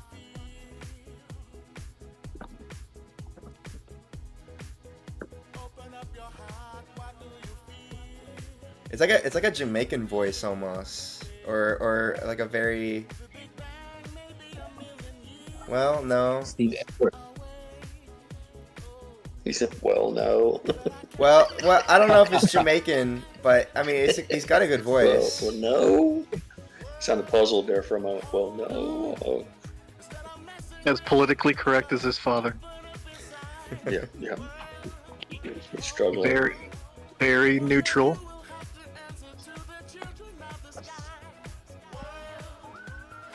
Oh, there's some whistling.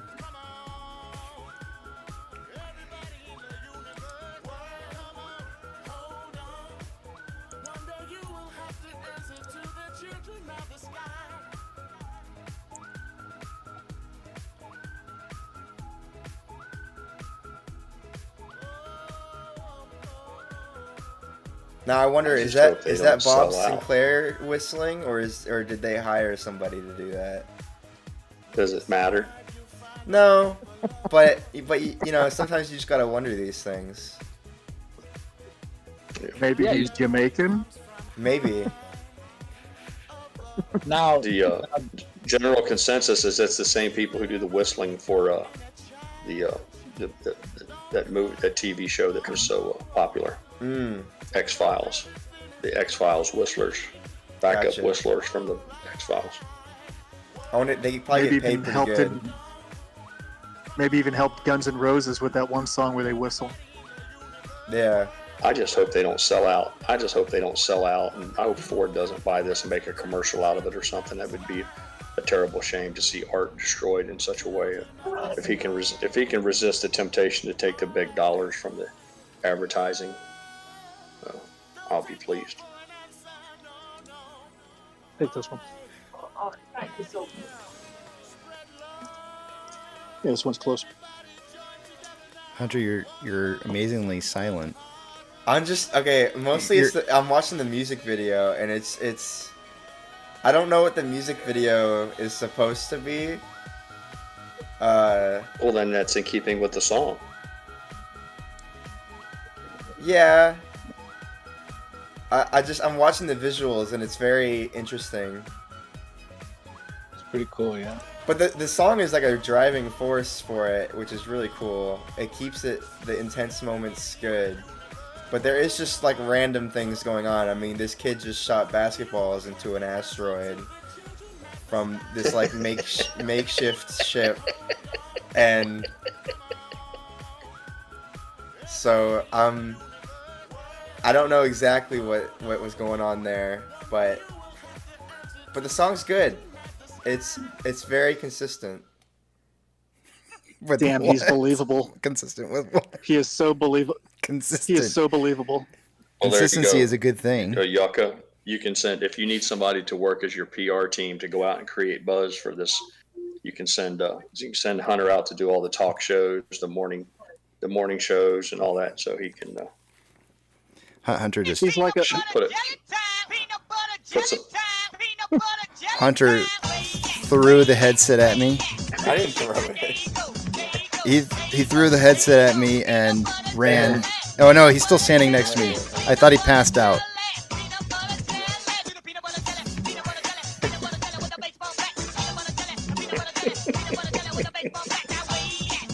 Now that's a good song, for sure. Hunter just said he said that's a really good song too. Hunter's like a low-key hype man for a rapper. A low-key man for a rapper. He's like a low-key hype man. Oh yeah. He's walking around, but he's low-key. But everyone's following him because he's the hype man. Yeah, that's what they call me in the biz. The hype. The low-key hype man.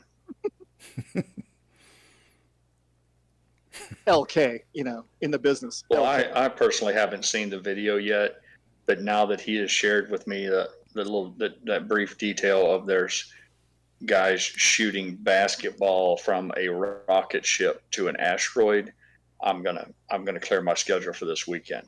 It's something else. I'll bet. I mean, so the whole like children in the sky. I mean, it's all about dreaming, right? So if you're going to have a dream sequence, then you need to have something that's kind of like different, right? Like it's not really the usual, right? Like you would normally think you would shoot nukes at an asteroid to blow it up, but not in this particular situation because you're a dreamer. You're shooting basketballs instead. And there was like I get it, man. 50 basketballs. He said there was like 50 basketballs, Being so it's shot. like it was Well, excessive. and why not? It was excessive. Absolutely, yeah. If one's good, 50 is better. Yeah. It wasn't like the one basketball to rule them all. It was like a machine gun fire. It's peanut butter jelly time.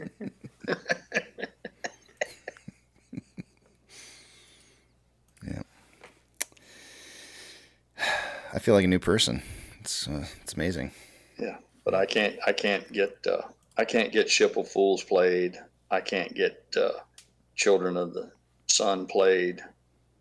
But this is what we have. Not only do we have it as a song of the day, but we do a deep dive into it. We do a technical analysis of the song. Mm-hmm. So there you have it. Yeah, Censor Content. Good morning to you. If you wanted me to recognize the fact that you were here, that you've got my attention. Good morning, Censor Content.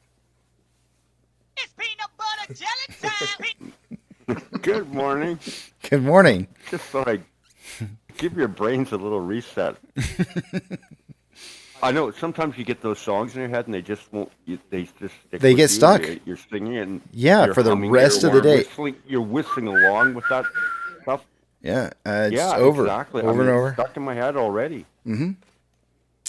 That's how you can tell the difference between that's the setting apart from a great song and a good song. Yeah, that's the big difference. Whether it gets stuck in your head or not. We call that in the business a catchy song. A catchy song. Yeah, that's the word we use in the biz. There you go. Catchy. Yeah. It's not very that word's not very well used, but you know, that's the one we use in the biz for sure. Hmm. Nana said like Baby Shark. Dun dun dun dun dun. Viral. Papa Mac stood you up one and said viral. Well, but viral wasn't a thing back then. Oh, okay.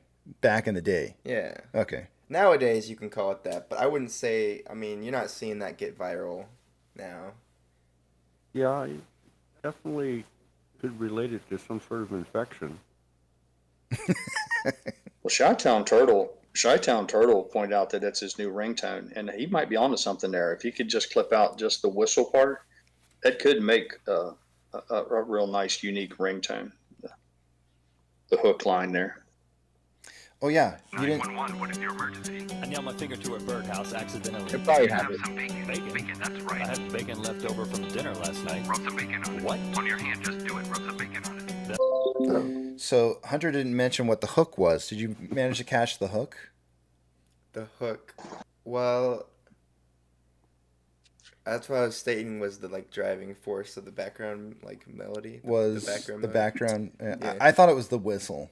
I thought the whistle was the hook. Well, but I feel like the whistle didn't start soon enough for it to be. It was like the second hook. It was. I think the it was hook. a hooked hook. The hook Yeah, is it was world. it was like when you pull the hook That's the into the fish's mouth to make it like secure. That's Yeah. what the whistle was. It was a set. Yeah, it was the hook, line, and sinker. Oh, it was the hook, line, and sinker. Yeah. What were you saying, Yucca? The hook. I think the hook is the world. Hold on. It's You know what he in the sings? it's in the lyrics, is what you're saying. Yeah. Yeah. World, hold on. Because he says Yeah, I it remember over that and part. over. Like, Yeah. again, that's just Hearing that you might guys, be. what happened when you guys I'm dissect this? convinced that that's a song that Yucca plays when nobody's showing him the love for his tip jar. He plays that one, and then people come up and give him a tip just to turn that shit off. Can I just interject something here real quickly? And I know this is going to sound like very like I'm making fun of something, and I'm really not. You know what it was missing? You're going to think I'm making fun here, and I'm really not making fun at all.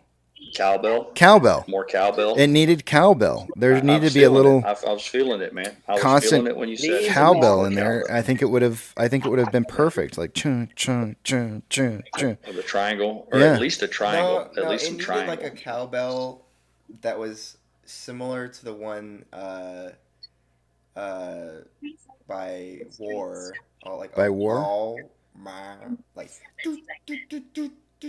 Oh yeah. Like Yeah, I get you. Yeah. It didn't need like a driving cowbell. It And needed, then like, a unique cowbell. Yeah, like a unique. Yeah. Yeah. I agree. It needed something. The more I hear you unique guys, for it. the more I hear you guys dissect this, the more I know how shallow I am in my music. Well, you know, takes I mean, I'm takes- owning it. I'm yeah, owning it. It takes a different kind of person to just kind of see these kind of things that not many people can see. It's okay. Not I don't everybody even has know. that. I mean, not everybody can fly a plane, right? So you have Right. your I talents. mean, I don't even know if We should just. I had an epiphany. I just had an epiphany. We could make a game out of this. I'll start out. I'll make our little Navy boy go first.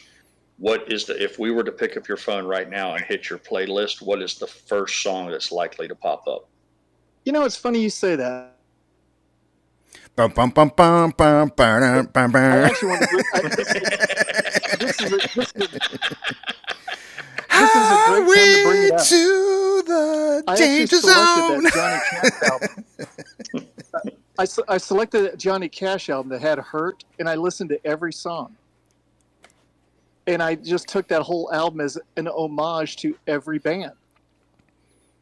KC, we're on the honor system here now. You can't lie. If we went to your phone right now and hit play on your personal playlist on your phone, I don't even think I have a guys- playlist.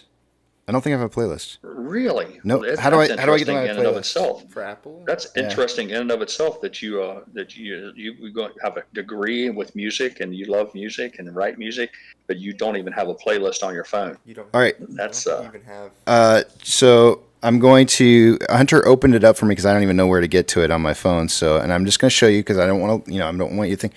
I actually went to. He opened it up and it says, "Welcome to Apple Music." As I if he'd don't. never opened I've it. never even opened the app before. So I'll hit. Well, that's continue. funny. I'll hit continue on this.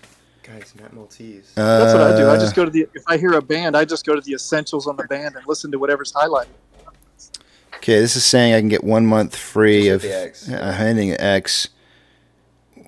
Is there a library? I don't. It says I have zero anything in my library. Show that. I have nothing. I'll just let the record reflect that I had nothing to do with Z Wade lighting up Hayden JJ with that little joke there. I had no part in that. Do you have anything on your Spotify? I don't. Do I have anything on my Spotify? Hunter asked. I don't even. Although I do have a Spotify. These are songs I've sent you though. Your library. I have my wedding playlist, and I have no idea what that other playlist is. That's it's for the made- wedding. that's- They were both for the wedding. No, Discover Weekly. So if you jump in your car to travel somewhere, what do you do Oh, for no, music? You just your turn on a local profile radio is station? made You for turn on a wedding. local radio station, Your or do you profile have is like called Bluetooth wedding. linked up to your phone? 20. Yes, I just turn on the radio, and You whatever just the turn on the radio. whatever Okay. the You're radio old school. whatever All right. radio Yep. plays me That's is what me. I listen to. Yep. That's something we have in common there. I listen to talk radio. If Mrs. Pirate said that's just dumb. You need to get with the times. All right, well, hold on a second. Let me open up Pandora because I know there used to be a period of time where I used to listen to Pandora, and that's actually how I first found. Oops, that's not Pandora. That's how I first found 21 Pilots was on Pandora. You're gonna let Hayden get away with that? What happened? Well, all I know is Z Wade said This is a talk radio. Z Wade saying that JJ's song is "I'm Coming Out," but then 10Ds came in my with God. It's raining men. So maybe we need to do there seems to be some disparity on what people think. I thought that stuff a stayed on Navy the boat pilot's- after cruise. Navy pilot's go-to song is, but I haven't used Pandora first off in I don't even know how long. Phil Collins' "In the Air Tonight" is showing up on my. Is that showing what's last played? there you go. I think so. Yeah, is the last thing that was played on here, but I can't even tell you honestly the last time I used this. But I have Okay. some. Then what about YouTube? If we went to your YouTube channel where they suggest music videos under the music heading, I know I watch a lot of those, and then they start to the computer logarithm. I don't what would watch your those. YouTube? But I'll go don't look. watch I'll those go. at all? No, I'll go and look. But I don't watch those. I refuse to go to that section.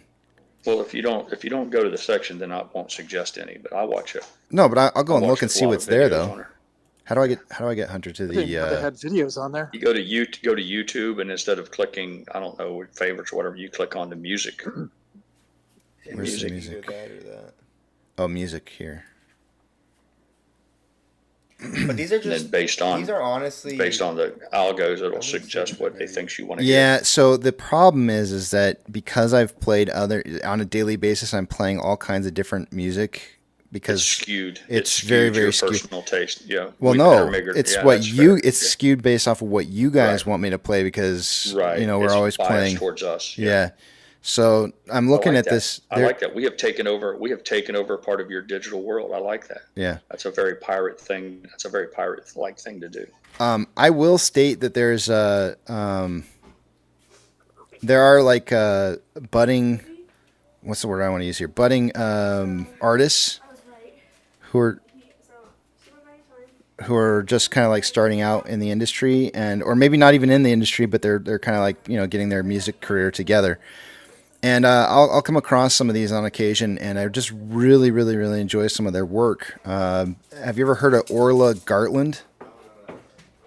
No. She's a redhead. She's kind of a kind of folky kind of player. Oh, thank you. I just got a coffee. Thank you very much.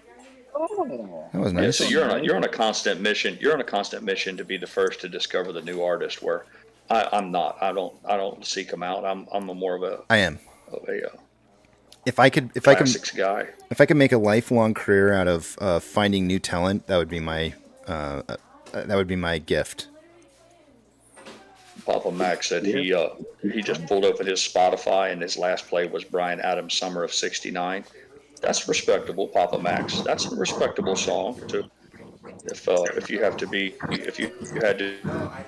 defined, your musical taste had to be defined by a song. I think you could do a lot worse than that.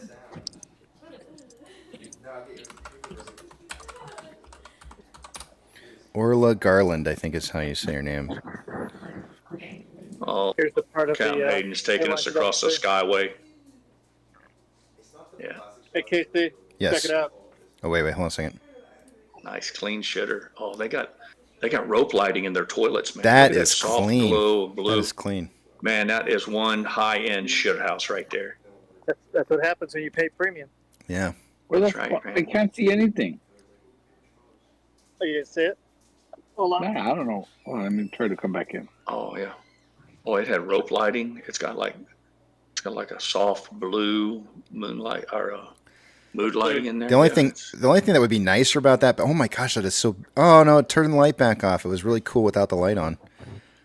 Oh, okay. And here's the advantage of the Airbus. See, they raised the sink so your hand isn't in the film. That's beautiful. And check this out. Nice. Lotion and soap. What? Soap They and lotion. provide lotion and soap? Lotion. Oh. What kind of And clean it. Don't mind if I do. Holy. Check this out. There's no place to put money. It's free. You don't have to put a quarter in to turn the handle? Nope. No, man. Oh my it's gosh. gratuity. Yeah, What the hell? It's included, all inclusive. There's no, you don't have to turn the handle? That's insane. What kind of world is this we're living in? Frank Lehman said he's disappointed there isn't a guy with a towel there that you have to tip. Yeah, the guy that stands there. Attendees, good morning. That's on the international flight.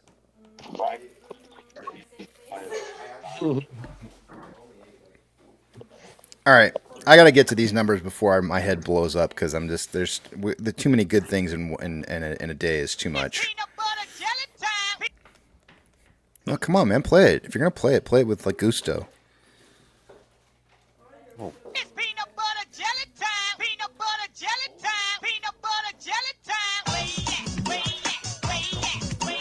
Where he at?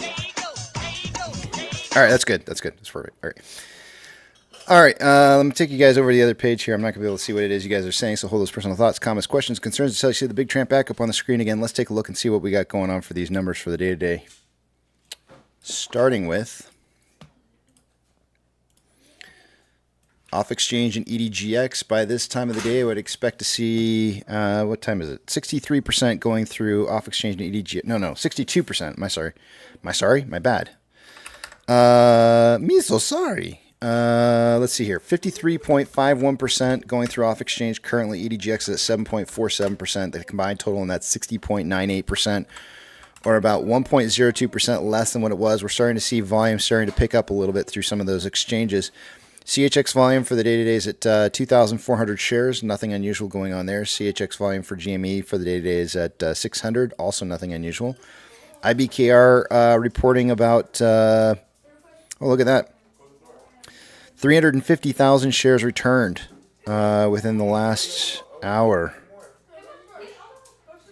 Fees are currently at 0.68. And Ortex, as of an hour ago, was reporting about 737,000 shares having been borrowed for the day. It's now reporting 2.17 million shares having been borrowed. That's going to raise the estimated short share interest of the free float to 12.94%. The total amount of shares on loan for the day-to-day is... Bruno's running circles right now. I don't know what he's doing. Shares on loan for the day-to-day is at 42.46 million shares. That's approximately 2.25 million shares less on loan than there was yesterday. And Ortex is estimating about 894,000 of those are in closed short interest. Taking a look at options, as of an hour ago, the highest amount of volume in calls was at a $5 strike. That's no longer the case. It's moved back down to 4.5. We went from 2.8 thousand contracts at 5 to 3.7 at 4.5. Highest amount of put volume for the day-to-day is coming in at a $4 strike. That moved up to 4.50 an hour ago, now back down to 4 again. We're seeing the market being extremely uncommitted to where price is moving to for the day-to-day in options. There was about 400 contracts at a $4.50 strike an hour ago. There's now 757 contracts at 4. Market now suggesting closing price today somewhere between 4 and 4.5. Taking a look at MMRI, an hour ago it was sitting at 265.5. It's now 265.48, just marginally down. The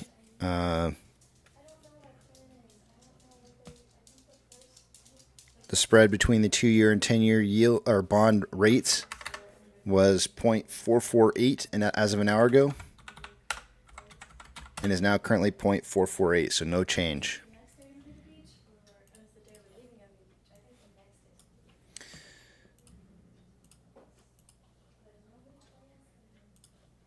NASDAQ is up 1.2, Dow Jones is up 0.49, and the SP 500 is up 0.88. We currently have 3,007 decliners to 2,533 advancers.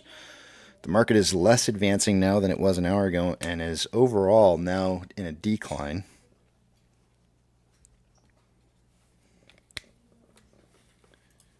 Looks like large caps to the rescue for the SPY.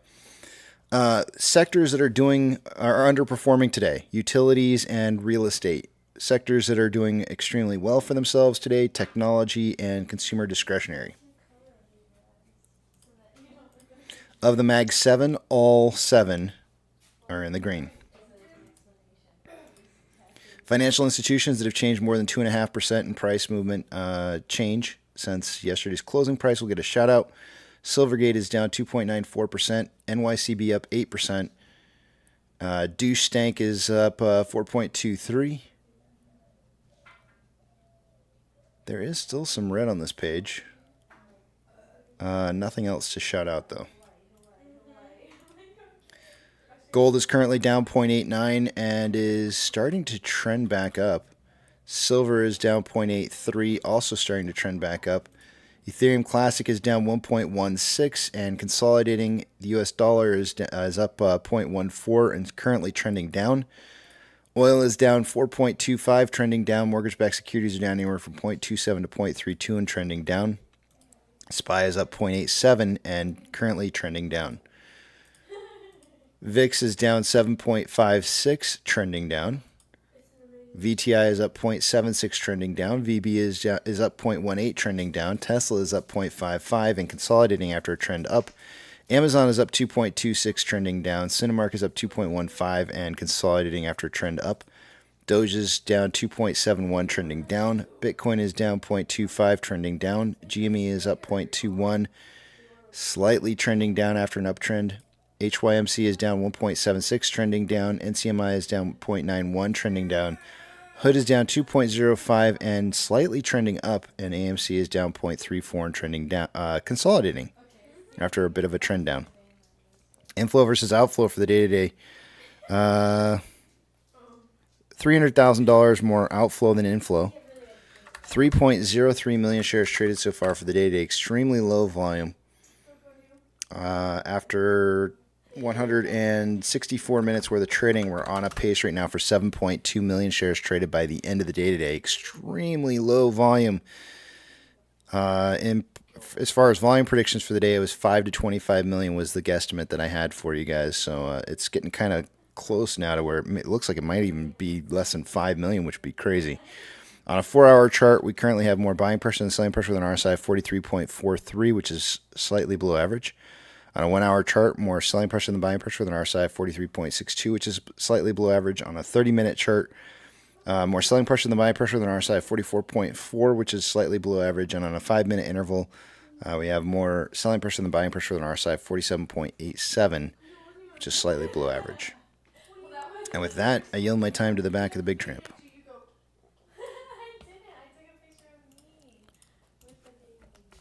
And let's see here.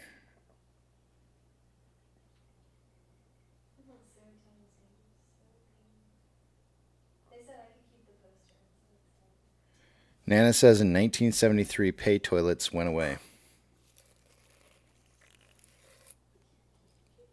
Well, Nana, you obviously have not flown the more expensive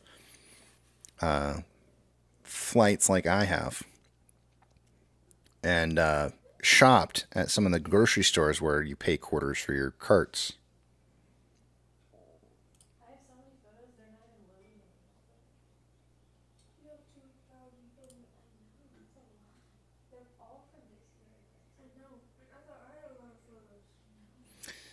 Billy says, Casey, any thoughts on the Vanguard CEO retiring at the end of the year, seemingly out of the blue?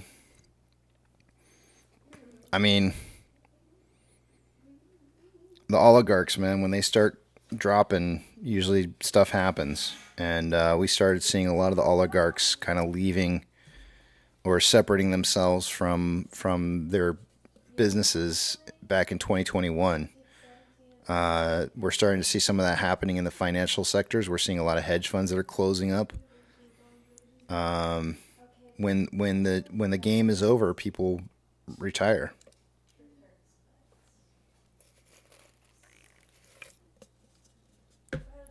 And Billy, you didn't put in a song choice earlier this morning when you had asked me about whether or not you could get a birthday song. I think you said Thursday, or I think you said later on this week is your birthday. I'm not sure if you. I guess I kind of took it as being Thursday, but I'm not sure what day it is. But let me know what your song choice is, and we'll see if we can't do that. 2 weeks, Rocco. It's always 2 weeks.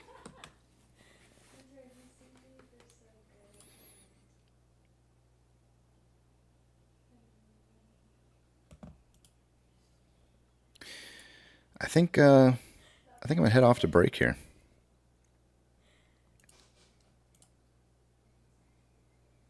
Yeah, sorry, Rocco. I don't have any specific dates for it. I've always stated that you'll know when things are really starting to cook off when you start seeing AMC hitting like $20 a share. Things are heading in the right direction. That's kind of a magic number. Another magic number is 90. Either of those two numbers hit, and you can start getting really excited.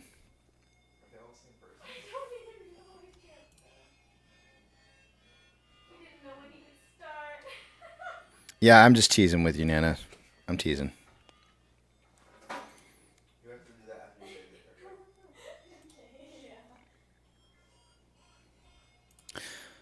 Alrighty, guys. For those of you in the back of the big tramp, I'm heading out. I will see you guys back in. Well, actually, I don't know. I'm gonna go have lunch with the kids, and we'll see. We'll see what time we get back by. So I'm just gonna put something up here on it. What am I gonna put up here? I'll put up a message. Just kind of leaves it up in the air. All right. Well, have a good lunch. Where did you say you were going again? I don't know for sure because I got to find out if it's okay with everybody else that we do that. So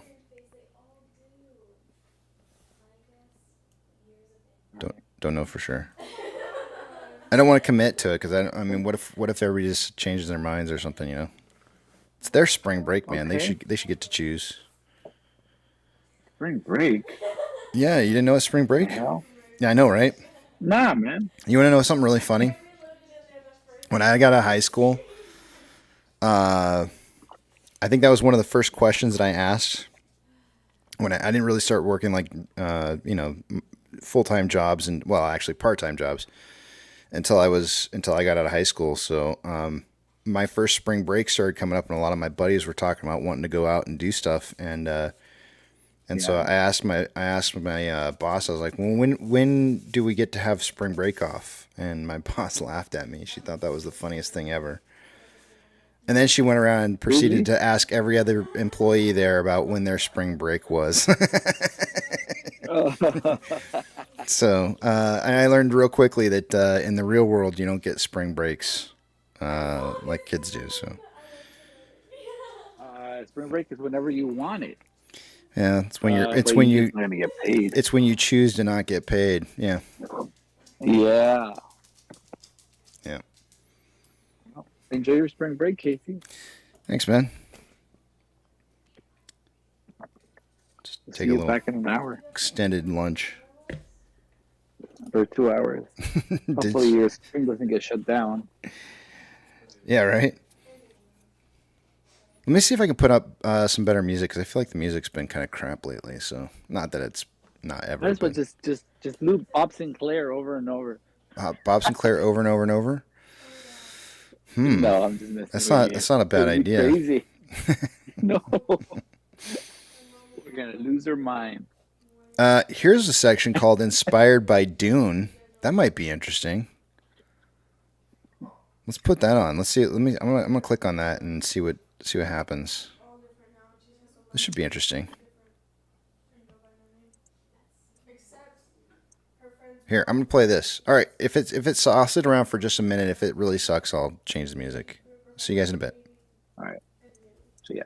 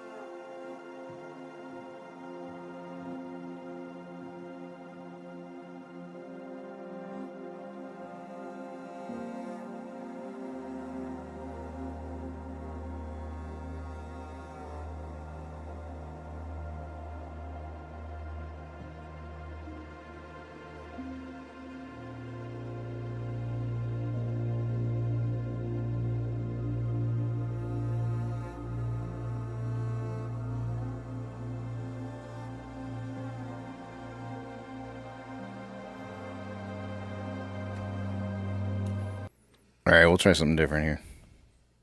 Let's try this. Let's try. hip hop beats.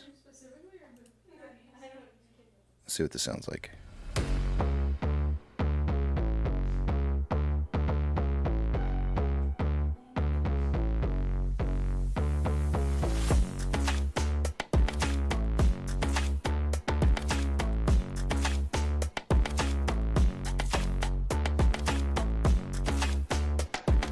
Too much?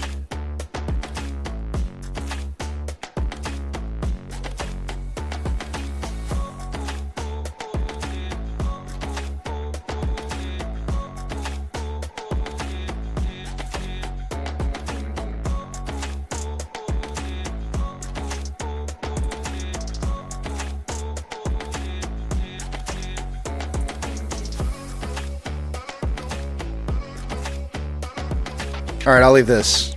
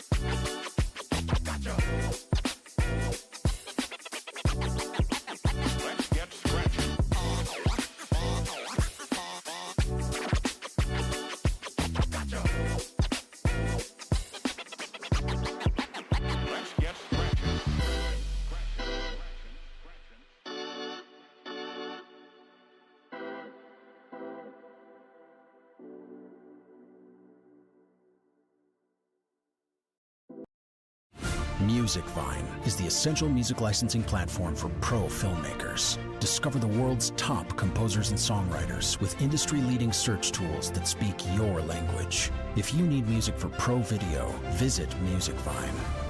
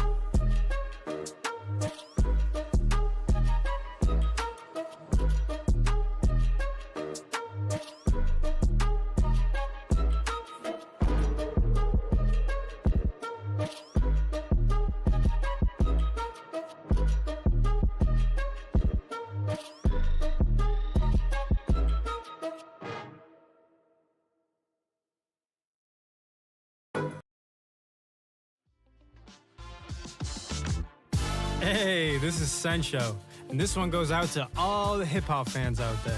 If you like what you're hearing right now, it's called Double Take, and you can download this and a lot more by upgrading to Upbeat Premium. Peace.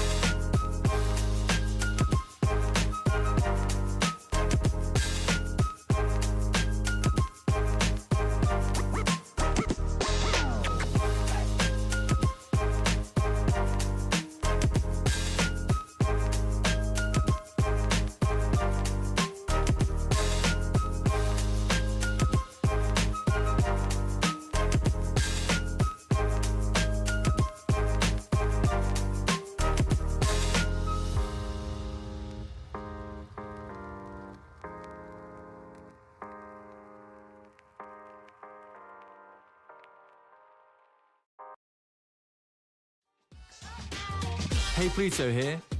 Shout out to all you wonderful creators for coming to Upbeat for your music. Keep doing what you do and help support us artists by upgrading to Upbeat Premium now.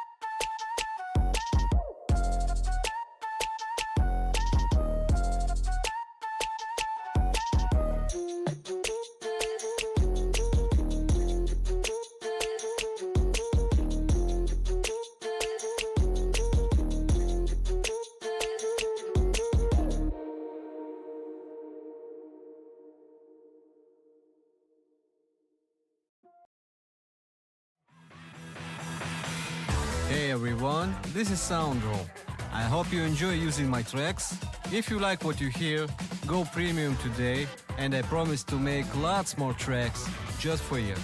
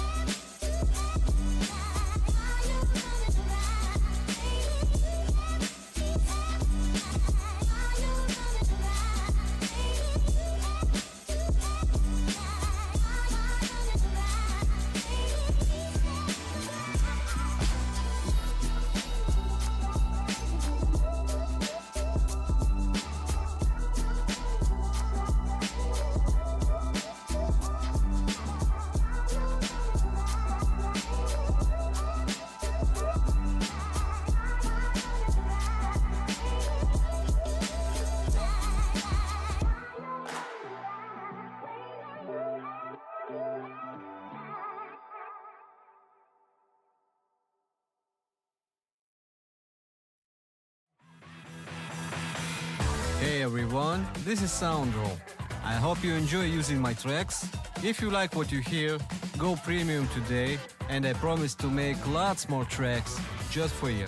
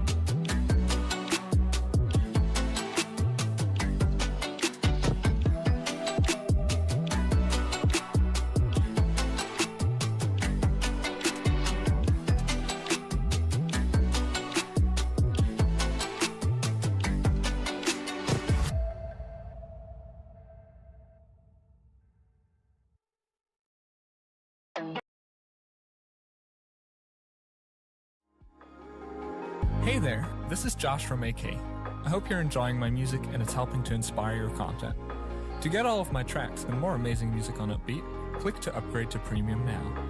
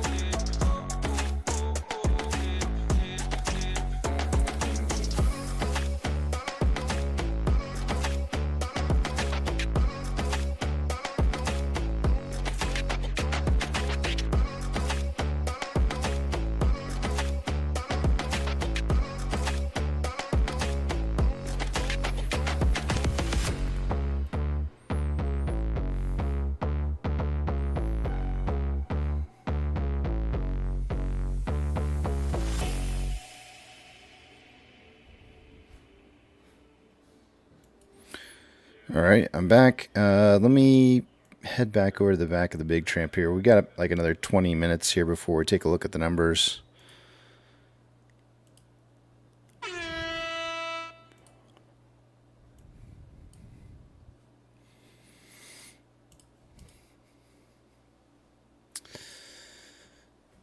Currently, we're at $4.31, down 1.15. Let's see. Did anybody have a price prediction that would have...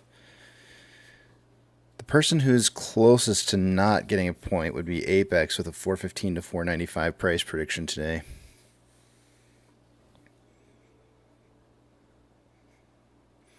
And as it stands right now, we've basically retraced the amount that we were up yesterday.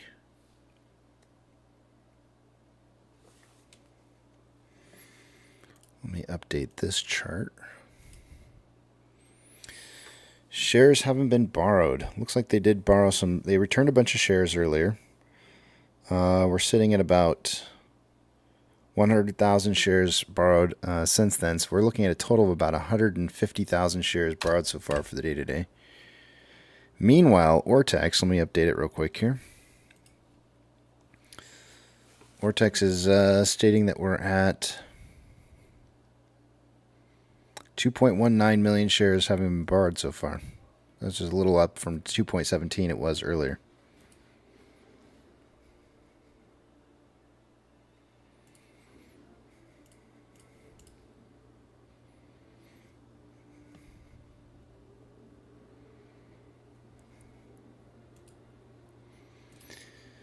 Let's see here.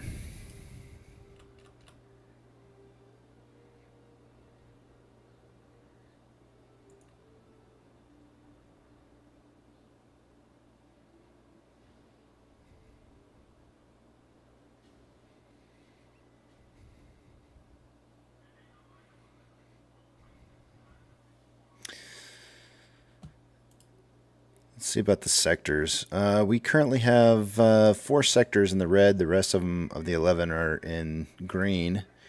Of the Mag 7, all 7 are still in the green from earlier. NVIDIA, of course, driving the path for all of those. Up 5.25% for the day today. So many option contracts that are probably just absolutely getting hit with positive movement.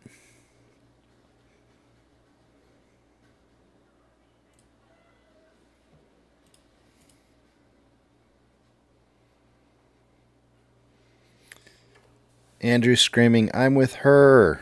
I don't know what that means. Funky, welcome to the back of the big tramp.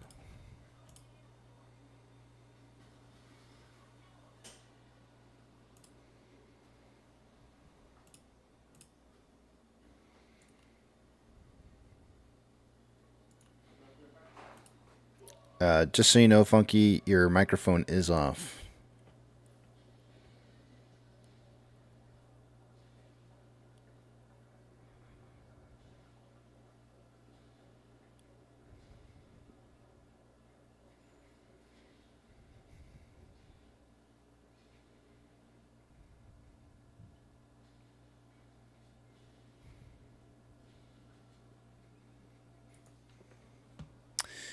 And we're seeing some red on crypto.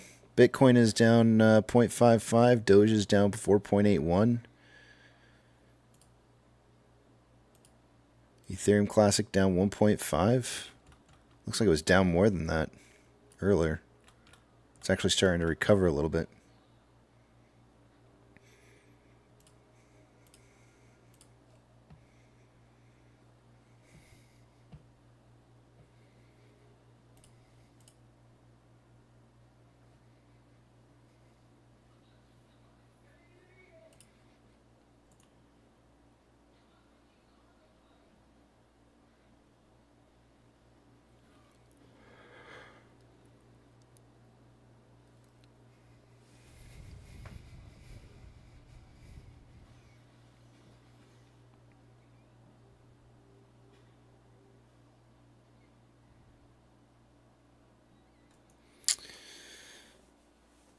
I'm going to just shout this out. Well, maybe I won't. never mind. I was going to shout out a stock that's IPOing, but well, yeah, I am. I'll tell you why I'm going to do it. Wall Street Bets. This is where this all started. Everything started from Wall Street Bets, and that all started with Reddit. Reddit had announced not too long ago that they were going to be opening up an IPO for Reddit. Says that they're setting an ambitious target of $748 million in moves signaling the company's robust market confidence. The plan involves the sale of 22 million shares priced between $31 and $34 each.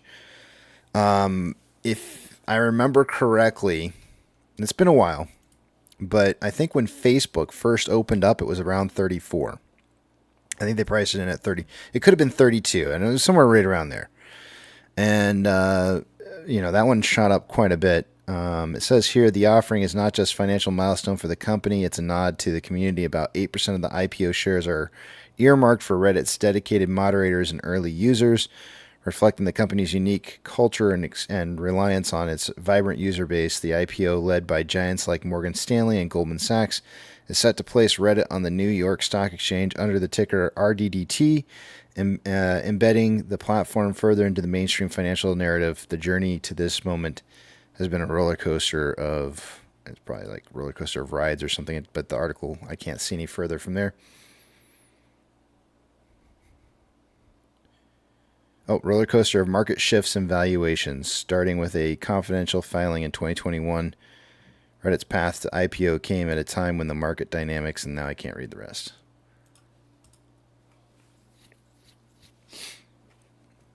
And I remember when Reddit IPO'd, not Reddit, when Facebook IPO'd, the stock price ended up dropping down like more than half of the initial IPO opening price of like $34.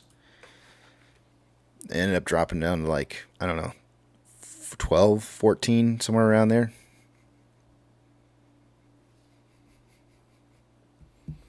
And look at them now. Mag 7.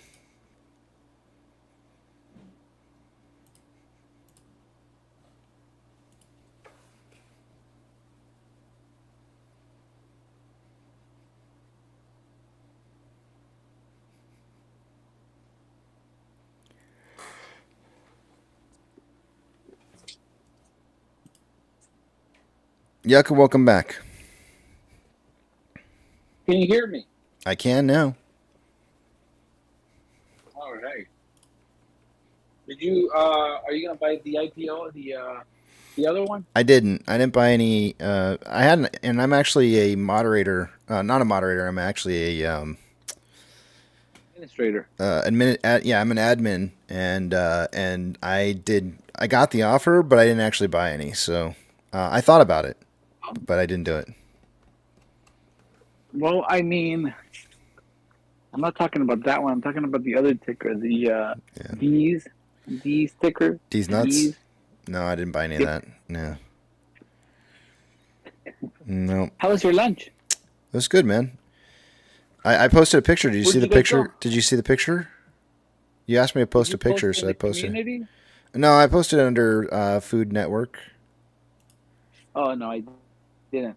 When did you post that? Did you post that during the time you were eating? Did you post the name of the restaurant? Yeah, I posted. So we can send you an Uber driver. Here you go. Whistle. Here you go. That's the there's the picture of the food right there. All right, let me see.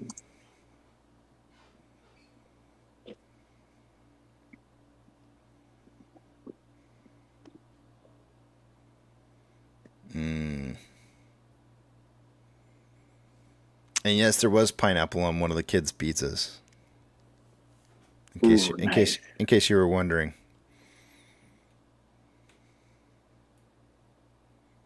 Ooh, nice. Yes, yes. Mm-hmm. Who's the person in orange? Yeah, that's Kelsey. Okay. Mm-hmm. Who's the person in black? Hunter.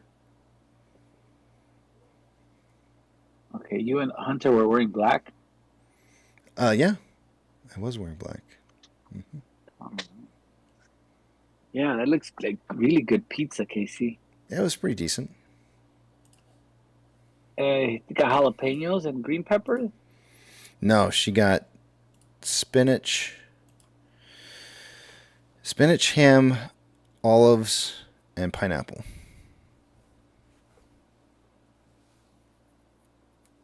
Nice.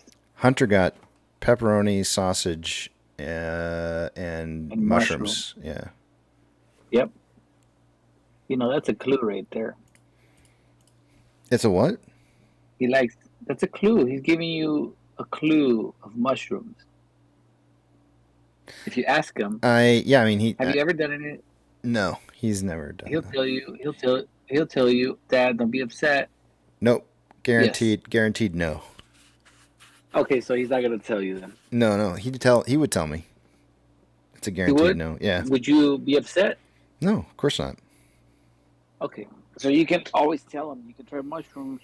Let me fly you out to meet Yucca. I mean, he's not gonna want to. Okay. He likes mushrooms.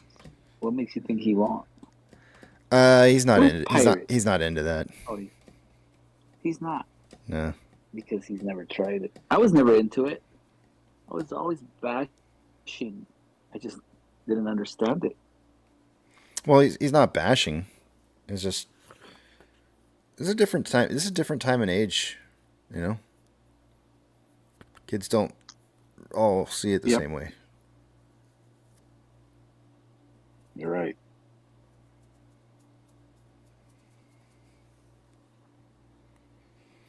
UPS delivery guy says, "Can you please play Yucca's song again? I love his taste in music." Yeah, absolutely.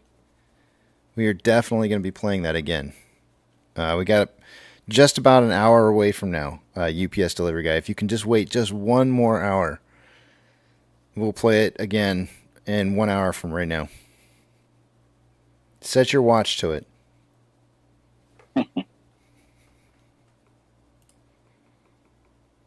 It's an epic song, man. It's like, yep, and it's crazy. It was released in 2001. 2001? Wow. Yeah. It knows how to stand the test of time. Oh yeah, it was a club hit. UPS delivery guy wants to know if you have a public Spotify playlist. Is that a thing? I didn't even know that was a thing. I think it was 2001, right? Yeah. Another thing, yeah, absolutely, man. It's always a free forum, dude. Anytime you ever want to come in, you have more than. I'm sorry. Another thing's asking if you can come into the back of the Big Tramp, and it's like it's always open. It's open as long as I'm in there. You're always free to go in anytime you want to. It was 2006. My error.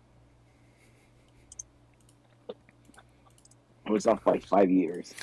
Well, then I would say that it hasn't really stood the have test of time then just yet. 2 more years. Maybe. How many? What does it need? What do you need? 20 years? I don't know. One more than what it has. Ringing Bells, welcome. Just another thing is in the back of the Big Tramp. He goes under the name of Ringing Bells in the back here. Ringing Bells, good afternoon to you. Is Ringing Bells back here? Yeah, he is. Is that like synonymous with? I think of it as like For Whom the Bells Toll. Yeah, I want to say it. Oh, sorry. I thought it would be synonymous with teabagging, but oh, okay. Hey, Casey, this is Ringing Bells. What's going on, man? What's up, man? I just wanted to share another post with you, and I wanted to shed light on the last post I shared with you. I think it's really important for your crowd to delve into why that market maker was not identified by Apex Clearing. A $358 million buy and sell within the same second on January 27th, 2021, right before the day of Apex freezing buying for hundreds of brokers, is an insanely important thing to highlight, because what market making function does that serve? We do need to know that, That is important because the next day, because of the surrounding problem with that buy and sell trade, Apex did not log the sell. They logged the buy, but not the sell until the very next day, which spiked volatility. And volatility is the main factor in the VAR, value at risk, which spiked margin on AMC to 118% on January 28th, 2021. And right when they logged the sell order of that $358 million buy and sell from that market maker, their volatility went way down. The VAR was corrected, and margin for AMC went straight down. And the ECP was wiped. And the ECP, the excess capital premium, which I've talked about at length with your crowd, was the reason why Apex said, hey, we are going to freeze buying on AMC to depress the price artificially because we cannot clear at the price it's at. They cited the ECP charge. There is no ECP without the VAR representing the margin, which pushes the broker over its excess regulatory capital, triggering the ECP. And there is no VAR hike without volatility. And the volatility was spiked by that 1 second trade, the $358 million trade that was a buy and sell in the same second, except the sell wasn't logged because Apex Clearing has a manual override. If it's over a certain amount. Right. Yeah, when it's over a certain amount, but they didn't log it until the very next day. Right. So it's like, what is that market maker's function? What function does it serve to do a split second buy and sell? And did the market maker know about that override? And if they did, they spiked Apex's VAR artificially, and it was a fake spike, and caused them to stop buying at AMC at all those places. But that's not the post I wanted to talk about. I do think you should focus on that a little bit more because that's really fucking important. Because if and we talked about it in chat because I went through a lengthy chat with you on that one. So Citadel was the DMM for GME, but if Citadel was the DMM for AMC, which I can't get to because it's like a $200 paywall, I just don't want to pay that to get that information. But ChatGPT 4, even if you refresh it 100 times, on January 27th, 2021, Citadel was the DMM for AMC on the NASDAQ.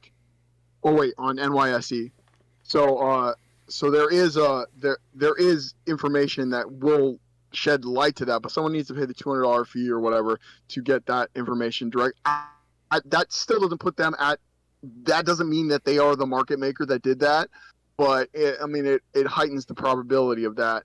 Now, if Citadel was the market maker that did that, then we can question them directly and say, hey, why did you make this split second sale, buy and sell, and did you know about Apex's manual override overnight? That is a very important thing. It's one of the most underrepresented things in the buy freeze, and led to Apex freezing buying for hundreds of brokers. But today, I wanted to talk to you about Robinhood. Are you interested in Robinhood a little bit? This has not been said, I don't think, anywhere on about Robinhood. Yeah, go for it. Okay, dude, I feel like I'm boring the hell out of you. No. Don't do that. Don't think that you need to be more positive about what yourself. Just be positive. Okay. Just be positive. So if you look at the top post on Superstock right now and the top post on AMC stock, I'm on both subreddits at the top. If you look at that particular post, you'll see that yes, we all know that Robinhood PCO'd on January 28th, 2021. That has been said a billion times. What is said less is that Robinhood placed the stocks in limited buy, placed position limits on all the stocks for a week afterwards. Okay, so that is rarely said. But what is even more rarely said is what the exact position limits were. And I'll tell you what the exact position limits were for a week. You could buy one stock, and there's a big addendum to this. There's a big asterisk right next to it. You could buy one AMC or GME stock only if you were a new customer. But if you were already a customer, if you were already owned one, all you needed is one stock of GME or AMC, you were completely barred from buying AMC or GME. So, therefore, the conclusion is as such. Robinhood did not PCO GME and AMC for one day. Robinhood, we can safely and evidently say, and this is misconstrued everywhere on every explanation of the buy freeze, we can safely say that Robinhood placed GME and AMC in position closing only for all owners for an entire week. No owner of GME or AMC could buy AMC or GME for an entire week. It wasn't just a day. It was a whole week. An entire fucking 5 days.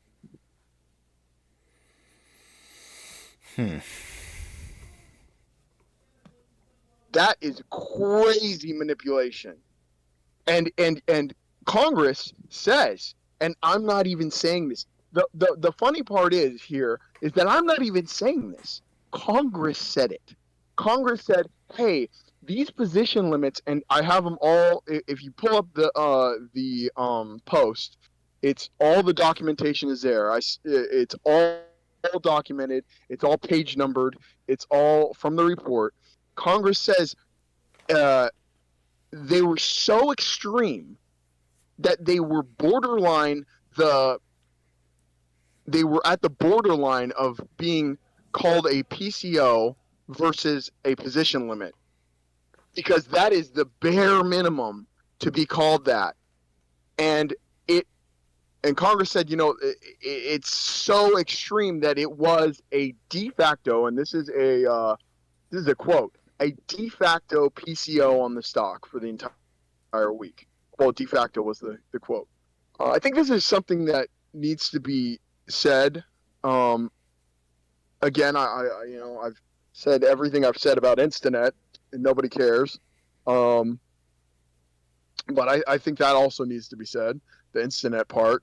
I don't even see that in the OTC ATS data, or the fact that there were 6 companies that day defaulting, including LEK Securities, who was actually kicked out of the DTCC about 6 months later for absolutely no risk management. Wedbush had no risk management. I'd have to bring them up, but each company had real problems. But again, I'm getting off of topic. What do you think about those 2 posts I was talking about? You could talk about them in either order. The first one was the AMC to $358 billion buy and sell within the same second. The buy order was logged, but the sell order wasn't logged. And the second one was Robinhood being PC.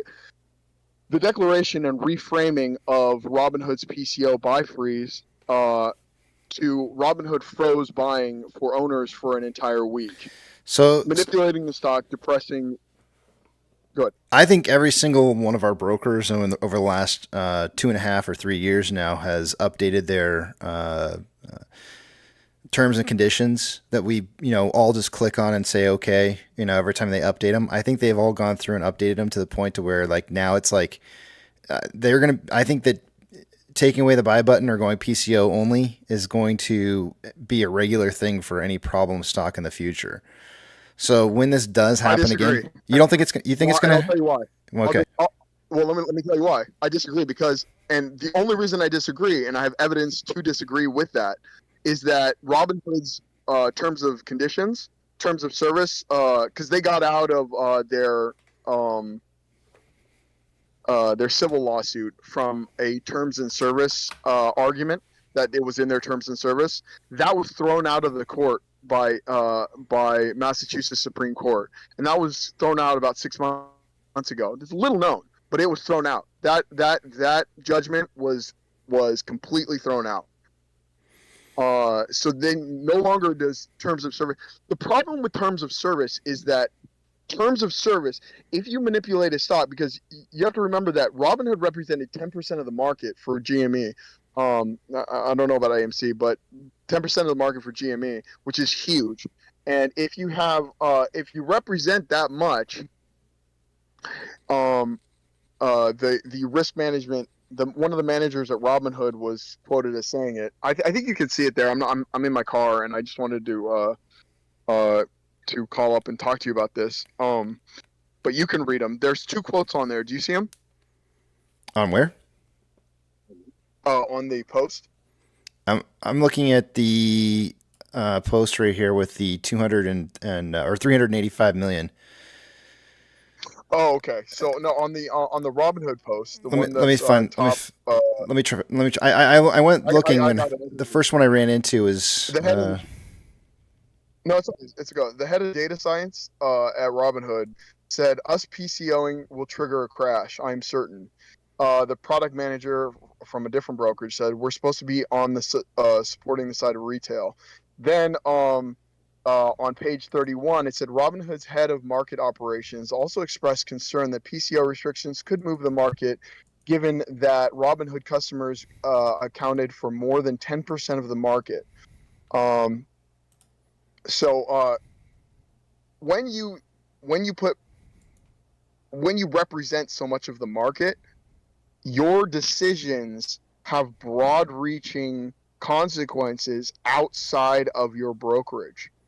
So you putting up position limits to such an extreme, or and now reframed as PCO for an entire week for owners, has repercussions outside of Robinhood that doesn't really make the terms of service legitimate, because those terms of services were accepted by the customers inner Robinhood, as opposed to all the customers that are being affected outside of Robinhood.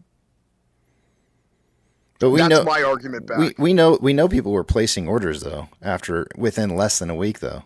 So are you suggesting they're just holding them all? People were placing orders if you were a new customer. If you were a new customer with Robinhood, you could place one order of a stock. But there was more. I know. I never remember hearing anybody suggest that there was any problems after it was like 48 hours or so of trading. Okay, so please read the post read the post. So I'll read it right now. On page 73 of the U.S. House Committee on Financial Services, by restricting the purchase of meme stocks in this manner, Robinhood avoided extending its PCO restrictions in name only, while virtually eliminating its customers' ability to meaningfully purchase meme stocks through extremely strict position limits. Indeed, for most customers who had more than the de minimis existing position in these stocks, who owned a single, i.e. those who owned a single share or 5 shares in the case of far lesser stocks, subject to the 5 share limit. The 5 share limit wasn't AMC and GME. That was because the 35 stocks were under the 1, and then the other stocks of the 50 were under the other. The 5 limit. The position limits operated as we're talking about I'll read the sentence again. Indeed, for most customers who had more than the de minimis existing position in these stocks, the position limits operated as a de facto PCO restriction. As such, customers could not purchase any new shares of these stocks and could only sell them. Robinhood, and then you go to page 75, and fractional share trading restricted, being lifted on February 10th. Okay. And maintain position limits in GME and AMC securities until February 5th, 2021. So the report doesn't go into how they changed those limits on GME and AMC specifically, but that those limits were the de facto one per new customer. That's all it says. It doesn't say that it limited those restrictions or eased up or anything like that. Now, if I'm wrong, I'm wrong. I don't care being wrong. But I've given you all the information that was given to us via the U.S. House Committee on Financial Services report. So if I'm wrong, I'm wrong. I like being wrong because then I learn something from it. But this is what Congress is saying. So if Congress is correct, then that would be a PCO on owners for an entire week. Now, notably, a lot of people moved brokerages at that time. They wouldn't just stay with Robinhood. And all the other brokerages were open after January 28th, 2021, including the hundreds of brokerages under Apex Clearing, including, like TD Ameritrade didn't have any problems after that. TD Ameritrade only had problems the morning of January 28th, 2021, when they shut down mobile trading completely. Same with Schwab. They have the down, because they're the same company. They're owned by each other. But January 29th and the following week was no problems. Minus February 2nd, which was the day of the Axos buy freeze. Axos Clearing was one of the other clearing firms that was defaulting. And that was through Revolut, Drive Wealth. Dude, this has got to be boring to you, dude. Like I feel like I'm banging against the wall. But you said I'm wrong when it came to Robinhood restricting trading. Well, I'm saying I don't remember anybody complaining about, but it could be. I mean, if you think about it, like the time frame, the 27th, 28th, and 29th, people started selling after that. Once the buy button got taken away, that's when it really started triggering a lot of people selling their positions anyway. So maybe part of the reason why I didn't hear or don't recall hearing anybody talking about having issues with purchasing shares was perhaps maybe nobody was actually buying during that period of time. I know when I made my initial first purchase of GME, I never traded through Robinhood, so I didn't have any problems. I know most of the people that I was reading through different posts that were being put up on Wall Street Bets, I don't recall anybody saying that they had any problems buying at that period of time, but I don't actually remember anybody saying, "Hey, I was trying to buy" either. So it's good. So, yeah. So this is perfect because it's Congress saying this. Yeah. So you don't have to believe me. Please bring up that page if you haven't already, because it's I all did. there in black and white. Yep. So it plus it was so high at that point. If you remember, there was a stock split too. So whatever the price is now, times it by 4, for GME. So for AMC, it's different. Different situations. But yeah, who was buying at that price anyway? I was. Few could I was. But you know what I'm saying, right? You know what I'm saying, right? Yeah, no. Like, I know there were people. There were people still getting in though. As soon as the buy button came back on, I know there were people that were getting back in. Correct. Yeah. But I'm just saying that the amount of users giving their testimonial at that point was limited. Yep. I would agree. Regardless, it was not only limited, it was confused because everyone. There's a commenter right now in one of the posts that I'm going back and forth with. Everyone at that point was just running around like a chicken with their head cut off because no one really even knew what was happening, let alone trying to figure out Robinhood's inner workings and decisions that were being made.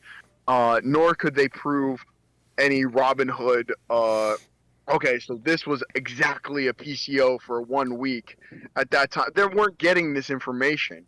Plus, you were mixing Robinhood with all the other brokers, and so people were like, I could buy with my broker, and then, well, who was your broker? It could have been Fidelity. It could have been whatever. So, like, or TD Ameritrade on the 29th, and even when TD Ameritrade went down, and everyone was saying, oh, they never went down. Well, there was varying opinions because their mobile app did go down. It shut down completely for an hour. There are tweets on that. It says that in the congressional hearing, in the congressional report, it says that TD went down for an entire, hour or so. That's a fact of the matter. But you'll get mobile users who will say, I was shut out completely. Then you'll get the PC users who could totally buy on their on the website saying, dude, Schwab was fine. I was able to buy during that time. You're crazy, So it really, it really helps in a liquidity crunch when you have differing testimonials that are garbled because of information. But if this is correct, then that push, and it seems to be the case, based on the garnered information with page numbers, citations. Let me ask you a question. From a congressional report. Why do you think? What makes you think that? I mean, I know you said that they threw it out in the court, right? But what makes you think that they won't do this again? What has changed? The whole reason. I agree. What has changed? I totally. This is like a common question. Now that's why I already knew where you were going. The whole point of doing this is so that they don't do it again, so that they aren't able to do this again. So of all the firms that really, that's why I keep talking about Instinet, is because all of the firms that were given this risk deterrent waiver, because remember, Robinhood was able to make their 1.4 billion margin, and they had the most ability of all the other brokers to do that because of their growth and their access to capital from all their donors. So they were at the most likely to be able to make that margin, which was over their excess regulatory capital. And when it's over their excess regulatory capital, that means they are in default at that point. But they're able to garner. Let me ask you a question, if I can interrupt you, if you don't mind. Do you see any changes coming in the regulatory authorities, the regulators who are in charge of this? Do you think, being that we're coming into a possible, we're in an election year, and there's a very real possibility we'll have a different party in power? If so, isn't Gary Gensler and Jerome Powell both appointed by the president? So is it possible that we could see the wholesale change in policy going forward? I mean, a lot of these policies come from the top down. I don't believe for a minute that any of these underlings act to whether they choose to bring charges on potential crime or not. Yep. Yeah, no, I get what you're saying. You're talking about like political parties and stuff. Gary Gensler put out the Big Four rules, which changed everything. But he was stuffed for doing it. And that's when Platinum met with Gary Gensler. And then, so I have a whole thing. You think his job is safe? Do you think he will be go forward? Do you think he will remain in place? I hope. Seeing that he was appointed by Obama, he was continued to keep his job courtesy of the Bidens. If indeed those politicians fall out of favor, and another party becomes the dominant, is it logical to think that neither one of those guys is over here? Let me give you my idea on Gary Gensler here, because Gary Gensler has been a weird figure in this whole situation. Gary Gensler, first off, was not the SEC chairman during the buy freeze. That was Allison Heron-Lee. Correct. Who was the Allison Heron-Lee and Elad, who was under Trump. And then there was a turnover of the president was coming into office at the time when Gary Gensler was put on. Right. So it was January, and it was when Biden was taking office. So there is coincidental stuff there that kind of leads to the fact that this wasn't, just like because of this. It was also, there was a change in cabinet. But Gary Gensler, a lot of people don't know, and again, this is posted from, I don't know, 2.5 years ago when so Gary, let me close my window here. I'm just parked on the side here.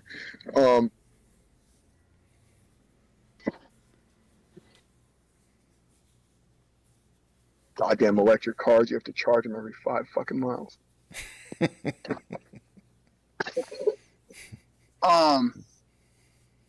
Okay, so Gary Gensler, he was a Goldman guy in the 90s, and in the 90s he worked for the Treasury under Clinton.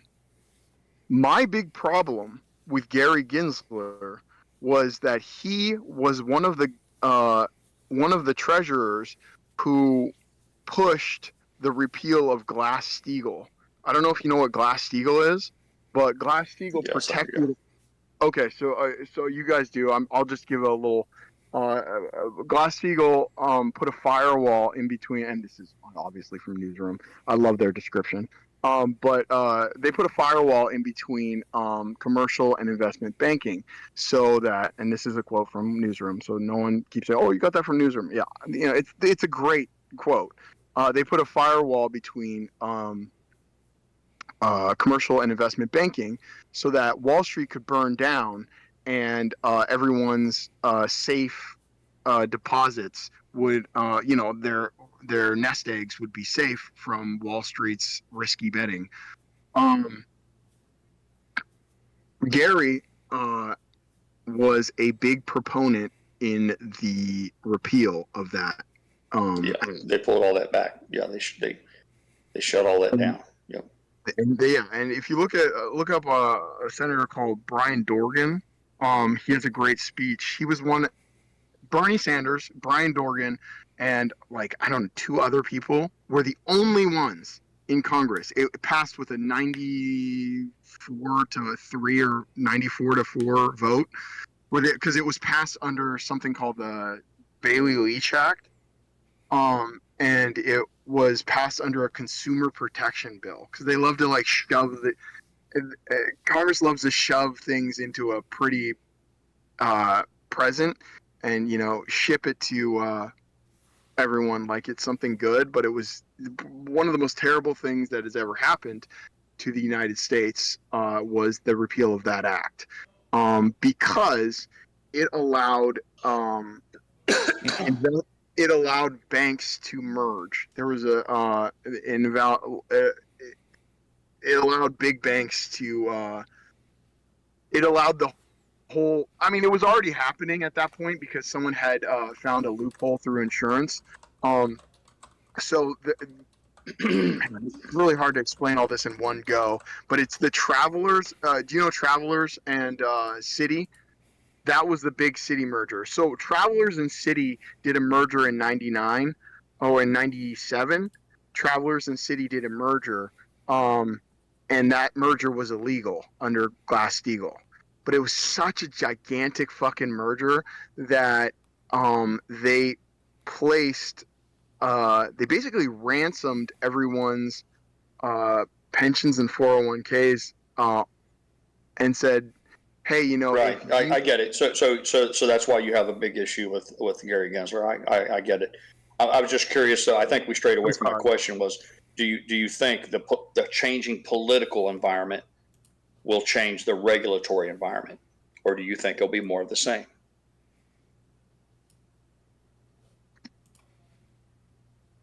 I mean, that's hard to say. I don't know. I guess what I'm tiptoeing around is I was hinting around that. Is it possible? Is it logical that maybe they're part of the problem? That the very ones who are charged with the sheriff who's supposed to be on patrol, overseeing the SEC, overseeing all of this bad acting, is it possible that you're never going to see any relief under them because they're part and parcel to it? They're not just refusing to accuse someone of a crime and investigate it because they don't think there's enough evidence. It's my theory that they're doing so with full knowledge that they're complicit in this. So I would argue that the only way to get any relief then would be to have a new sheriff. Everyone gets on Gary again. So what I'm saying is that everyone gets on Gary. I heard what you said. You tend to not like Gary. I get that, but the one blocking everything is Hester. So I don't know why she's not getting any shit. Well, my vitriol, my hatred isn't just specific to Gary Gensler. I'm at a point right now in my financial life, my personal economic future is tied to the politics. So I have a problem with all of the deeply entrenched people who sit in these seats of power. Okay, no, I get that, but here's the thing: it's like you're not gonna drain the swamp. That's such an extremist viewpoint that it's going to get nothing done. Fair enough. Would it be a noble effort though to at least eliminate some of the swamp creatures? I mean, if we're going to continue with that metaphor, if it's a bridge too far to drain the swamp, does that mean we should just allow the swamp monsters to breed and profligate unchecked, or should we at least make an effort to? So again, so here I was going to say again, Gary put up those 4 rules, those 4 propositions, where it was about tick times, and I mean, man, when he put those up, and he had all those meetings with Dave Lauer, We the Investors, and he met with Super Stonk, Mod Platinum. This dude, the hate he got from big business and large financial institutions was fucking wild. They wanted his ass. They wanted his job. So Byrne even said it. I don't know if you guys know Patrick Byrne. He's the guy of T0. He even said that Gary's okay. He said Gary might be okay. I don't know. Again, the verdict's out on Gary because of. But again, people change. So I don't. Everyone has But okay. I mean, is that enough? Is that the bar we set for our political leaders and the people that we trust to what would tantamount to these executive positions that have so much power over our person? But here's the thing. There's something. It's just okay. Well, hold on. Is that the bar now? He's okay. So no, it's not. No, it's not. That's what I was trying to tell you. If you want to do something right now, you can. You have to support his 4 rules. If you want to actually change something, you have to help him. I know that sounds crazy, but if you want some change that will actually help the market, you have to look at those 4 rules, understand them, and then side with him. And that will change things. I mean, dude, he's putting up it's been so long since I've heard any update from that, but I'd have to go back into my research on them, but they were good rules. I mean, they were like crazy different than anything that we're on right now. The competition would be. I mean, he basically wiped away PFOF through competition. So instead of just saying PFOF was banned, he instituted a rule that would make it very unlikely. Again, I haven't prepared. I'd have to prepare something on that one. Man, dude, I remember when he was going through those, I was looking through every Bloomberg article, and I was looking through, I watched every Bloomberg tutorial on what the hell he was trying to say. And boy, it really did look like he was trying hard on that one. And again, I'm coming from a point that I disliked what Gary represented because of his Glass-Steagall problem, and I think that was one of the worst things that has ever been done to society. And if you look under on YouTube and you look for what Biden, like our current president, if you look at what he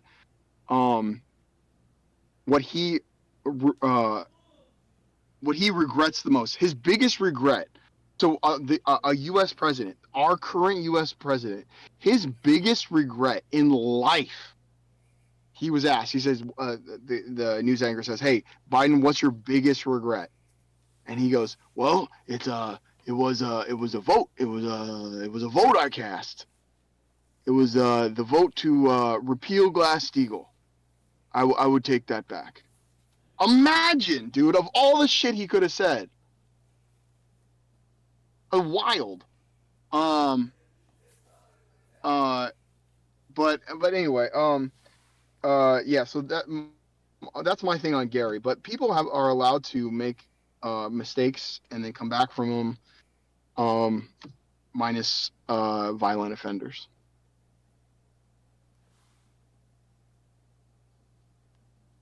Am I still on? Oh yeah, you're on. Yes, you are. Oh, okay. Trying to. We enjoy it. We enjoy it when you come in and bring up some levity or some seriousness to our frivolity. So we're trying to give you as much time to speak as possible. But I think what you guys, I'm sorry. So what I think you guys should probably, not should or what, I'm not shoulding anyone. I'm just saying what I think is really important is that weird trade that happened on the 27th and why the buy order was logged and the sell order wasn't. That's very strange. That's a very strange thing. Maybe it's not strange, and it's something that we have to sorry. Maybe it wasn't strange, but Apex found it serious enough. I have to go, guys. Good talking with you, and I hear you, man. Yeah. I hope that was good. Stop in. No. That's good. It is good. It's good information. Come back. Stop in anytime. Please come back. Yeah. Oh, great. Hey, have a nice day, guys, and good talking with you. All right, take care. Too. Later, man. Right on, man. Take care. See you, man. Outro. No, not yet. We got time. But do you guys want me to go over the numbers one last time here before I end out the day today, or do you guys want me to just skip over it?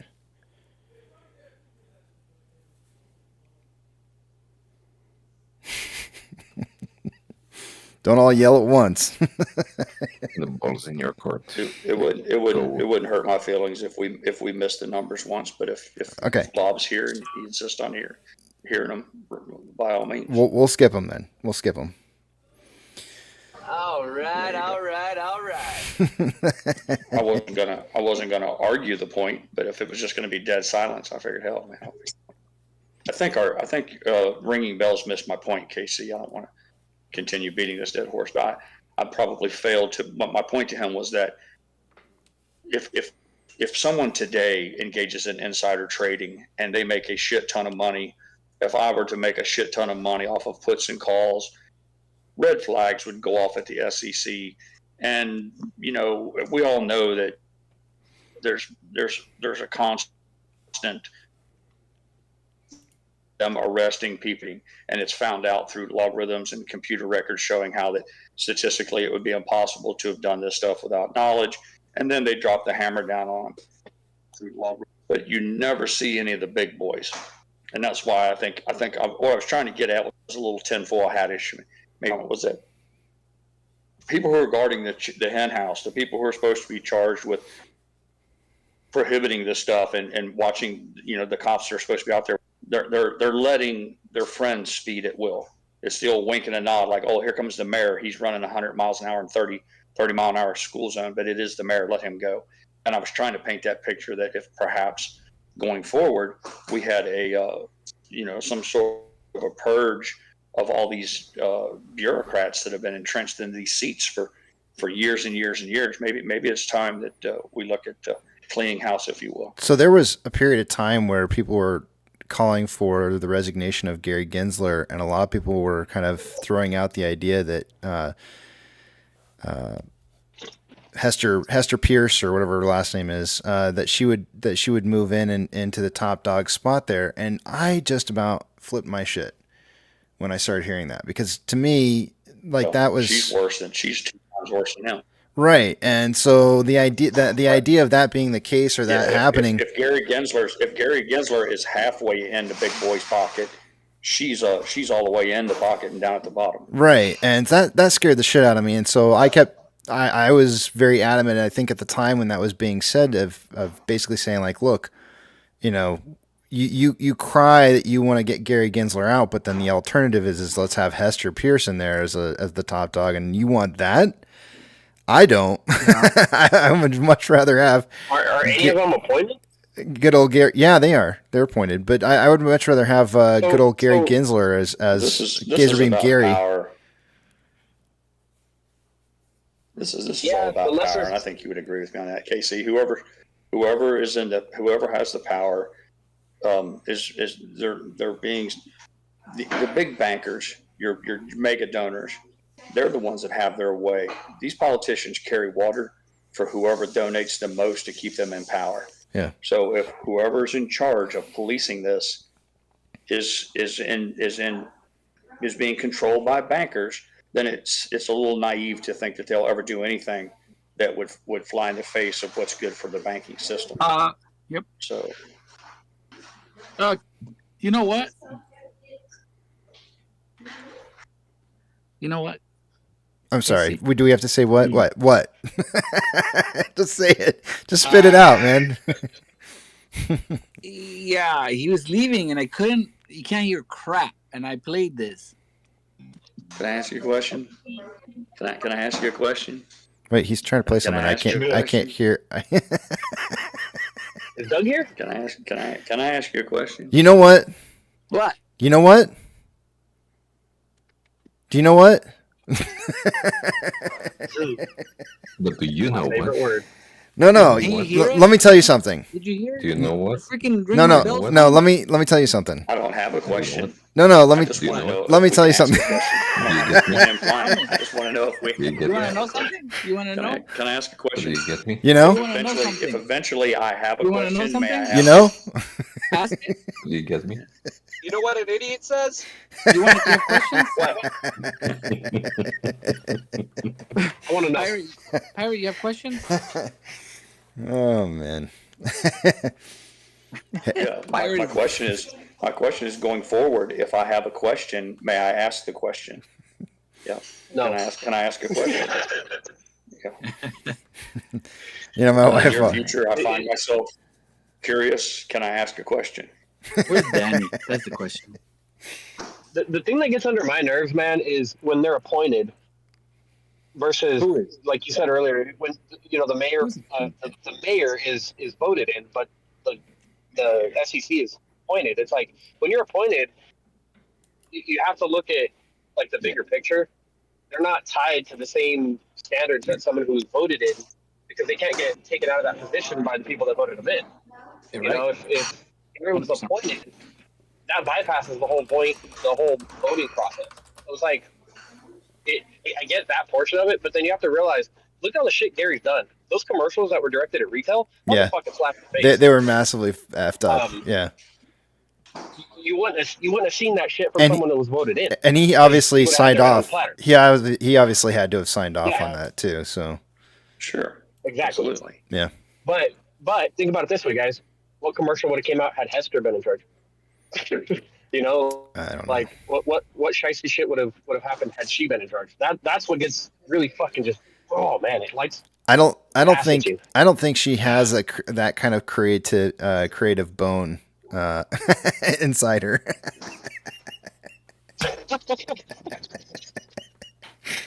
I don't mean that like that. Stop. I know what you're thinking. That's not what I meant. He's boneless. If Gary's got that bone in him, more power to him. He's got Gary. Good old Gazer Beam Gary's got that bone.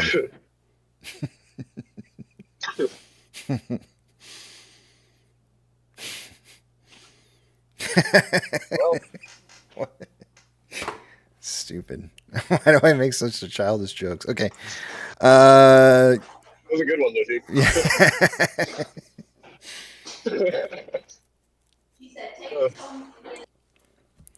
Man, why Pirate? Is she doing dishes again? This is twice in one day. No, my son's preparing a snack, and apparently he's getting potato chips out of an aluminum bag, and she is making her late lunch. And Well, what you hear is the general sound. You know, there's only one thing that I've comes. been trying to mute my mic in between. There's only one thing that comes or is better more than once a day. A song picked by Yucca. Oh. Yeah.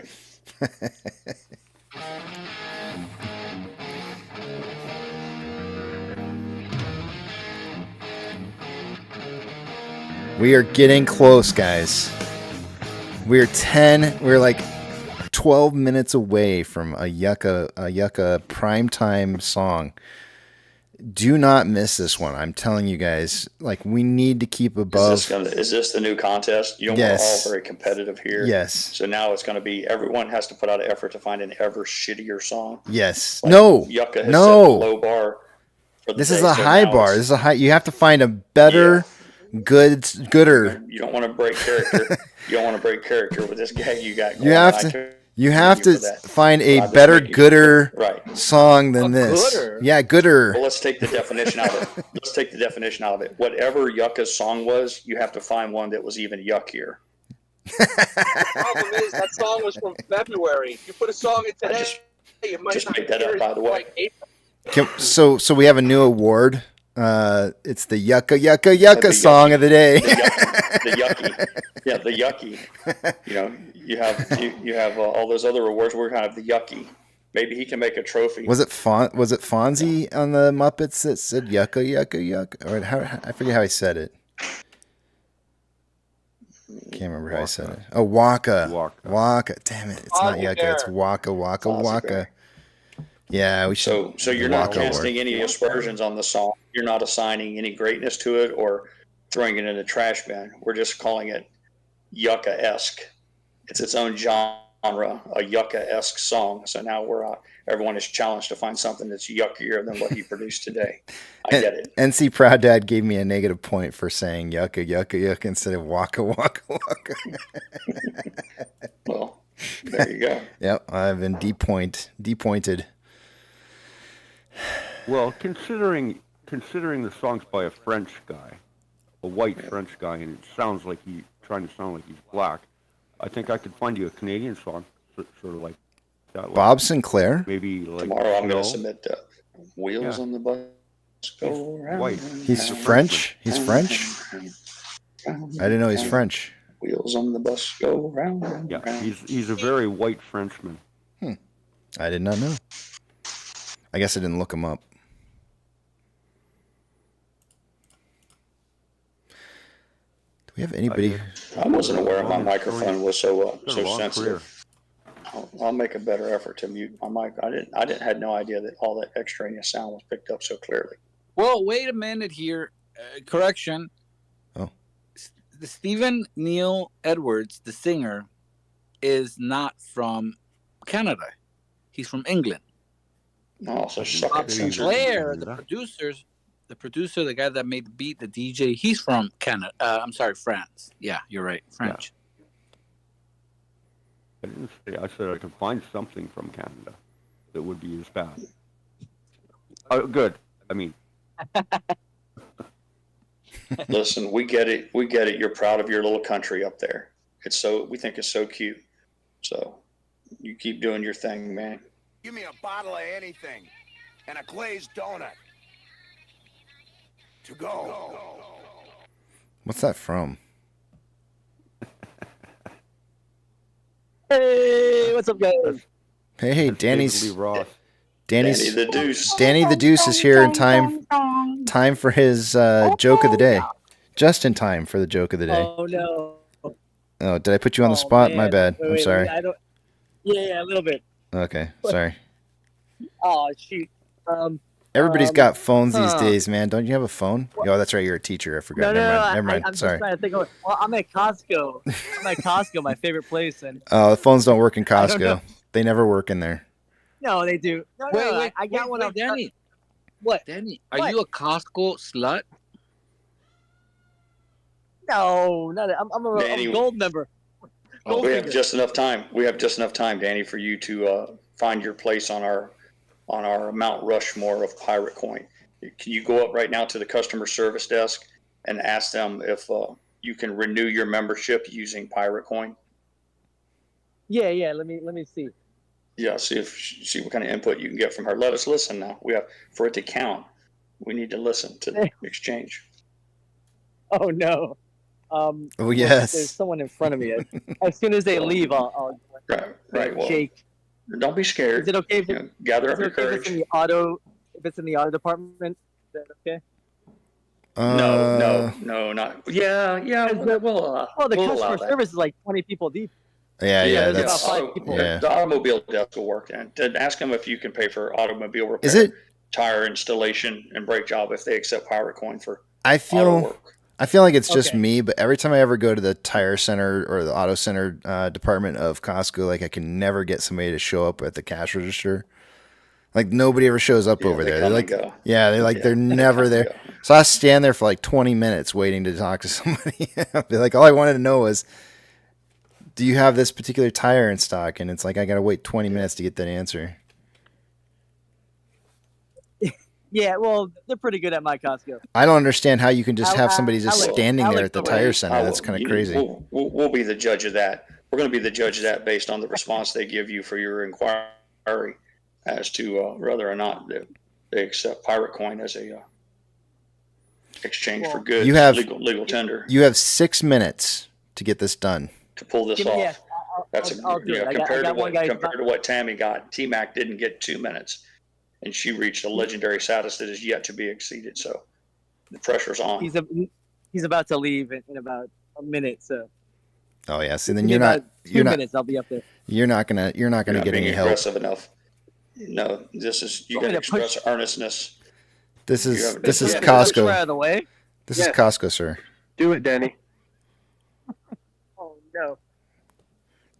This guy's gonna. I had a joke, but like when you asked me on the spot, but you know Fuck your joke. Fuck your joke. We don't hear your jokes now. Right, Get your right, ass up there and Jeez, you guys are brutal. Danny's like, I think I'd rather tell the joke and then go through with the bit. Please let me tell a bad joke. Please, I don't want to do this. I'll do anything. We're gonna see is Danny a good liar or not? Right. Can Danny lie or fib his way? Danny, listen, you need quite a bit. You need tires and brakes done, but you don't really have any US dollars. All you have is pirate coin. And it's become very common throughout the world, and you just don't understand why you can't pay for the services with pirate coin. Okay. And then ask to speak to a manager. When they say no, ask to speak to somebody higher up. Oh, jeez. That's too far. That's too far. If you want to supplant T-Mac, she is the reigning queen right now. If you want to just place her off the throne, you have got to at least take this up to a manager's level. Well, what you gotta do is T-Max level. Come on. What you gotta do is find out if they accept any other form of cryptocurrency, and if they do, then you say, well, if you accept this form, then you ought to be accepting pirate coin because I mean they're pretty much the same thing. Exactly. No, it's better. If not, I mean, because it is pegged to gold. line? It's pegged to gold. Remember that it's pegged. It's pegged to gold. Yeah. And what did we say about burying the buried tokens? Wrapped tokens. Wrapped. What was it? My wife just called and I cut out. What was the other one? Pegged to gold. It's pegged. It's pegged to gold. It's pegged to gold, and it has a wrapped token. It's traded with It's traded as wrapped tokens as well. The ticker for it is RRRR. R. or ARRR. You choose. R. You just need to express your credulity. You just need to be flabbergasted that they're so far behind the times. And then tell them Sam's Club takes it. Say Sam's Club, your competitor, takes it. If Sam's Club is taking a pirate coin, why isn't Costco? Yeah, it should be It should be ARRRUSD if he wants to look it up. Yeah. Oh no. Now I got to tell this guy's like buying tires in front of me. Now I got to look this up and see if that's actually. You know what? I'm just gonna go to. Oh, there's an If that's R. not taken, we There's should, there's an actual ARF. We're going to have to start demanding these guys turn on their body cams because I'm certain he's chickened out on us. That the service desk has been wide open. He's had ample opportunity to pull this gag off. I think he just lost his nerve. I'm so disappointed. Casey, you can't close out the show yet, man. I'm gonna do this, and You've got 2 minutes. I should be okay. 2 minutes. No, come on. You have 2 minutes. You gotta extend it. You have 2 minutes. Oh, jeez. Just for the record, there is a coin called Pirate Chain whose ticker's ARRR. Just so you know. We've got legal looking into it. We sent them a cease and desist letter. Somebody keeps using our ideas. What the hell? Danny, just freaking scream it out. Do you guys accept pirate coin here? He's talking to a customer. I can't just walk up. No, just scream it. Anybody will answer. You'll get an answer. Danny, you paid your membership, man. You should be allowed to blurt it out when you need to. I mean, I could just yell in the middle of Costco, but I might get kicked out before. You know what, better yet, go over to the phone that's on the wall and Say, make an announcement. say, yell out. Say, Go to aisle 5 and say, scream out, pirate, are you here? say, I need help. I'm pegged right now. The clock ran out. The clock ran out. Listen, Danny, 30 seconds. you're not off the hook on this, Danny. We're gonna table this for another day. No, I'm doing it. I'm gonna have to just record it and post it on Discord. Don't record anything. You're down to 50 seconds left. Oh, no. That's not even long can I enough get to do the setup. No. Can I get a phone a friend? If you can extend the time. If you can Like, start, Danny, if you can let me start. say, Danny, much like your comedy routines, Danny, it doesn't surprise us that you failed in this as well. All right, Danny, you have 30 seconds left. I need a joke. Now I need a joke right now. That's it. We're down to a joke. I have a supervisor. Okay. Wait, hold on. Let me.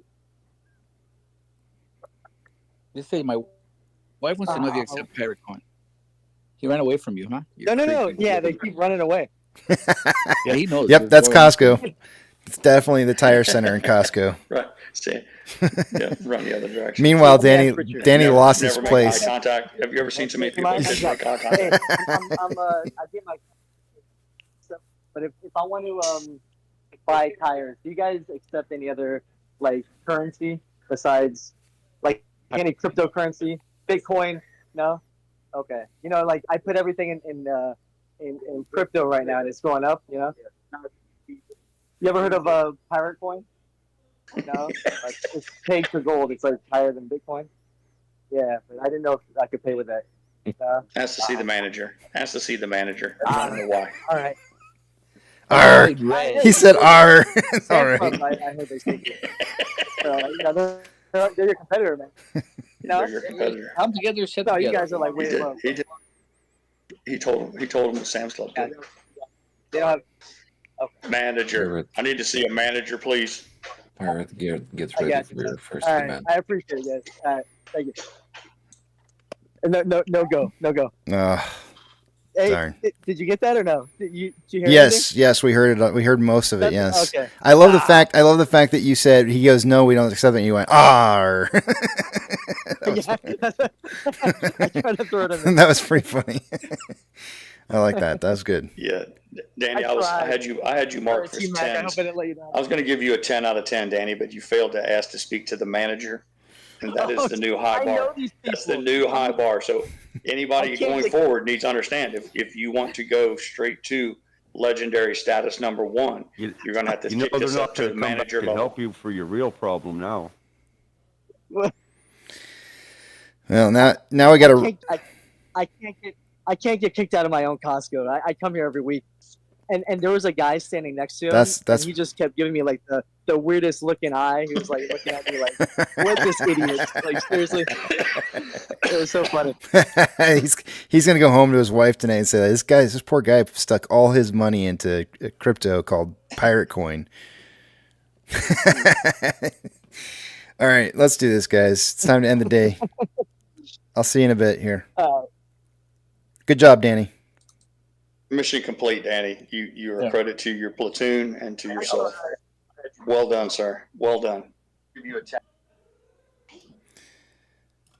All right. Well, it is that time of the day, unfortunately, guys. And as usual, all good things must eventually come to an end. Eat, sleep, drink, get plenty of rest, spend time with your family, spend time with your friends, take your pets out for a walk because I like getting outdoors too, and for crying out loud, go see an AMC movie. After all, that's what we're here to do, is support AMC. But above all else, don't have a good night. Have a great night. Beep, beep.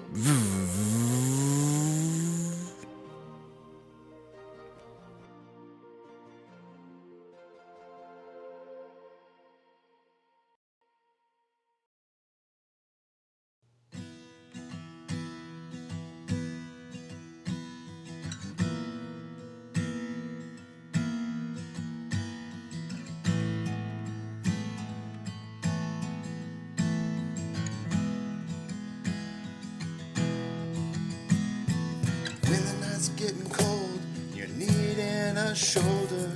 Puff out your chest and be a little bolder.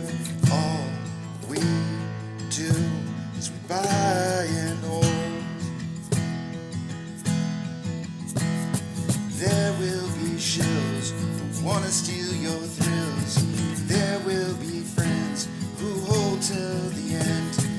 There will be doubt, fear and cloud, but it's all in your head. Those hedgies are dead. Panic and fear really are near, but it's not ours to own. We have shown that all we do is buy and hold. Oh, there will be shills who wanna steal your thrills, and there will be friends who hold till the end, and there will be doubt, fear and cloud, but it's all in your head. Those hedgies are dead. So when the night's getting colder, you're needing that shoulder, these apes got your back, we got each other. All we do is we buy and hold.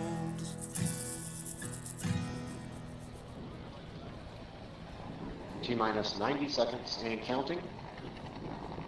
All systems are go. We're about 90 seconds from the launch of Space Shuttle Discovery.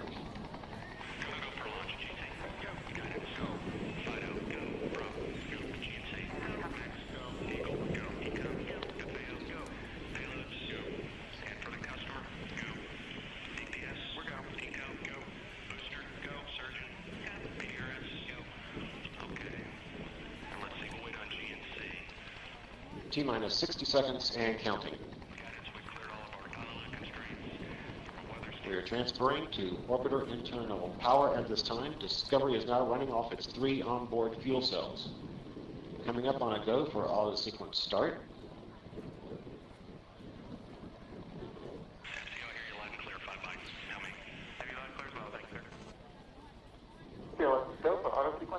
And we have a go for auto sequence start.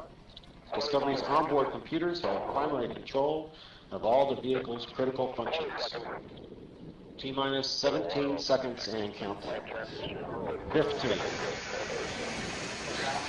12, 11, 10, 9, 8, 7, 6, 5,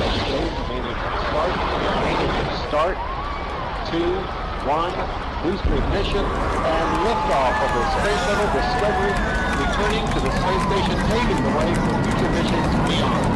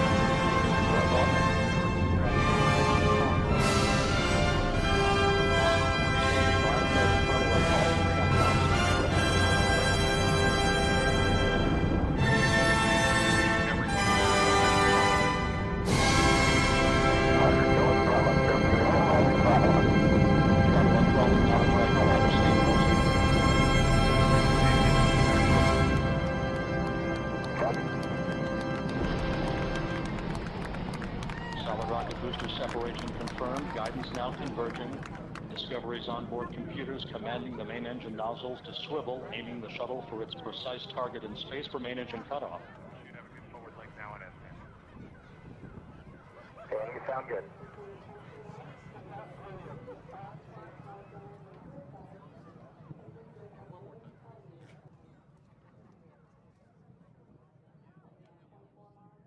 Discovery Houston, negative return. Copy, negative return.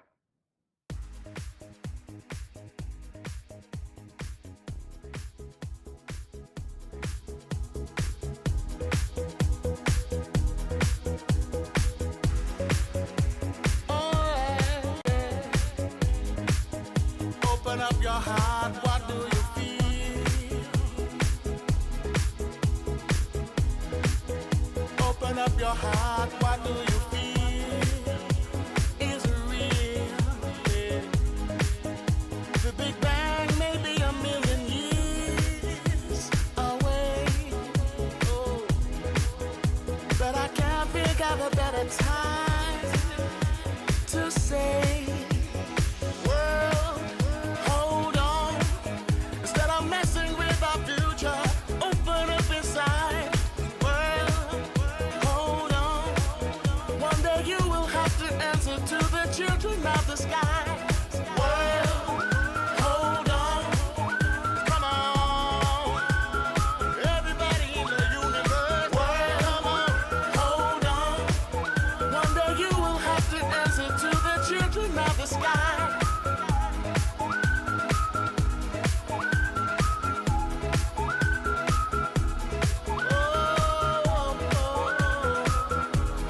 Children of the sky. Look inside, you find a deeper love. The kind that only comes from high above. If you ever meet your inner child, don't cry, no, no. Tell them everything is gonna be alright. World, hold on. Come on. Everybody in the universe. World, come on. Hold on. One day you will have to answer to the children of the sky. Children of the sky.